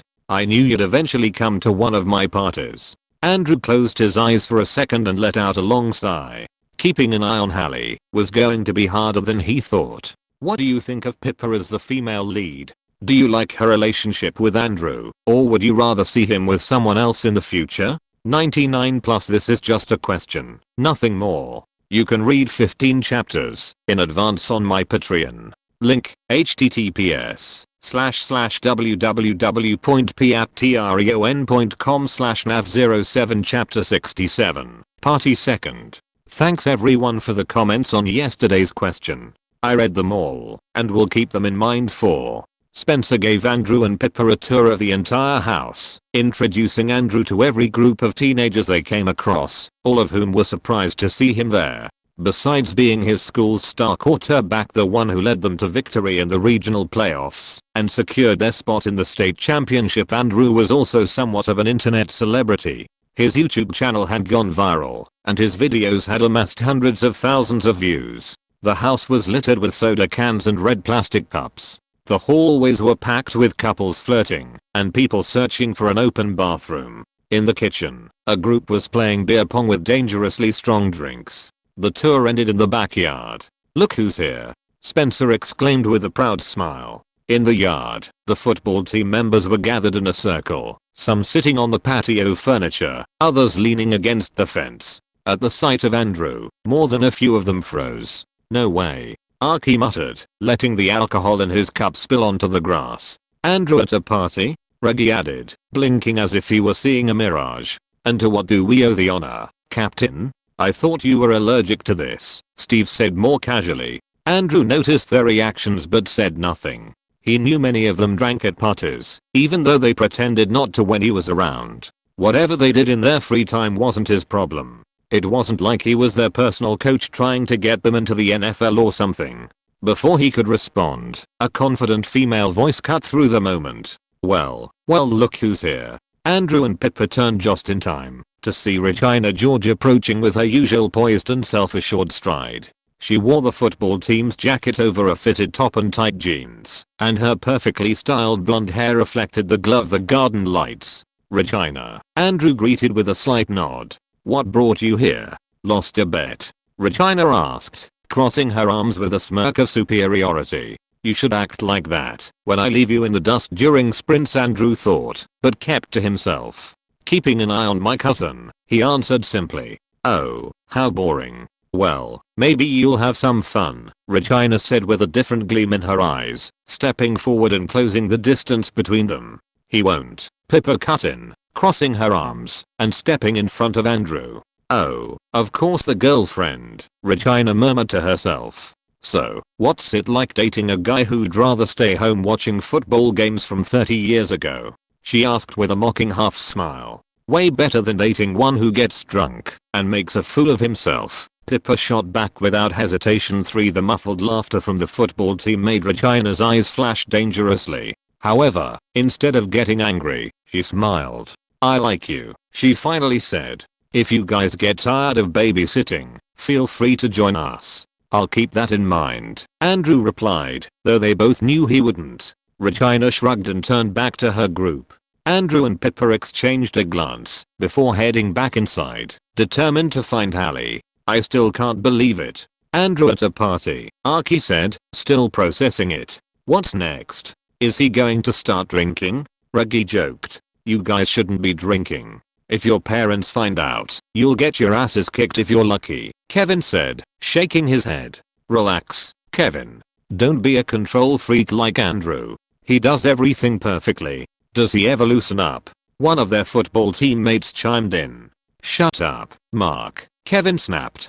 Kevin is one of Andrew's most loyal friends. 5 back inside, Andrew and Pippa split up to look for Hallie. The house was big, and with so many people packed inside, moving around was difficult. On top of that, more people kept arriving. Damn it, Andrew thought. If Hallie did something bad by Claire's standards, he would be the one getting scolded, and he didn't want to lose his aunt's trust. Hallie was no longer on the living room couch with Dylan. Andrew tried asking some of the guys sitting there, but with the deafening music and their intoxicated state, they were useless. TSCH, useless, Andrew thought, already in a bad mood, and he hadn't even been here for an hour.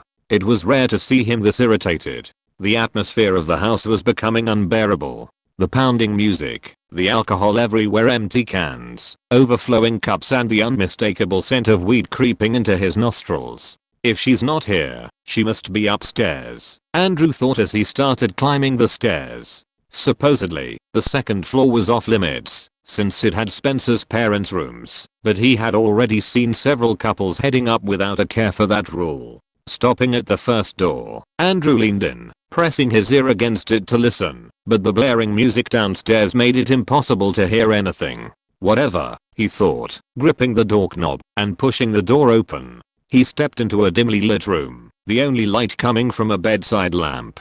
His gaze swept quickly toward the twin bed in the center of the room, where an incredibly awkward scene awaited him. On the mattress, a shirtless guy was leaning over a girl, kissing her intensely. The girl had her arms wrapped around his neck, while the guy, propped up on his elbows, hovered over her with his bare torso. Andrew recognized the guy instantly. Alan, one of the team's starting receivers. Alan turned abruptly at the sound of the door opening, his body tensing, as if he'd been caught red-handed.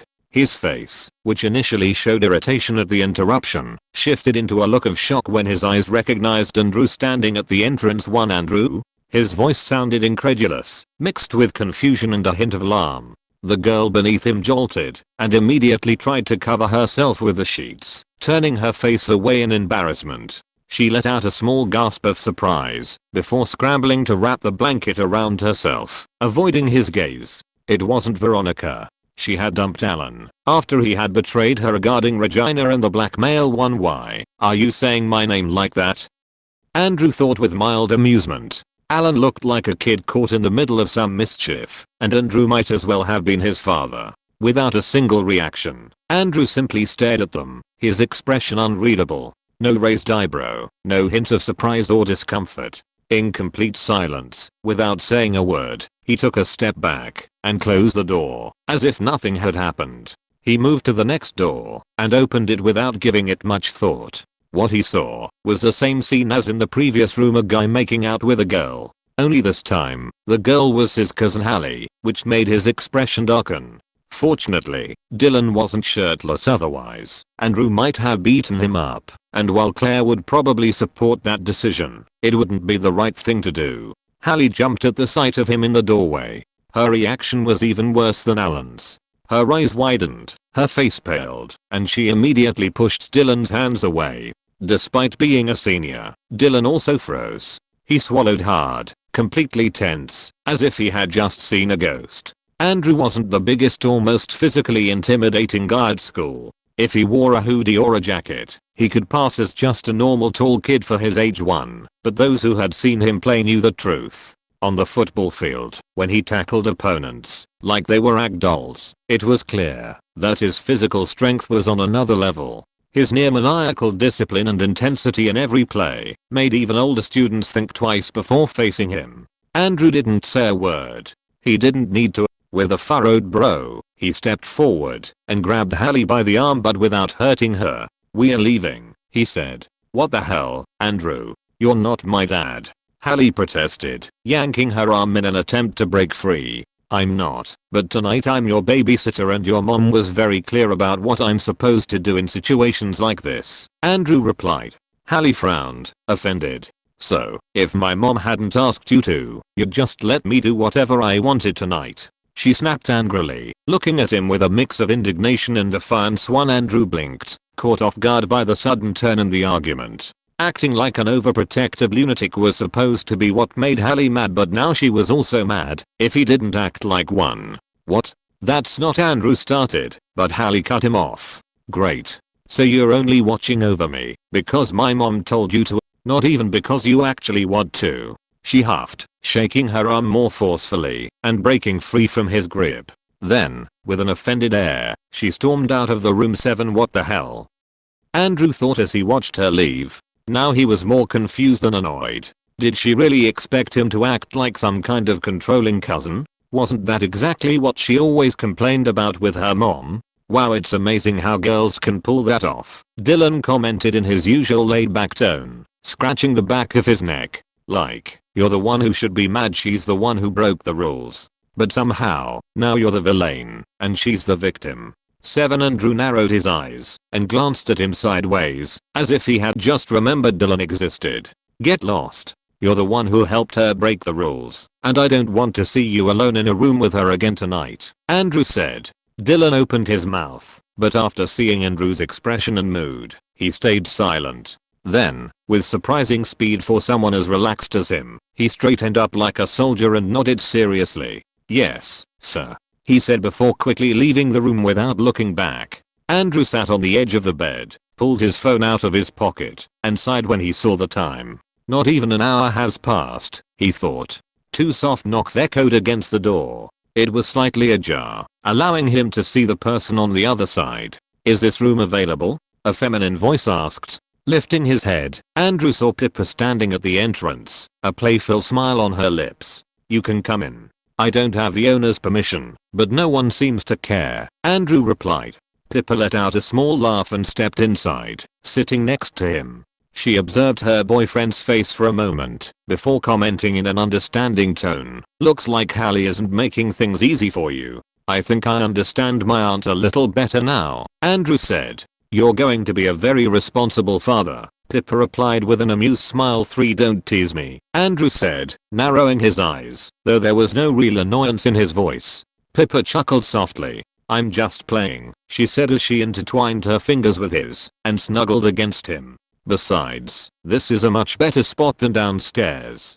Down there, you have to yell to talk, and it smells awful. Andrew nodded, finally feeling like he could relax a little. But just as the moment of peace was settling in, a girl suddenly burst into the room. Both of them recognized Lauren, whose face was pale and filled with panic. Finally, I found you. Leonard and Harwood are in trouble in the backyard, she gasped, out of breath. 5.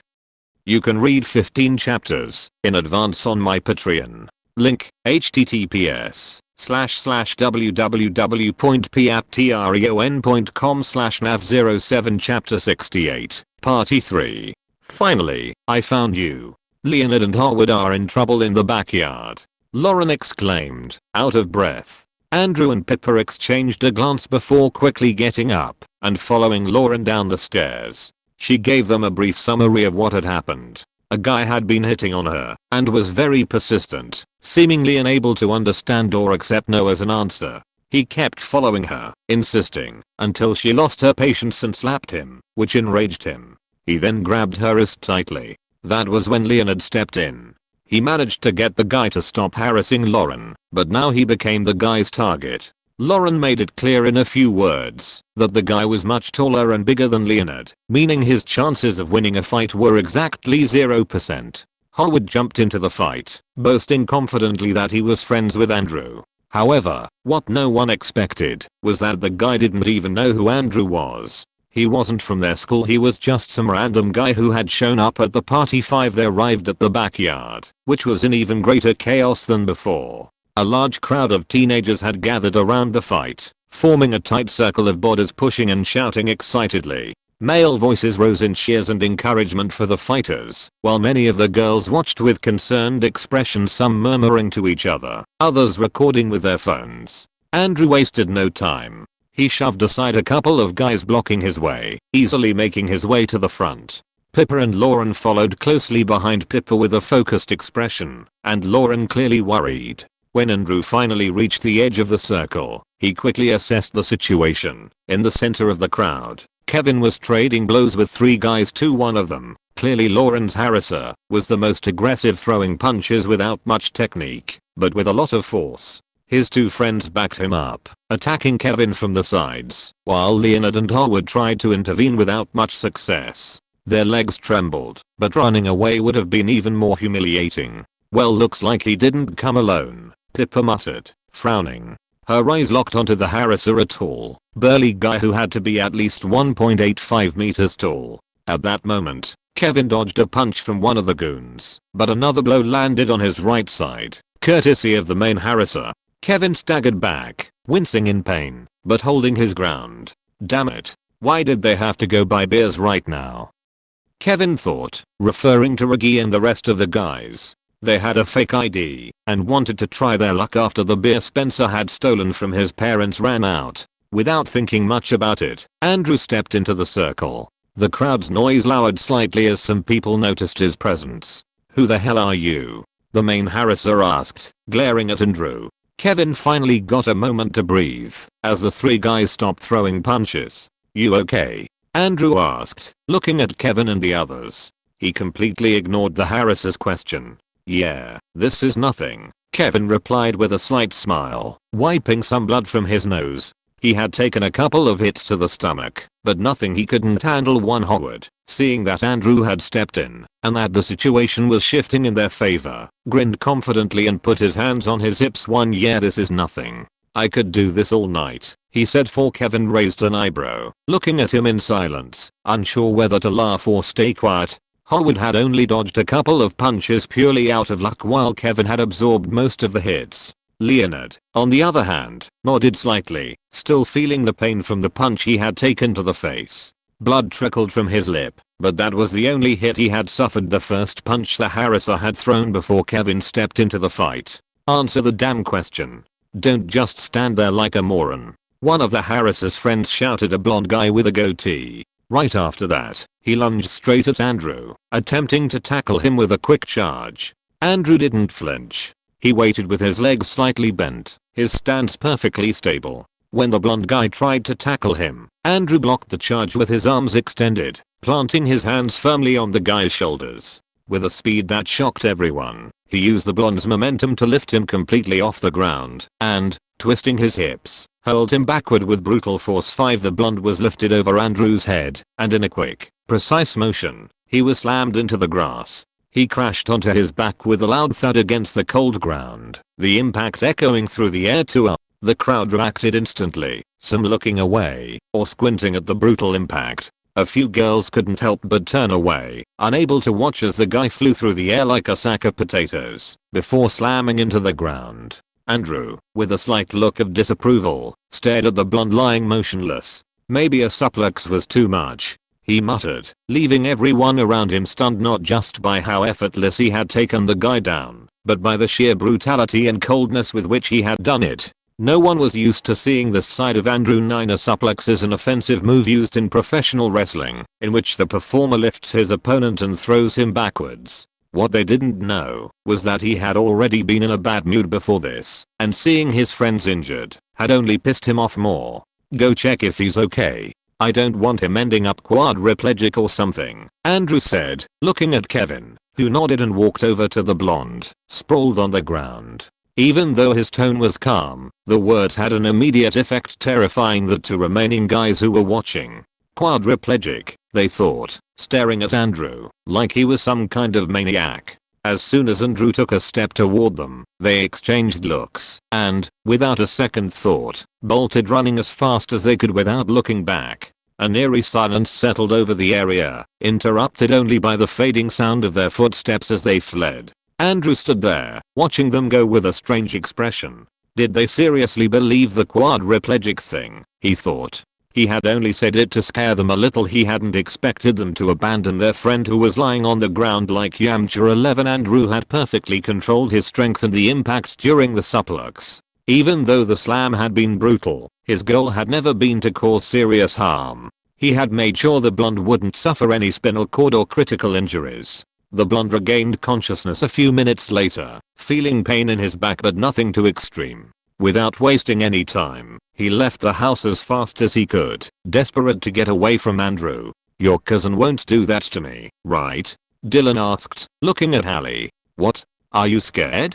You'll have to face him at some point if you want him to stop interfering with us," Hallie said, holding back a smile as she saw Dylan's terrified expression. "Oh, of course," Dylan muttered, not entirely convinced. Meanwhile, the crowd around Andrew had mostly dispersed, but people were still talking about the fight. "Your boyfriend is scary," Kara commented, glancing at Andrew as he spoke with Kevin. "No, don't worry. He only said that quadriplegic thing to scare them, or at least I think so," Pippa said with a giggle, shrugging. Lauren, on the other hand, walked over to Leonard, who still looked a bit tense, with a faint trace of blood on his lip. "Are you okay?" she asked, concerned as she noticed the small cut on his face. Leonard nodded with a smile, but Lauren wasn't satisfied with his answer. Seeing the blood on his lip, she frowned.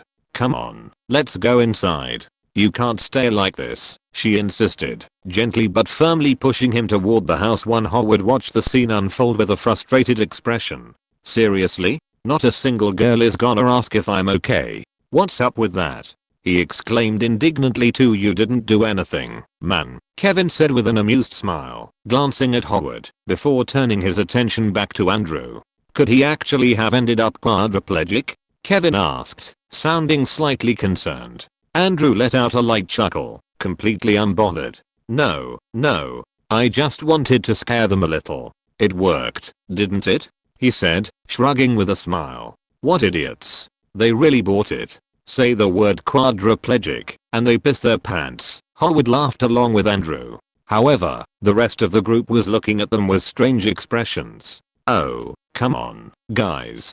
Do you really think he cold ended up quadriplegic from a move like that?" Howard said, noticing their faces. "For that to happen, you'd need a much more specific and intense impact. The spinal cord is protected by the vertebrae, and to cause paralysis, you'd have to apply direct pressure on it at a very precise angle, or hit it with a brutal enough force to damage it. But that wasn't the case. The way Andrew lifted him, you'd need way more strength and precision to actually leave him paraplegic," Howard explained, crossing his arms, like he was teaching basic math to a bunch of chimps. Andrew nodded, happy that someone understood him. After all, it's not that easy to leave someone quadriplegic. He had only said it to scare the other two, so he wouldn't have to fight. After that episode, the party continued. It actually turned out much better for Andrew, since Dylan and Hallie stayed in sight the entire time. In fact, it almost seemed like Dylan wanted to stay within Andrew's view, as strange as that might seem. Because of that, Andrew was able to enjoy spending time with Pippa in a different setting than usual, which wasn't bad at all. Neither of them drank a single drop of alcohol. The other big news was that Leonard finally kissed Lauren. Andrew saw them making out in a hallway, and was genuinely happy that his friend had finally worked up the courage to make the first move. Getting punched in the face and splitting his lip wasn't entirely a bad thing. After all, 10 before midnight, Andrew and Hallie went back to her house. Andrew had completed his mission, giving Claire a summary of the night, and she was satisfied with his performance. You can read 15 chapters in advance on my Patreon. Link, https://www.patreon.com/nav07. If you're listening to this novel on a channel other than Fanfic World, it means they downloaded and uploaded it without effort. We cordially invite you to visit our channel, Mundo Fanfic Novelos. There you'll find the original version of this story, and you can explore many other novels of various genres. We're waiting for you to immerse yourself in a world of incredible novels. Chapter 69, Before the Prank. Dunphy House, January 6th, 6:30 p.m. In the dining room, the whole family was having dinner. Tonight, they had a usual guest, Andrew. Tomorrow, school would start again, and he had wanted to come over for dinner and spend the night at his uncle and aunt's house. It wasn't the first time he had done this, though this time, he had ulterior motives. His prank on Alex. The dinner atmosphere was relaxed and pleasant. No arguments, which were usually Claire versus Hallie, Hallie versus Alex, or Claire and Alex versus Hallie, with Alex just adding fuel to the fire. Then there's a big explosion of bubbles. And that's where babies come from, Luke said, concluding his explanation with a triumphant look, as if he had just uncovered the great mystery of life. The table erupted in laughter. Phil, beaming with pride, looked at his son, enjoying his simple logic. "That's almost right, buddy," he said, winking at Luke. "Almost right." In the land of upside down logic, Alex remarked, though this time, her tone wasn't as sarcastic as usual. It was clear she was taking the conversation in a more relaxed manner. "Don't talk like you have much experience on the subject," Hallie said, looking at her with a slight teasing smile. "Oh, sorry for not being as knowledgeable and experienced in human reproduction as you, sister," Alex replied sarcastically. "Oh no," Claire thought, watching her daughters, who were sitting next to each other. Hallie looked at her sister, who returned the gaze. For a few seconds, they remained in tense silence. Claire and Andrew braced themselves, expecting them to start arguing, and for the pleasant, relaxed atmosphere to be thrown in the trash.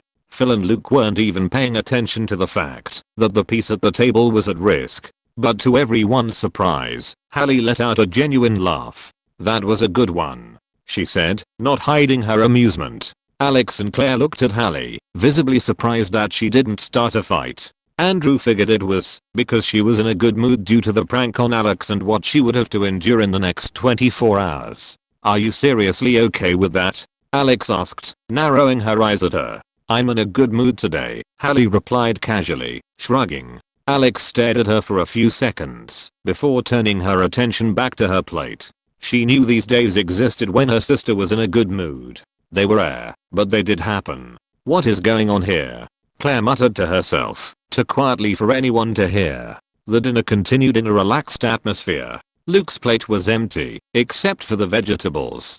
"Come on, Luke, eat your veggies. They're good for you," Claire said when she noticed that all that remained on Luke's plate was the broccoli. "I don't want to." "Broccoli stinks," Luke responded, frowning as he pushed the tiny green florets to the side of his plate.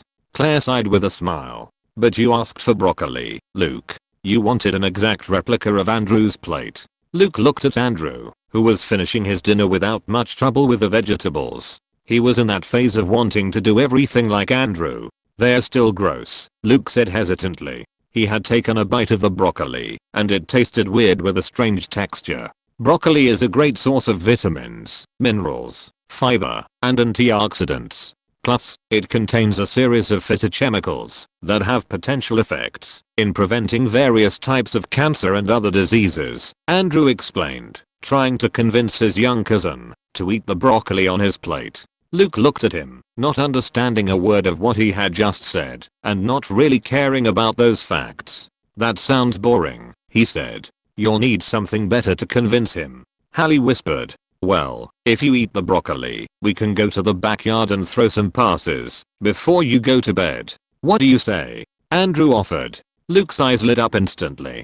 "Deal." He accepted, completely forgetting about the broccoli, his mind now filled with the idea of playing outside. "I want to play too. I'm in for the pass game," Phil said, raising his hand excitedly. Luke finally took care of his vegetables. Then, with Phil, they hurried Andrew to head to the backyard. Andrew wanted to rest a bit, to let the food settle, but with Phil's enthusiasm and Luke's excitement, he couldn't say no. After tossing the football around for a while, it was almost 8 o'clock.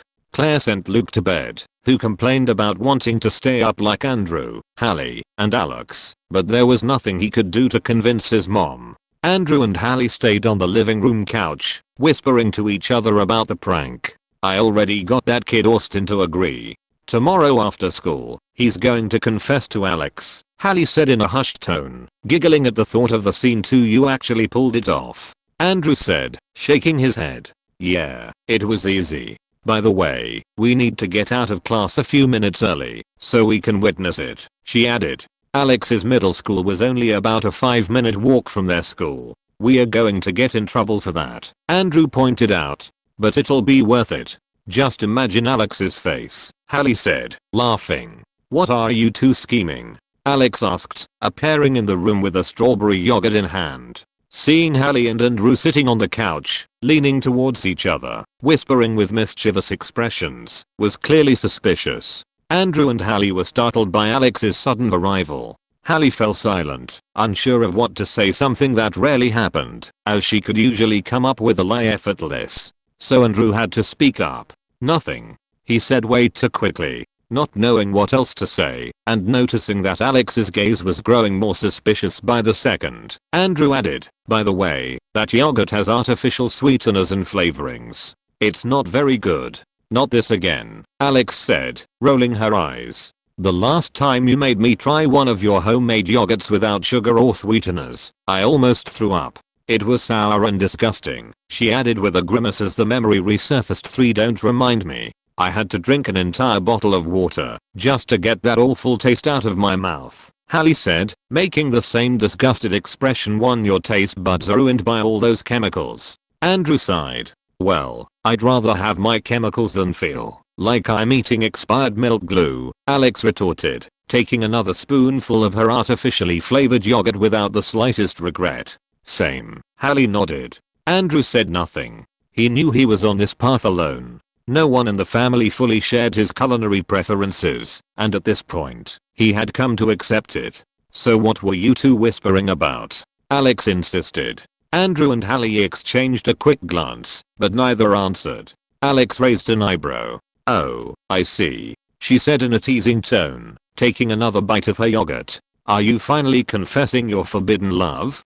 Hallie and Andrew froze for a second before their faces turned completely red. "Alex," Hallie shouted, outraged. "I'll leave you to it. You have my support," Alex said, laughing and enjoying their reaction. She quickly walked away, before risking any verbal or physical retaliation from her sister.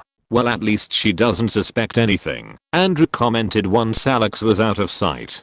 Hallie nodded, but when she looked down, she realized she was sitting too close to Andrew. She was sitting cross-legged, and part of her legs was touching his. In almost perfect sync, both of them quickly moved apart, sitting up straighter, and looking anywhere except at each other. Luckily, before the awkward moment could drag on, Claire walked into the room. "Alright, kids, time for bed. I've already set up the mattress and sheets in Luke's room," Claire said, looking at Andrew and Hallie, who immediately stood up.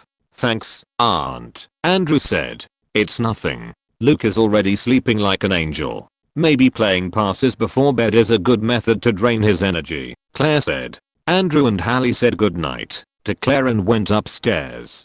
"Good night. Remember, the first prank is at 4 in the morning," Andrew whispered to Hallie, who nodded. "Yeah, I'll set my alarm. Use your headphones, or you'll wake everyone up," Andrew warned. Yeah, I know. Good night," Hallie said before quickly slipping into her room and closing the door. Andrew entered Luke's room, trying to make as little noise as possible. Not that it mattered, his cousin was fast asleep. Near Luke's bed, there was a mattress on the floor with the sheets already set up.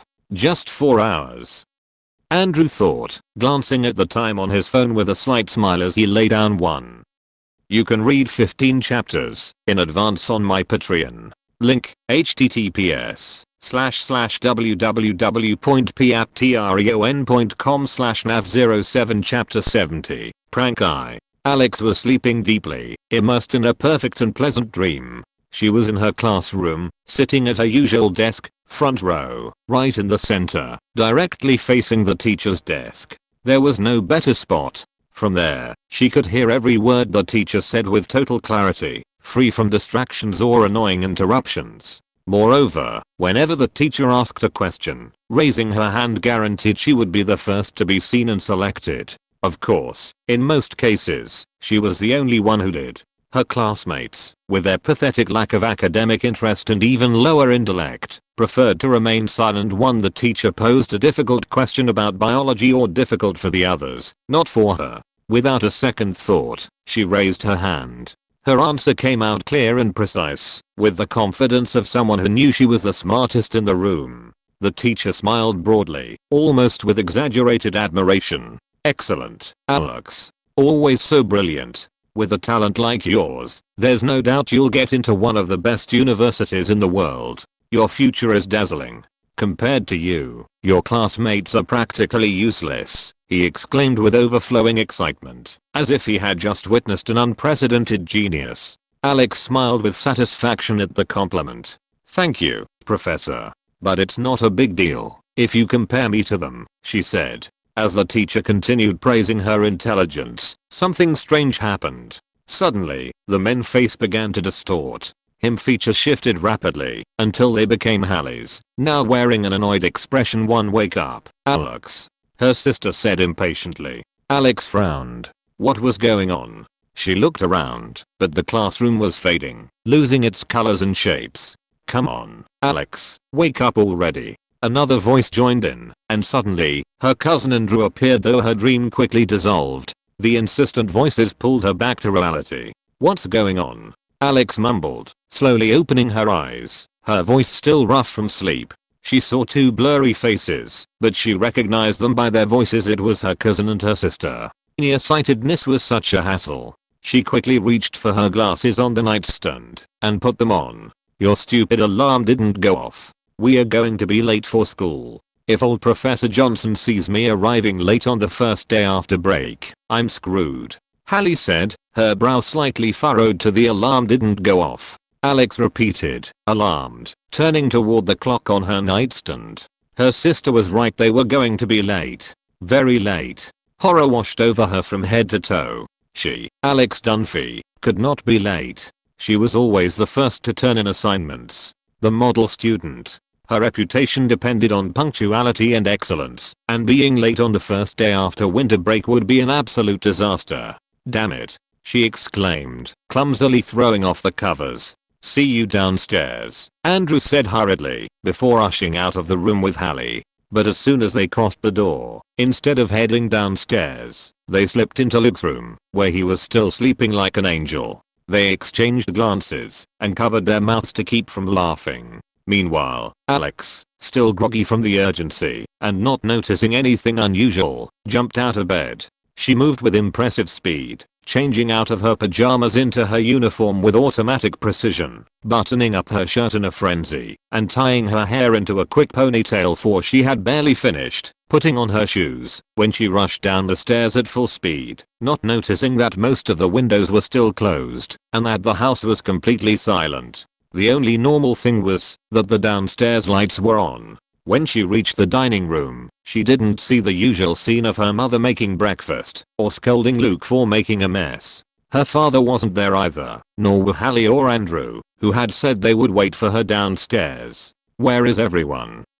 Alex wondered, frowning with a strange expression. Had she imagined everything? No, impossible. Suddenly, an alarm went off in the kitchen. Alex jumped in fright. The sound wasn't extremely loud, but it was irritating. And in the silence of the house, it was impossible to ignore. Within seconds, hurried footsteps echoed down the stairs. "Ouch, I really need to fix that step," Phil mumbled. Claire stormed into the kitchen in her pajamas, gripping a baseball bat, ready to defend her family and her home. Phil, on the other hand, had assumed a karate stance, though his face looked half asleep. "Get out of my house. The police are on their way," Claire shouted, expecting to find some unknown, suspicious person. But when she saw her youngest daughter fully dressed for school, she was utterly confused. Phil, rubbing his eyes to make sure he wasn't dreaming, looked just as baffled. "Alex, what are you doing dressed?" Claire asked, lowering the bat and sighing in relief that there wasn't an intruder. "For school. What else?" Alex replied, confused.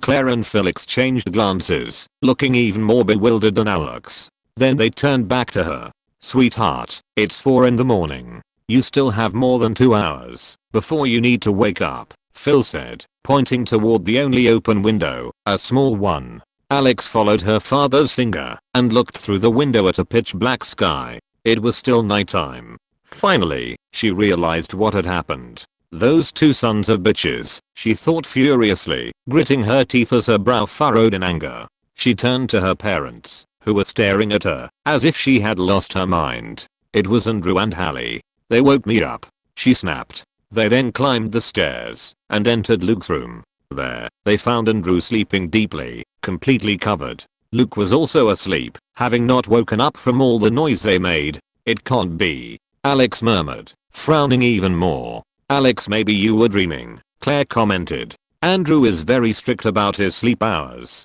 I'm not crazy or schizophrenic. This family hasn't driven me to that state yet, Alex muttered, still not believing Andrew's stunt. But she couldn't go in and cause a scene while Luke was sleeping next to him when they then went to the next room. Hallie was also sleeping like an angel, and there was nothing strange about it. Go back to bed. I'll make sure to wake you up at the right time, Claire said, turning around and heading back to her room. She didn't feel like thinking about whether Alex was lying or not. In fact, she believed her. She could totally see Hallie and Andrew pulling off a prank like this, but Claire was tired and didn't want to wake everyone up to argue about it. The best thing was for everyone to go back to bed.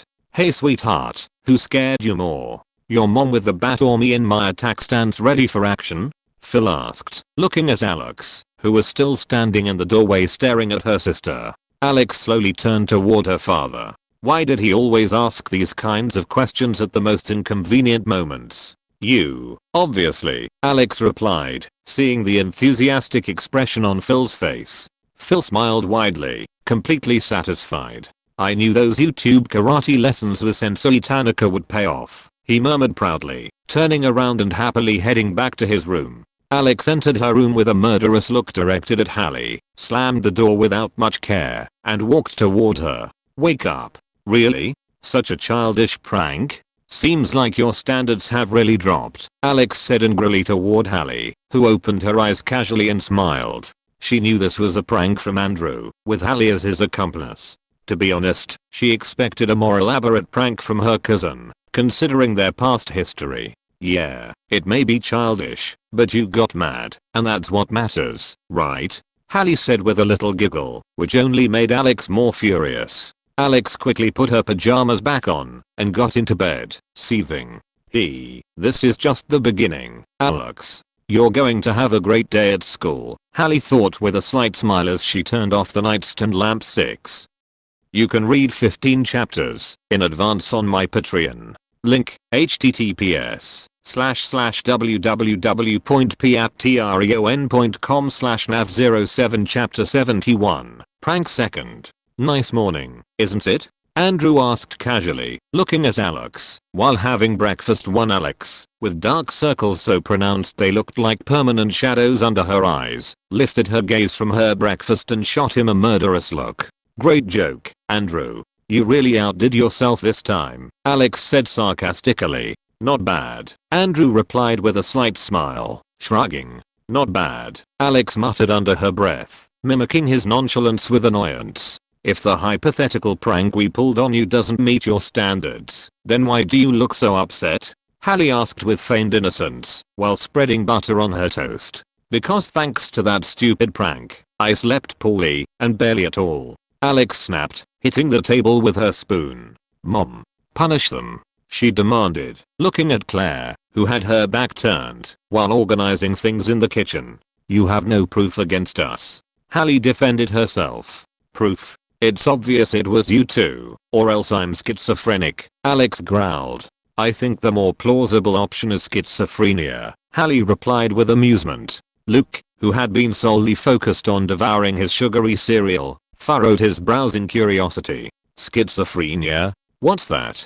Can you eat it? He asked before taking another spoonful. No, you can't eat it. It's a mental illness, Claire said, turning around to look at Luke. Then she looked at Alex. And Alex, there's no time to talk about punishments right now. Besides, it's not a big deal. You just lost a few minutes of sleep, Claire added, making Alex's tired eyes widen in outrage. Not a big deal? It is for me. How can you say it's not important? I cold being late on the first day after the break, Alex protested, raising her voice. Claire resisted the urge to roll her eyes at her daughter and raised her hand. We're not discussing this right now. Otherwise, you really will be late, she said, pointing at the kitchen clock. Alex pressed her lips together and huffed in frustration, but she had no choice but to drop the subject for the moment. She stood up abruptly, grabbed her backpack, and headed for the door with a deep frown, while Hallie and Andrew exchanged an amused glance before following her. Hallie and Andrew were driven to Palisades High School. Alex was taken to the middle school, which was just a few minutes away by car. It's not a big deal, Alex repeated in her mind, echoing her mother's words as she walked toward the classroom where she had her first class. Hey, Alex. Alex blinked and reluctantly looked up. In front of her stood Austin, a chubby boy with bowl-cut black hair and brown eyes. Austin was one of the few people she talked to at school. Not because they were great friends, but because at least he had an acceptable level of intelligence and didn't drive her crazy with nonsense. Hey, Alex muttered without much enthusiasm and kept walking toward her classroom, paying little attention to Austin, who quickly followed her. Unbothered by her tone, Austin picked up his pace to keep up with her. Did you do the assignments they gave us over winter break? He asked with genuine curiosity. Alex let out a dry chuckle. What do you think, Austin? That I left them for the last day like some irresponsible slacker? Alex said with a hint of mockery. Of course, I did them. The moment they assigned them. They reached the classroom and entered along with the rest of the students, who were beginning to settle into their seats. Alex walked straight to her usual spot, sat down, and pulled out her notebook with a sigh of resignation. She just wanted to focus on class and forget about the morning disaster. When the teacher arrived, he asked for the winter break assignments. She handed hers in, and then the lesson began. She picked up her usual pen and started writing the title at the top of the page, but as soon as she saw the ink color, her eyebrows furrowed instantly. A neon pink so bright it almost hurt her eyes spread across the paper with every stroke. Alex blinked, stunned. She examined the pen closely. On the outside, it was exactly the same as always. But on the inside, Andrew, she muttered through gritted teeth, feeling the fury rise within her. She took a deep breath, trying to calm herself. She wouldn't let her cousin's pranks get to her. Even though they already had, though she would never admit it. Luckily, she always had 1 or 2 spare pens. She reached into her pencil case and pulled out another pen. She removed the cap, tried writing, and the same neon pink appeared on the paper. Her eye twitched in frustration. She tried another pen, just in case, and got the same result. All 3 of her pens had been sabotaged. She clenched her jaw and closed her eyes, counting to 10. 3. I'll just write with this ugly, obnoxious pink, she thought, having no other choice. Fortunately, the school day continued without any further mishaps, though she had no choice but to use the bright pink pen. Then came history class, and she pulled out her textbook. Or so she thought. It had the same cover, with the title clearly visible on the front. However, when she opened it to the page where they had left off last class, her brow furrowed as she read. Hobbits and ponies rushed forward. They had already shaken off half of their fatigue and all fear. Hey, come merry doll, came the song to them as a welcome. Hey, come merry doll, brave ones, leap, hobbits, ponies, and all, to the feast. Let the joy begin. Let us all sing together. Alex blinked. What the hell, she thought. She flipped through the pages quickly and found more strange text talking about hobbits and dialogues from someone named Gandalf. She checked the cover again, it was the right one. However, she now realized the book was smaller and had clearly been wrapped with a fake cover. Andrew, she thought. That bastard had switched her book and even covered it with an identical version of her history textbook's cover. Before she could think of a solution, the teacher's voice rang through the classroom. Alex, could you please read the paragraph on page 132? I didn't bring my book, Alex replied quickly, shutting it as if she had never opened it. The teacher, however, raised an eyebrow and pointed at the book in her hands. You didn't bring it? But you have it right there. No, it's just that this isn't, she tried to say, but it was too late. The teacher extended a hand. Let me see it. Alex swallowed hard. She had 2 options, give him the book and make a fool of herself, or insist she had nothing and look like a liar. She sighed in resignation and, without a word, handed it over. The teacher took it, opened it, and as soon as he read the first line, his brow furrowed. The Lord of the Rings? Strange that you have Tolkien's book with our textbook's cover, he murmured aloud, and immediately, a few classmates let out giggles. Alex felt like she wanted to sink into the floor. Alright, Miss Dunphy, the teacher said, closing the book and looking at her with a mix of confusion and amusement. While Tolkien is a fascinating author, I'd prefer if you brought the correct book to my class. I expect you to have it next time.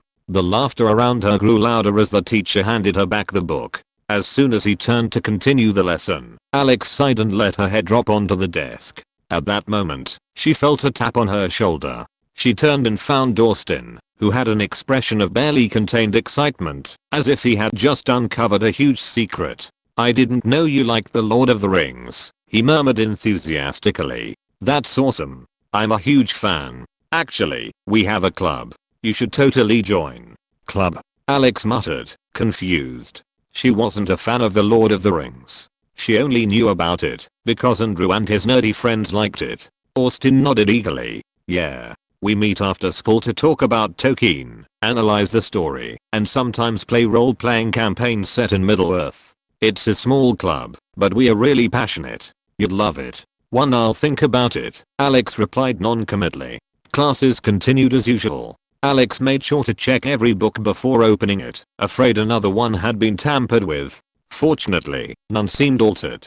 Still, she wasn't sure whether she could let her guard down. She had been naive to think Andrew would stop at a light prank, like waking her up early. The classroom was completely silent. The teacher was grading papers at her desk, and the students were reading individually, making use of the last few minutes before the bell rang, and they could go home. And then, without warning, a sound shattered the tranquility. At first, it was a faint sound, like a murmur. But within seconds, the sound became clearer and turned into something unmistakable for everyone. Moans of pleasure. One heads immediately lifted. Some students exchanged confused glances, others stifled hidden laughter.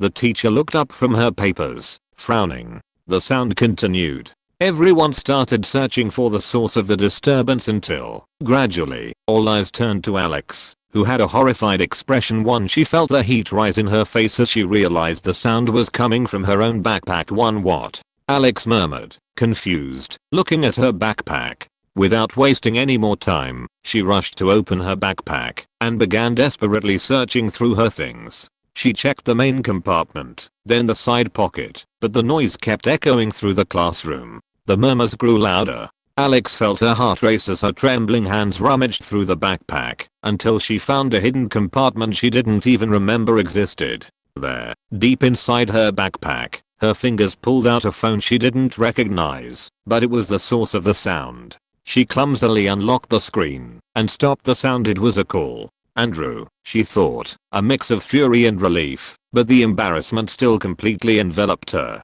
When she looked up, she noticed that everyone was still staring at her, some with mocking smiles, others with pure confusion. Her face burned. "Alex, what was that?" the teacher asked, standing up and walking toward her desk. At that moment, the bell rang, and the teacher told everyone they could leave, except Alex, who had a gloomy expression. 5 minutes later, Alex left the classroom alone with a defeated look. Luckily, she wasn't punished due to her good grades and conduct, but she was scolded for the first time. It was something she didn't want to repeat.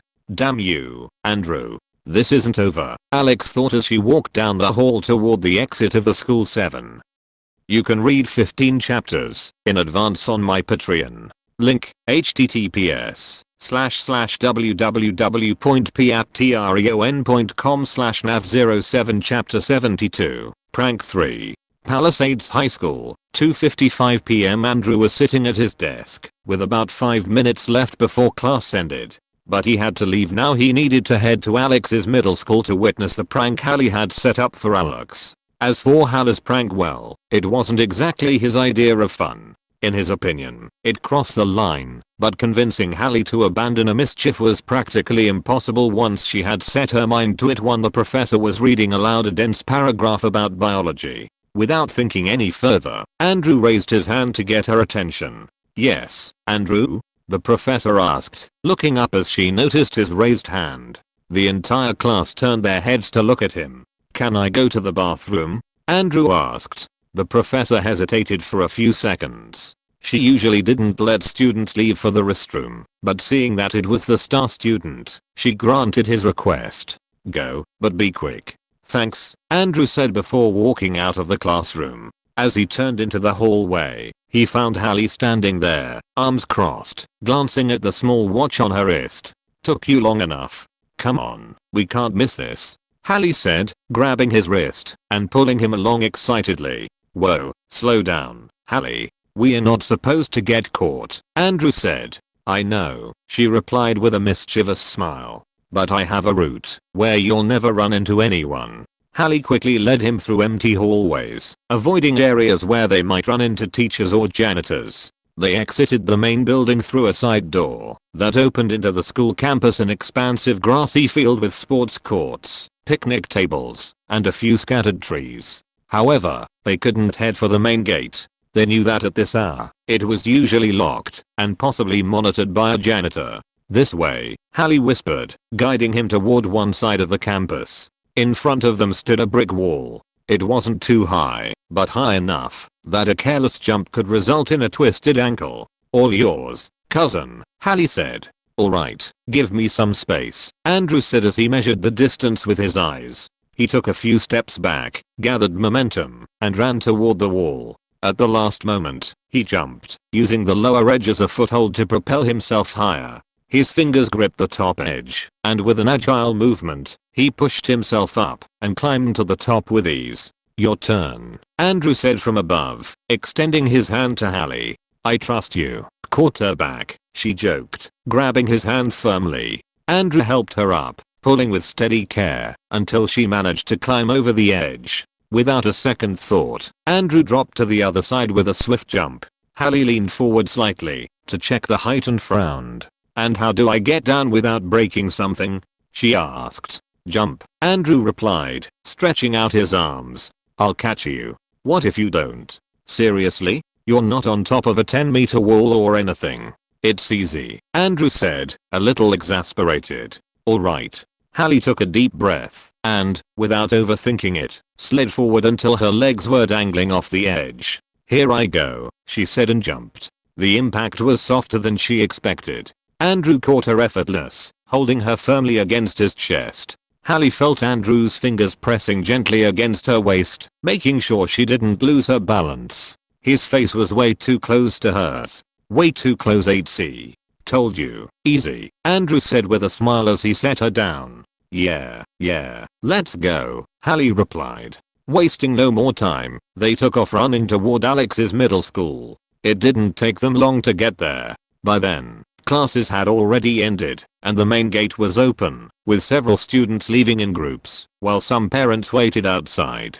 Taking advantage of the moment, Andrew and Hallie walked in casually, blending in with the crowd, as if they were just there to pick up her sister. Easy. Now, let's enjoy the show, Hallie said, checking the time on her phone. 3:01 p.m. They were right on time. When your mom comes to pick up Alex and sees you here, you're going to be in trouble. And so will I, Andrew said with a slight grimace. How bad can it be? Hallie said dismissively. She's going to realize you skipped school, even if it was just for a few minutes. And what does your mom do when she finds out you did something wrong? Andrew asked. Ground me for a week or more, Hallie sighed. Why do you have to ruin my fun? I'm just preparing you for the inevitable punishment, Andrew said with a smirk. But it'll be worth it. Besides, we can get out of here without anyone seeing us, Hallie said.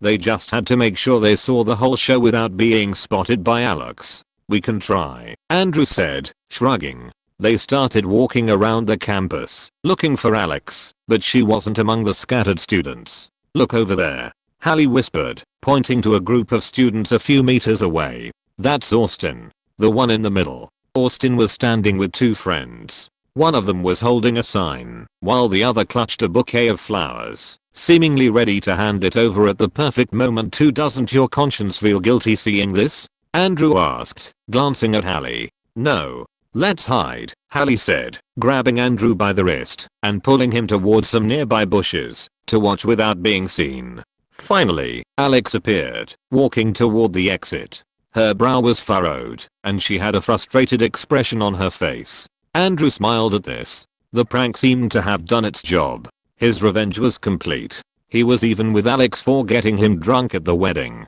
Suddenly, Austin stepped in Alex's path, and she looked up at him, clearly confused and not in the best mood.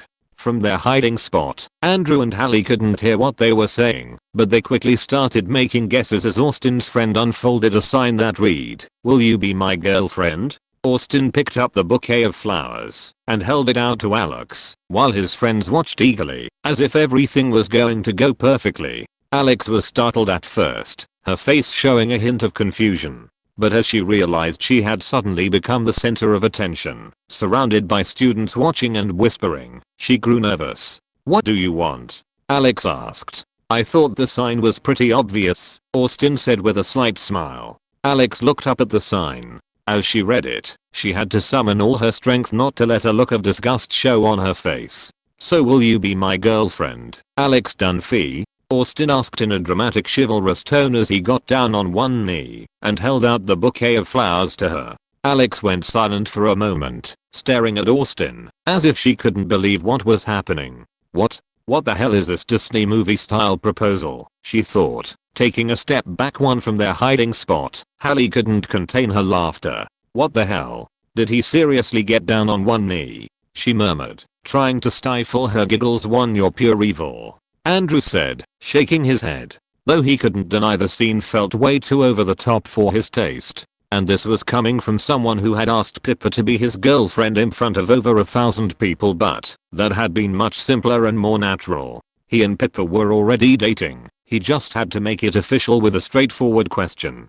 No posters, no flowers, no kneeling. Alex, visibly uncomfortable, looked at Austin with a mix of surprise and frustration. The murmurs around them grew louder, and the pressure of having the whole school watching made her break into a cold sweat. Finally, after a few seconds of tense silence, Alex looked at Austin and said, "I'm sorry, but no. I don't have feelings for you, and I don't even know you that well." She only ever talked to Austin about schoolwork, and had been to his house maybe 3 times years ago for a group project. She didn't even consider him a friend, let alone a romantic interest. The rejection was immediate and direct. Austin and his friends stood there, stunned. The students watching the scene began whispering even more, making everything even more awkward. As Austin opened his mouth to speak, Alex cut him off. "No means no. And I don't even know what you were expecting with all this. We barely talk." Austin, his face red with embarrassment, slowly got to his feet and mumbled, "But your sister told me you liked me." It was in that moment that Alex realized what had happened. Her expression shifted from disbelief to a mix of fury and resignation. "What?" she said, barely believing it. "What the hell? My sister?" she snapped, looking around. Her eyes landed on 2 heads poking out from some nearby bushes. She recognized them immediately. Her frown deepened, and she started marching toward the culprits behind all her misery that day. One, seeing Alex approaching, Hallie and Andrew quickly ducked their heads down, trying to disappear from sight. But it was already too late. "You two!" Alex shouted furiously, making Andrew and Hallie jump to their feet. "What? We were just watching," Hallie said with an innocent look. "Yeah, sure. Austin already told me that you told him I liked him," Alex said. "Slander and lies," Hallie muttered, playing dumb, which only made Alex even angrier. "And you? What do you think about all this? Are you just going to stay quiet?" Alex asked, turning to Andrew. Andrew, feeling nervous under his cousin's piercing glare, quickly defended himself. "I had nothing to do with Austin's confession," he clarified. "That was all, Hallie. I only did the prank calls with moaning sounds, change your pens with bright pink, and change your books. That's it. 1-0, such funny pranks. But the thing with Austin? That crossed the line. And you, of all people, should know that," Alex said, her voice carrying more hurt than anger. Her eyes glistened in a way that was different from usual. "You know what it's like to have someone confess to you in front of a crowd. You were there. And yet, you didn't do anything to stop this. You know what? I don't have time for this," Alex said, wiping her eyes, before turning and walking away. Andrew watched his cousin leave, and that's when he realized this wasn't just normal anger. The situation was deeper than he had thought. Hallie, noticing the serious and unamused look on Andrew's face, brushed it off. "Relax, Auntie. Alex will be fine. I've seen her mad 1,000 times." Andrew didn't respond. There was something about the way Alex left, and the way she spoke that left a bad taste in his mouth. 3 So, now what? Hallie asked. Alex probably already told your mom we're here. Hiding is pointless, Andrew replied, already walking toward the exit. When they stepped outside, they saw Claire standing with her arms crossed, leaning against the car, glaring at them. There was no need for words, they were definitely in serious trouble. Oh, look who we have here. Did you two time travel back to middle school? Claire said sarcastically. Hallie's face darkened at those words. She knew perfectly well that her mother was not going to let this slide. Suddenly, it didn't seem so funny or fun anymore. Claire sighed and crossed her arms again. Skipping school, even for just a few minutes, will not go unpunished, she said firmly. The good news is the school won't hear about this. The bad news? I'll be the one punishing you. Andrew, you're going to tell your parents exactly what you did. Yes, ma'am. Andrew nodded. Let's get inside, Claire said with a sigh, and everyone got into the car. Alex remained silent, not saying a single word. I'll take you back to school. I know you have football practice, Claire said, addressing Andrew. Alright, Andrew nodded. But since they can't know you snuck out, you'll have to climb back over the wall again so no one suspects you ever left, Claire added to Andrew raised an eyebrow at Claire's suggestion. It made sense, but it was odd coming from an adult. Still, he nodded without objections. He knew Claire wasn't joking when it came to covering up anything related to skipping school. She dropped him off at the same wall he had climbed over earlier. He said goodbye to his family. Alex didn't even look at him. Andrew climbed the wall with ease, landing on the other side in just a few seconds. He needed to grab his backpack and head to practice, but he still couldn't shake his concern about Alex. She seemed more than just angry, it felt like something deeper, like she was actually upset. For he reached his classroom, now empty, and went straight to his desk. Grabbing his things, he headed out. On his way to the football field, he suddenly stopped. Should I go talk to her now? But I have practice. Andrew thought. As much as he wanted to train, something inside him told him that family came first. I'm going to talk to her, he finally decided, changing his course. You can read 15 chapters in advance on my Patreon. Link, https://www.patreon.com/nav07 chapter 73. Talk to Alex. Ding dong. Hearing the doorbell, Claire stopped what she was doing and walked toward the door, wondering who it could be. When she opened it, she was surprised to see the person on the other side. Andy? She asked, confused. Hey, Aunt. Andrew said with a strange expression. Just a few minutes ago, she had dropped him off at school, and now it seemed like he had run away again, only this time from practice. Aren't you supposed to be training? Claire asked, letting him into the house. Yeah, I should be, but I need to talk to Alex. I think we went too far with our last prank, Andrew replied, sounding concerned. Millimeters, I see. Yeah, her anger was different from the usual fights with Hallie. Claire nodded in agreement, recalling how Alex had remained silent the entire ride home and locked herself in her room as soon as she arrived. She had learned about the prank from Hallie, who had tried to justify herself to soften her punishment but only made things worse for herself. As Andrew made his way to Alex's room, he noticed Hallie sitting on the couch in the living room. She turned to see who had rung the doorbell and was surprised to see him there. Andy, what are you doing here? She asked, her tone no longer as cheerful as it had been hours ago. I'm here to talk to Alex, Andrew replied, making Hallie raise an eyebrow and let out a low whistle. Good luck with that, Hallie said sarcastically. I've never seen Alex this mad. She kicked me out of the room, and it's my room. Hallie added with a strange expression. Normally, she wouldn't let herself be thrown out of her own room, but seeing how angry Alex was, she had decided to stay away for now. You should apologize to Andrew thought, but he kept quiet and continued on his way. He climbed the stairs and, upon reaching Alex's door, knocked lightly. What? It's me, Andrew. Can I come in? I want to talk, Andrew said. No, go away, Alex replied from inside, her tone anything but friendly. Come on. I just want to talk, Andrew insisted, but this time, Alex didn't respond. He kept trying, but his cousin refused to answer. His last option was to open the door himself, but he quickly realized it was locked. Well, I guess we'll talk later. Andrew said, then made the sound of footsteps, as if he were walking away, but in reality, he remained still. After waiting a few seconds, he knocked on the door again, this time louder.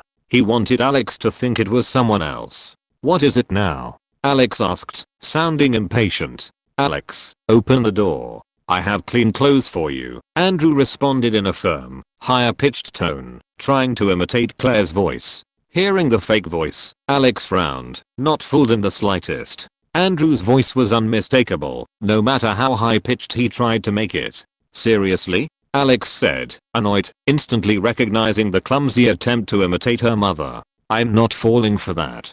Get out of here. That's no way to talk to your mother," Andrew exclaimed indignantly, trying to keep up his act. On the other side of the door, Alex felt her eyebrow raise involuntarily, and for a split second just almost she nearly let out a small smile at Andrew's ridiculous performance. But she quickly suppressed it, remembering she was still mad at him. "I told you to leave," Alex said, trying to regain her seriousness. Andrew, realizing his last trick had failed, sighed, and started walking away. Silence filled the hallway for a few moments. But it didn't take long before, with a new strategy in mind, he knocked on the door again, this time more impatiently. "Open the door, Alex. This is my room too," he exclaimed, now trying to imitate Hallie's voice. Hearing the new impression, Alex frowned, already knowing exactly what Andrew was up to. "Seriously? Now Hallie?" she muttered, sighing. "Open up. I forgot my phone, and Dylan texted me. We are probably getting back together," Andrew continued. Alex, though she tried to keep a straight face, couldn't stop a small, amused smile from forming at Andrew's nonsense. Finally, she opened the door. "Did you fall for my amazing performance?" Andrew asked the moment he saw Alex's face. "Of course not. You suck at impressions," Alex replied with a small smirk, unable to hide how amusing she had found his attempt at mimicking Hallie. "A tip for improvement. Hallie's voice is more high-pitched," she added. "I'll keep that in mind, but I'd rather not lose my voice," Andrew said with a grin as he quickly slipped into the room before Alex could change her mind and shut the door on him. Alex locked the door, went back to her bed, and sat down, crossing her arms as she looked at Andrew with a frown again. "You're not going to kill me, right?" Andrew asked, raising his hands in surrender as he saw his cousin locking the door. "As if I could," Alex scoffed. "In a physical fight, Andrew would beat her in an instant. I just don't want Hallie barging in," she added. Andrew nodded. It was clear that the main focus of Alex's anger wasn't exactly him but her sister.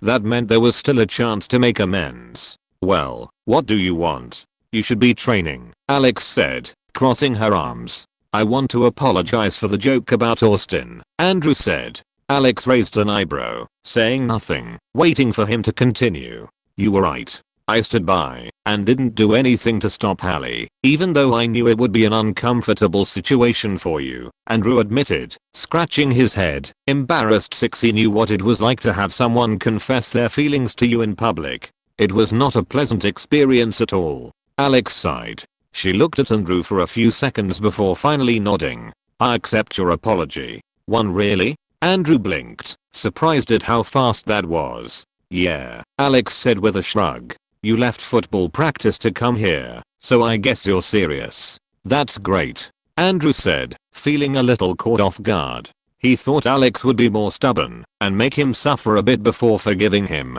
"Now go. You have practice. My mom can give you a ride. You know how seriously she takes your football," Alex said, glancing at him. Andrew frowned slightly. There was something in her tone that didn't go unnoticed. It didn't sound like just a casual remark. "What do you mean by that?" Andrew asked. Alex scoffed and looked away. "Nothing. Come on, tell me," Andrew insisted. He knew her well enough to know it wasn't nothing. "Nothing. Leave, or I'll take back the forgiveness I gave you," Alex said stubbornly. Andrew sat beside her, ignoring her threat.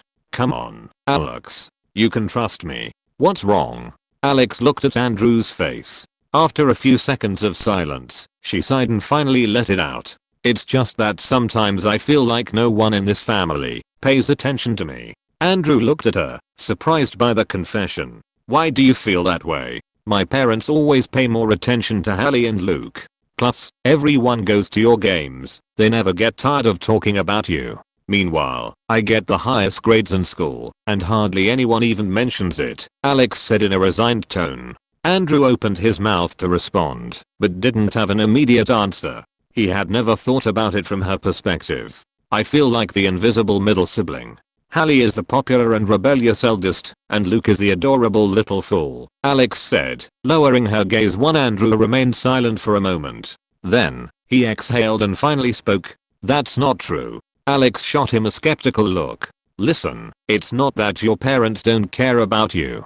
It's just that they see you as the most mature of the three. They don't have to constantly check on you, because you're the one who causes them the least trouble. Hallie is always getting into trouble, or doing something reckless, and Luke, well, he's Luke. He can barely cross the street without getting distracted by a bird, Andrew said seriously. Alex raised an eyebrow at him, and he continued. As for academics, it's not that your parents don't care about what you do. They just see you as independent and incredibly smart. They don't actively show their excitement, because they already take it for granted that you'll do everything perfectly. But I guarantee you, if you ask either of them, they're the proudest of your grades. Andrew paused, thinking, then went on. They know you already have everything planned out, so maybe they neglect you a little, in a way. It's not ideal, I know, but that's the reason. It doesn't mean they don't care. It's just that, in a way, they think you don't need the same kind of support that Luke and Hallie do.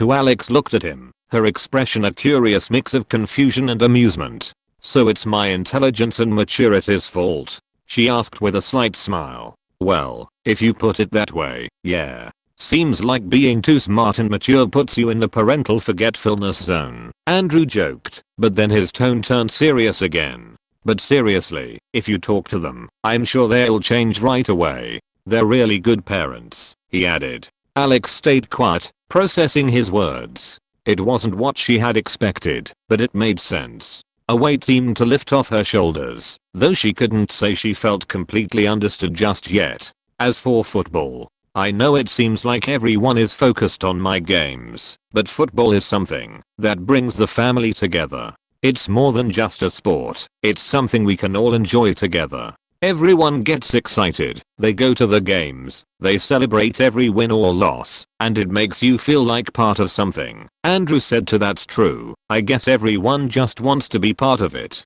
Though you should leave out the losses part, Alex said. Andrew chuckled slightly at the comment, considering he hadn't lost a single game in his entire school sports history so far in which he played the match. Yes. Football is just the means, but what really matters is what it creates around it: unity, support, and shared excitement. Andrew nodded. Alex nodded as well. She couldn't blame her cousin for being the center of attention, considering he was the team's starting quarterback. It would be selfish and envious of her. Besides, even if she didn't want to admit it, she had ended up enjoying Friday night games. So, if you ever have a problem and feel like your parents forget about you because of Luke's antics or Hallie's rebelliousness, you have me for whatever you need, Andrew said with a smile, looking at Alex. Really? Alex asked, meeting his gaze. Yes, Andrew nodded firmly. I'll always be here for you, no matter what. I'd even skip a game. Alex, surprised but also grateful, let a smile form on her face. That's really cheesy, she said with a smile. I know, but it's true. You can always count on me, Andrew replied, laughing. Alex looked at him for a few more seconds and then, almost without thinking, stepped forward and hugged him. Thanks, she whispered. Andrew was a little surprised by the hug, but he happily accepted it. You're welcome, he responded with a small smile. Then, Alex pulled away and took a step back. Seriously, I'm fine now. Go to your practice. I'm sure they're making a mess without you there. I don't want to be the reason you miss your first practice. Andrew nodded and stood up, not in too much of a hurry, as if the urgency of the moment wasn't that serious. His gaze landed on the nightstand, where he spotted a pamphlet. It was for a museum.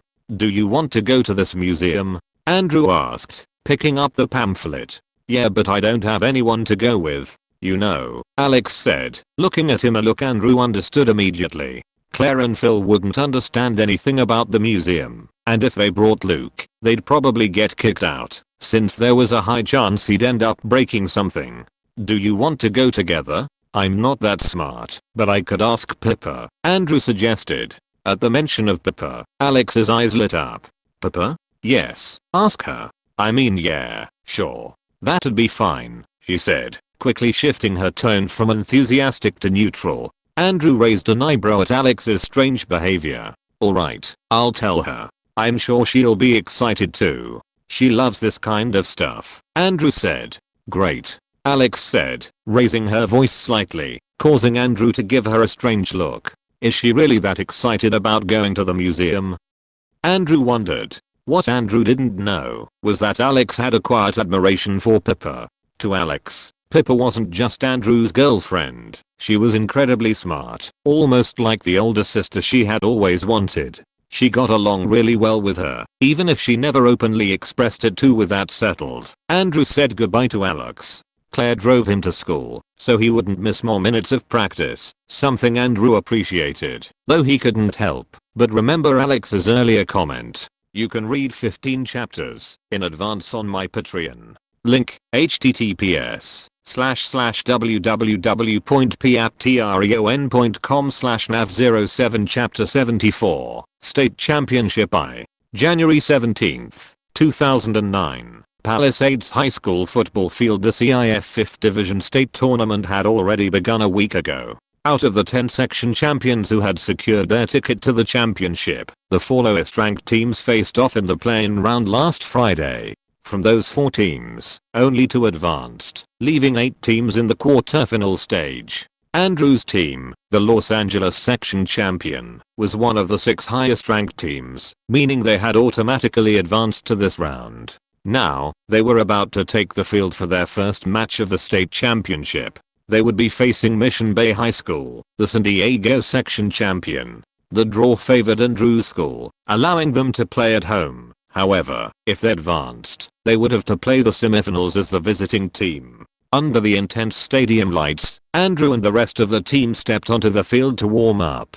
The air was thick with anticipation. The opposing team also emerged and moved to the other half of the field. The players from Mission Bay High School, dressed in black and gold uniforms, began their own warm-up drills. They moved with precision and confidence, reflecting the experience of a team that had already won section championships and knew what it was like to compete in a state tournament. Steve, Archie, Reggie, Kevin, and the rest of the team had the same tense expressions as they stretched and began their initial warm-up exercises. Some glanced at the stands, while others stole quick looks at the Mission Bay High players, who moved with discipline and self-assurance. They've played state tournaments before. We are just rookies, Archie added, swallowing hard as he glanced at the stands filled with spectators cheering them on. Everyone was counting on them, and that only made him more nervous.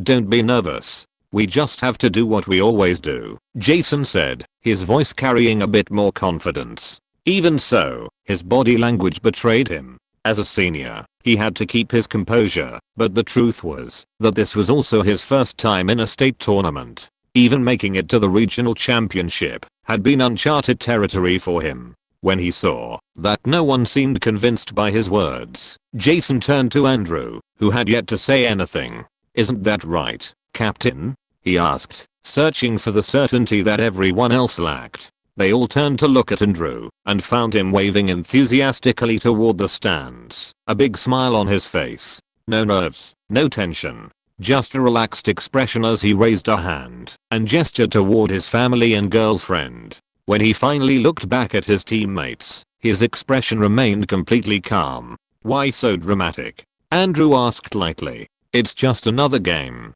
Do what you always do. How is it possible that you never get nervous? Not in regular season games, not in the regional playoffs, not even now, Kevin asked, incredulous. Because I know what I can do, and I know what you guys can do, Andrew replied, his gaze sweeping over each of his teammates. One, just keep doing what you always do. I'll lead the way, he added with confidence. His words accomplished what Jason's hadn't. The fear and uncertainty began to fade. Andrew started his warm-up. He made light passes of 5 to 10 yards, ensuring his throwing mechanics were smooth.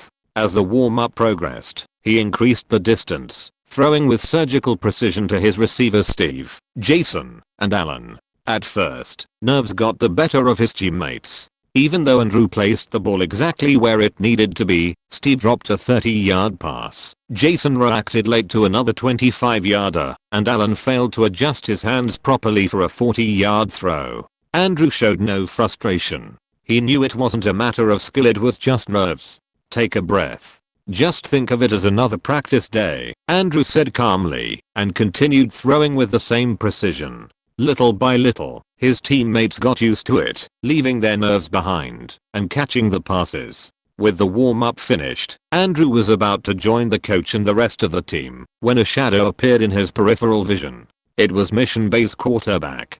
Tall, with long limbs and a confident smile, the guy approached with a relaxed stride. He carried his helmet in one hand, and looked at Andrew with a slight smirk. "Your receivers missed quite a few at the start," he commented casually, though his intent to provoke was clear. "Looks like they are a bit nervous. I don't blame them, this is a big stage for rookies." Andrew didn't even look at him right away, but the guy kept talking. "Although, of course," he continued with a grin, "you don't seem nervous. Maybe because you focus more on social media than the actual game." Andrew raised an eyebrow with mild interest, and looked at him for the first time. "Your name?" Andrew asked. "Ryan," the guy replied, continuing his attempt to get under Andrew's skin. "I saw your YouTube channel. You've got a talent for videos, the Reddits, the game previews, even that time you destroyed those guys 82-0. Viral, huh? Hundreds of thousands of views. But tell me, is that what you're after? Being a showman? I'd recommend you drop that nonsense and focus on football." Andrew tilted his head slightly, as if he were genuinely considering Ryan's words. Good advice. "But now that you mention it, I need to think of a title for my next video," he said, resting a hand on his chin. Ryan frowned, confused. Andrew snapped his fingers, as if he had just come up with a brilliant idea. "How about this?" he said with a smile. "First state game, I threw a 75-yard touchdown pass and destroyed Mission Bay." Ryan blinked. For a moment, he thought he had misheard. "A 75-yard pass?" he repeated incredulously.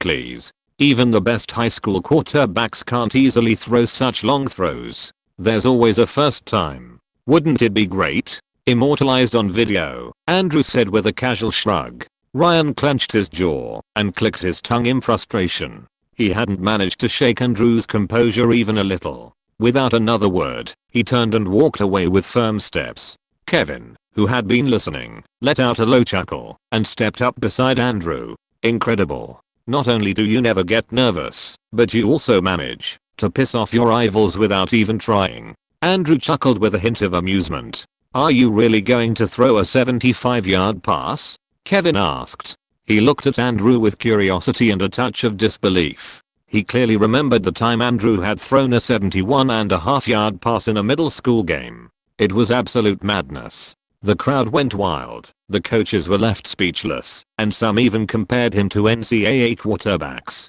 In fact, that was why he had been interviewed by a local sports outlet.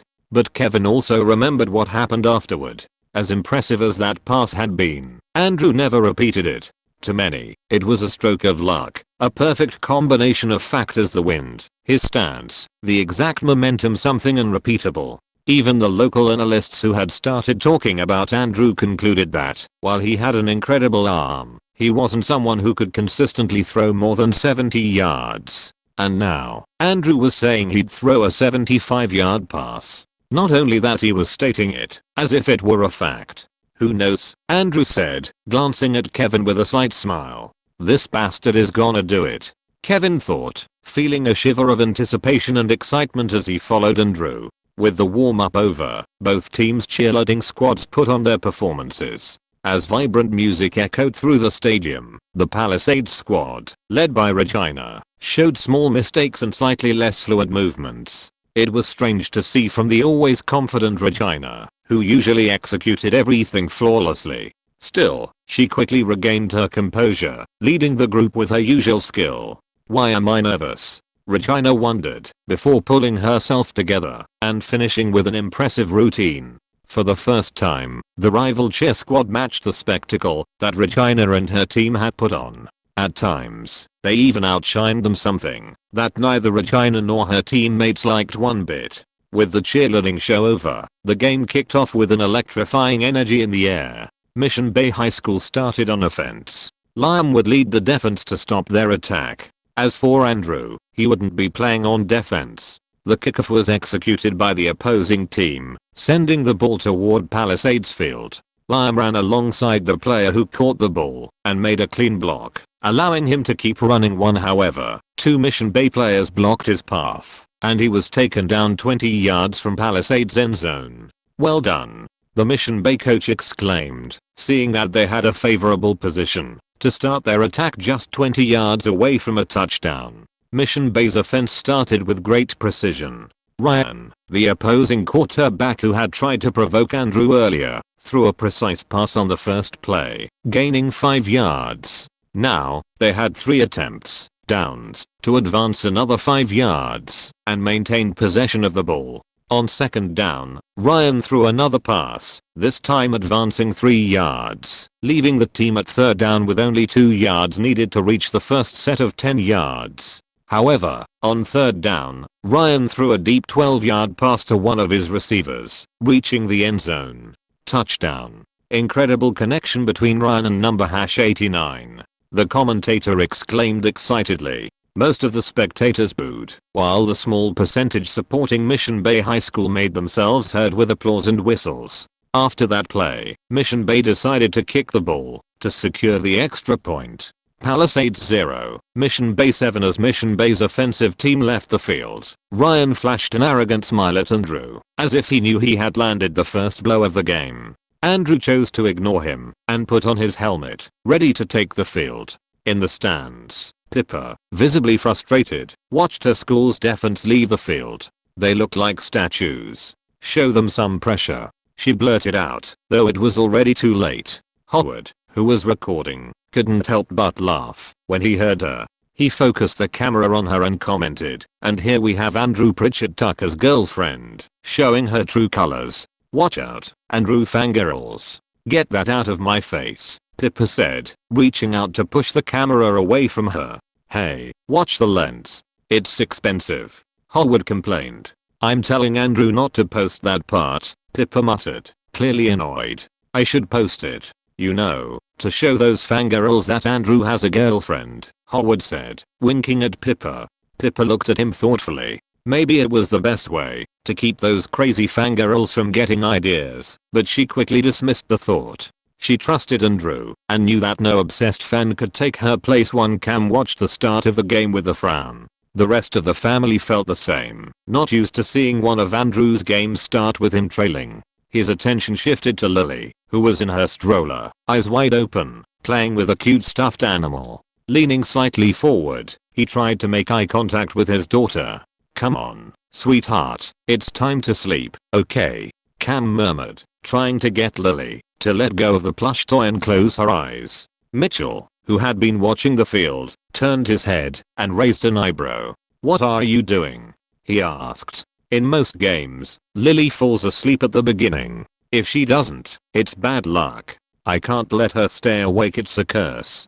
Cam responded, completely serious. "What? Is this some kind of superstition?" Mitch asked. "Of course not. It's like a tradition." "Yes, a tradition," Cam said, convinced of his own logic. Mitch decided to drop the conversation, knowing he wouldn't be able to tone down Cam's dramatics. On the field, Palisades' offensive team, led by Andrew, lined up in their half, preparing for the kickoff. Mission Bay's kicker got into position, adjusted his helmet, and with a powerful movement, sent the ball flying toward Palisades Field. It was a strong, but carefully calculated kick, aiming for the far end of the field, preventing Andrew from catching it directly. The intention was clear, not to give Andrew, known for his incredible ability to catch the ball and evade defenders, a chance to make a play that could end in a touchdown. Reggie caught the ball and, shielded by his teammates, started running. Mission Bay's defense was well positioned, leaving little room for movement. The defenders aligned perfectly, surrounding him and bringing him down 35 yards from Mission Bay's end zone to 35 yards. Not bad, Andrew thought. Set hut, Andrew shouted, and the ball was snapped perfectly into his hands. Immediately, his offensive line formed a protective wall, blocking the opposing players rushing toward him. The defensive pressure wasn't small. Kevin was using all his strength to hold his ground. With the ball in his hands, Andrew waited, scanning the field. His receivers began to move, running their routes across the field. But soon, a Mission Bay player started slipping through the defensive line, managing to break through and dangerously close in on Andrew. TSCH. Andrew clicked his tongue internally. His plan was to advance 35 yards with a pass, but for that, he needed a few seconds for his receivers to get near the end zone. However, now he had someone charging straight at him. The defender lunged at him. Just when everyone expected Andrew to be taken down, he spun swiftly at high speed, dodging the defender with a precise feint. Thrown off by the movement, the defender missed his tackle attempt and fell face first onto the turf. Andrew seized that brief second of advantage. Knowing he could no longer delay the pass, he locked his eyes on Steve. He lifted the ball and threw it with precision and speed. The pass rocketed through the air, traveling 32 yards. Steve didn't waste the opportunity. He extended his hands and caught the ball without hesitation. Then, with a quick spin, he sprinted the last 3 yards, crossing into the end zone. The stadium erupted in cheers, and the commentator, his voice full of excitement, exclaimed, "And there you have it. Just when we thought Andrew was going down, he dodged the defender at the last second and fired off a 30+ yard pass." Receiver #88, Steve, made no mistake and caught it with class. A touchdown on the first down. That's how it's done. One Palisades got ready for the 2-point conversion. The team lined up near the opponent's end zone. When the ball reached Andrew's hands, he opted for a quarterback run. With his offensive line shielding him, he started pushing forward. The opposing defense, still recovering from the previous play, scrambled to reorganize, but Andrew took advantage of the space his team had created. He ran swiftly, dodging a couple of defenders attempting to tackle him, but his speed allowed him to keep the momentum and reach the end zone. The stadium exploded in cheers. With an impressive solo run and perfect protection from his offensive line, Andrew scores the touchdown and secures the 2 points for his team. The commentator shouted, "See, Cam. Andrew doesn't need superstitions," Mitchell said with a smile, clapping non-stop. Cam didn't even hear him over the noise he was making, shouting, and celebrating. Palisades 8, Mission Bay 7. The game continued. You can read 15 chapters in advance on my Patreon. Point link, https://www.patreon.com/nav07 Chapter 75, State Championship 2nd. The game continued. By the end of the first quarter, Palisades School was in the lead, winning 16-7.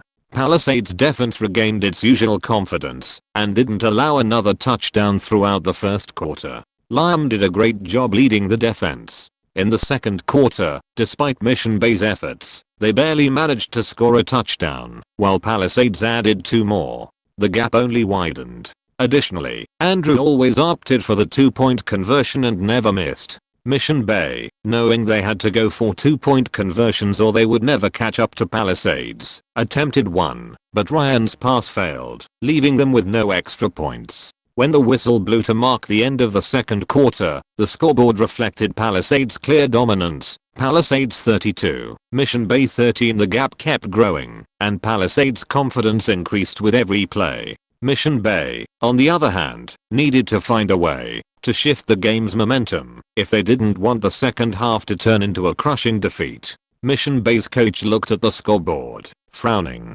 They weren't just losing. If the game continued at this pace, this wouldn't just be a defeat, it would be an embarrassment. But what worried him most wasn't the score difference, it was the way it was happening. Andrew hadn't missed a single pass. Every time he threw the ball, it was practically a guaranteed touchdown. The only thing that had stopped Palisades' offense were their running plays, where their ball carriers had been tackled before gaining significant yardage. That meant one thing was clear: if they wanted any chance, they had to force Palisades to run the ball. They needed to shut down every passing option and make Andrew rely on the ground game. The coach gathered his team on the sideline, knowing they had to make drastic adjustments. On the Palisades bench, just before the third quarter began, Andrew sat, taking deep breaths. He wasn't satisfied with the score. He still had to complete that 75-yard pass. If he wanted to push his limits in this 5th division, he couldn't be satisfied with just winning by a few touchdowns. He had to break records. The second half had to be different. His goal wasn't just to maintain the game's pace, but to take his play to the next level, holding nothing back and playing at his absolute best. As the third quarter was about to begin, Andrew had already made his decision. "Sorry, Mission Bay guys, nothing personal." He thought 2 Mission Bay went on offense, but they couldn't reach the end zone. Palisades defense once again showed its strength, stopping Mission Bay near the 20-yard line on their final down. The 20-yard line. Andrew thought as he stood up from the bench. He knew exactly what he had to do. On taking his position at the center, his teammates gathered around him, waiting for his instructions. "We are going for a 75-yard pass," Andrew declared casually. Everyone stared at him in shock. 75 yards, are you sure? Jason asked, frowning. "That's a deep throw, Andrew."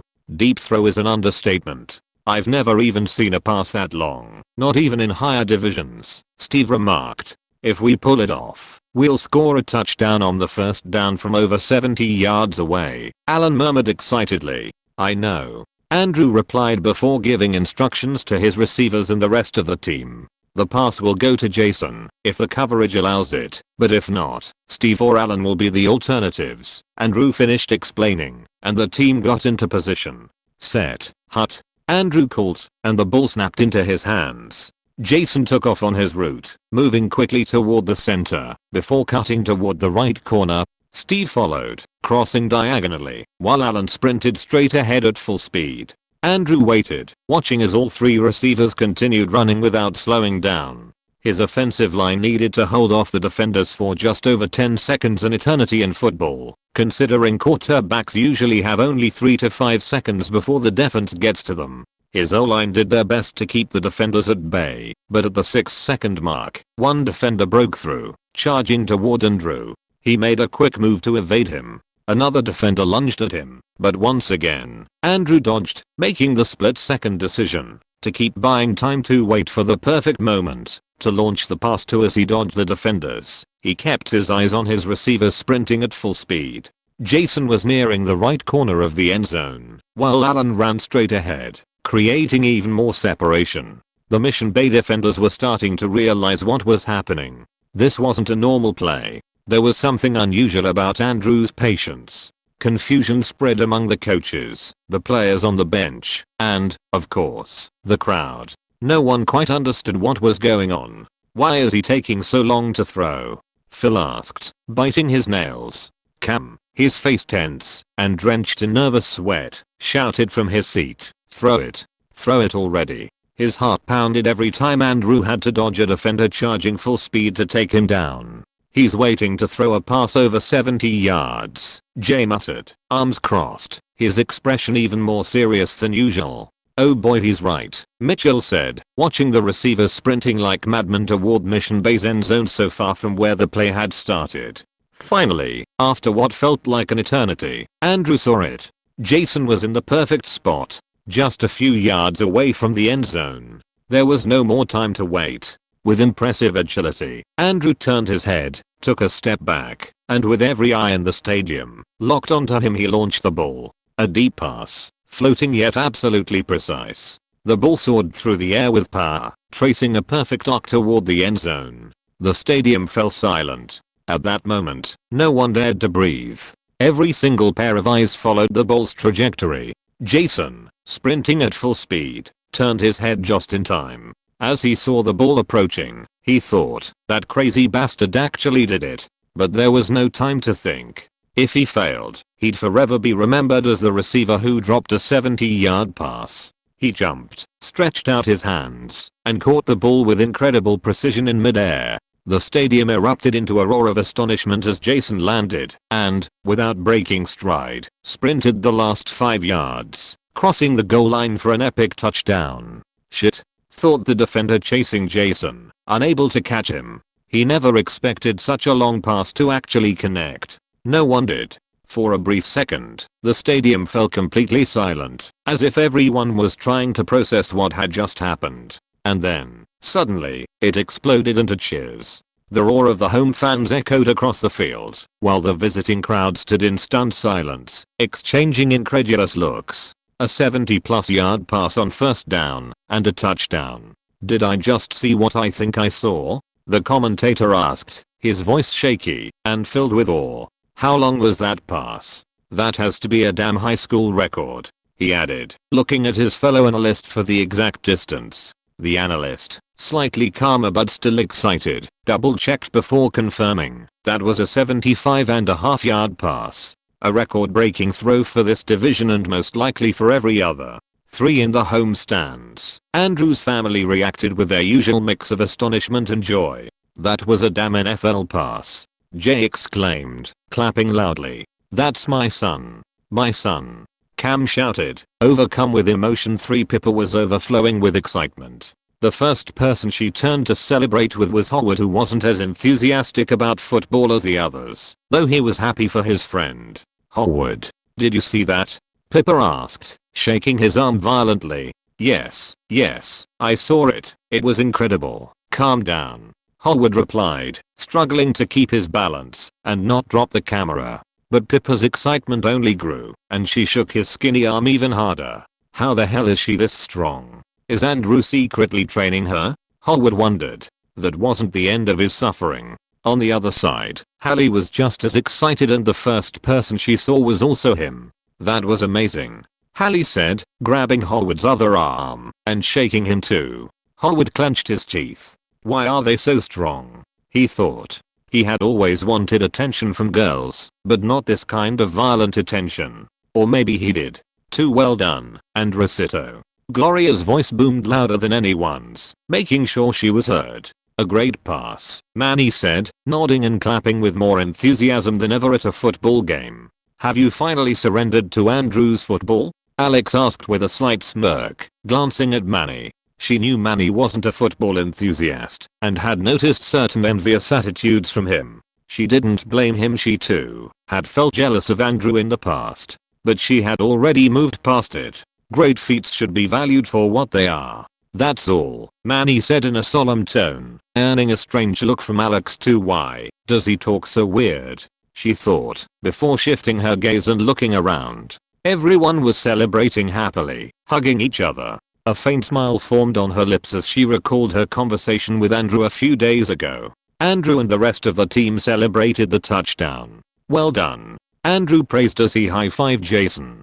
Catching such a long pass was no easy feat. Jason grinned happily at the compliment and returned the high five. After that, the game continued. Mission Bay's morale was in shambles after a 75.5 yard pass. Game over. Palisades 72, Mission Bay 20. Palisades High School advances to the state championship semifinals. The commentator announced as the game officially ended. 3 He wasn't lying, thought Ryan. Mission Bay's quarterback, his expression defeated as he watched Andrew celebrate casually as if the game had just been a formality. After the match, Andrew had a celebratory dinner with his family at his grandfather's house. Pippa and her family were also invited. Her father and brother were big football fans. Plus, Josh, Pippa's younger brother, got along well with Luke, as they were schoolmates. Once dinner was over, the kids were in the living room, while the adults kept chatting in the dining area. Hallie looked up from her phone and glanced at Andrew, who was reading a comic. Next to him, Pippa was enthusiastically discussing something with Alex. I think the contemporary art exhibition will be amazing, especially the installation on visual perception, Pippa said excitedly, while Alex, equally thrilled, nodded. Definitely. I was reading about it last night, and some of the featured artists are incredible. I can't wait to see the pieces in person, Alex replied, wishing it were already tomorrow for their museum trip. You're going to a museum? Manny asked with interest, after overhearing their conversation. In the end, Manny decided to join them for the outing. He seemed genuinely excited about visiting the museum, especially with company. Watching the scene unfold, Hallie let out a sigh as she looked at Andrew, who remained absorbed in his comic. "Andrew," she said, motioning for him to look at her. "What's up?" Andrew asked, without taking his eyes off his comic. "Ask my mom if we can go to the party. If you ask her, she'll let me go. It's going to be awesome. Everyone's going to be there," Hallie pleaded, giving Andrew puppy dog eyes. "I can't. We are watching a movie." "Sorry," Andrew refused. The movie part was true, but more of an excuse than anything else. Hallie frowned. "What movie?" she asked. "A Beautiful Mind," Pippa answered for him. "It's a great movie. It's about the life of John Nash, the mathematician who developed game theory. It's pretty deep but fascinating. It shows his struggle with schizophrenia," Alex said excitedly to Manny, just as enthusiastic, added. "The movie is full of unexpected twists. It's incredible how they portray Nash's mind and his internal battles." "Wait, so everyone has seen it? Except you, Andrew?" Hallie asked, looking at her cousin. "Yeah. I haven't seen it," Andrew admitted, not sounding too excited. "How many times have you guys watched it?" Hallie asked. "3 times, Pippa answered. "Same here," Alex said. 4 times, Manny added with a smile. Hallie looked at the 3 of them, as if they were a bunch of weirdos. Why would they watch a movie that seemed so boring so many times? "I'm telling you, you'll have more fun at the party than here, and I know you don't even like parties," Hallie teased Andrew with a smirk. Andrew seriously considered Hallie's suggestion. He preferred watching action, fantasy, and adventure movies over dramatic, life-based, and intellectual ones. "Give it a chance. You'll like it," Pippa said, noticing Andrew's doubtful expression, placing her hand over his. "Yeah, you can't escape. You lost the vote. Star Wars: The Empire Strikes Back only got 1 vote. Yours," Alex said with a small victorious smile. "One fine. I'll watch it." Andrew finally agreed, seeing Pippa's delighted smile at his answer. "By the way, how many times have you watched that Star Wars movie?" Alex asked curiously. Andrew coughed several times and stood up. "I need to go to the bathroom." "Start the movie," he said, blatantly ignoring the question, before vanishing from sight within seconds. What the hell? Everyone thought, baffled by Andrew's strange reaction, and how obviously he had avoided the question. After a few minutes, they were watching the movie in the dark on Jay's big living room screen. At first, everyone was focused on the film, but Hallie couldn't take it anymore, and started whispering to Andrew, who was just as bored. They spoke in hushed tones, occasionally laughing. Pippa, Manny, and Alex ignored it at first, but as the minutes passed, it became really annoying. "SHHH. Alex hissed, glaring at her sister, who quickly covered her mouth. "Sorry, Mom," Hallie said, and she and Andrew chuckled quietly. Alex was about to lose it, but just then, their savior arrived, Luke. Luke was holding a football in his hands, covered in mud. He looked at Andrew and simply said, "Let's play." "Why are you already covered in mud when we haven't even started playing?" Andrew thought, confused. "Can I?" Andrew asked, looking at Pippa. "Sure, I'm not your mom," Pippa replied with a calm smile. "5 thanks. You're the best," Andrew said, giving her a quick kiss, before getting up to head outside and toss the ball around. "I'm coming too," Hallie said, jumping up, thrilled to escape the boring movie. Finally peace and quiet. "Should we restart it? I couldn't focus with all their talking," Manny suggested. Both Alex and Pippa agreed, and they restarted the movie from the beginning. And so, the night came to an end. The next day, Andrew uploaded the video of Friday's game to YouTube with the same title he had told Ryan. Later, he went to the museum with Pippa, Alex, and Manny. A few hours later, the video went viral. You can read 15 chapters in advance on my Patreon. Link, https://www.patreon.com/nav07. End of this chapter. Thank you very much for reaching the end. Don't forget to like. Looking for more exclusive content and immediate access? Subscribe to our Patreon. Remember, every like, subscription, or donation encourages us to continue. Thanks to everyone. See you in the next video.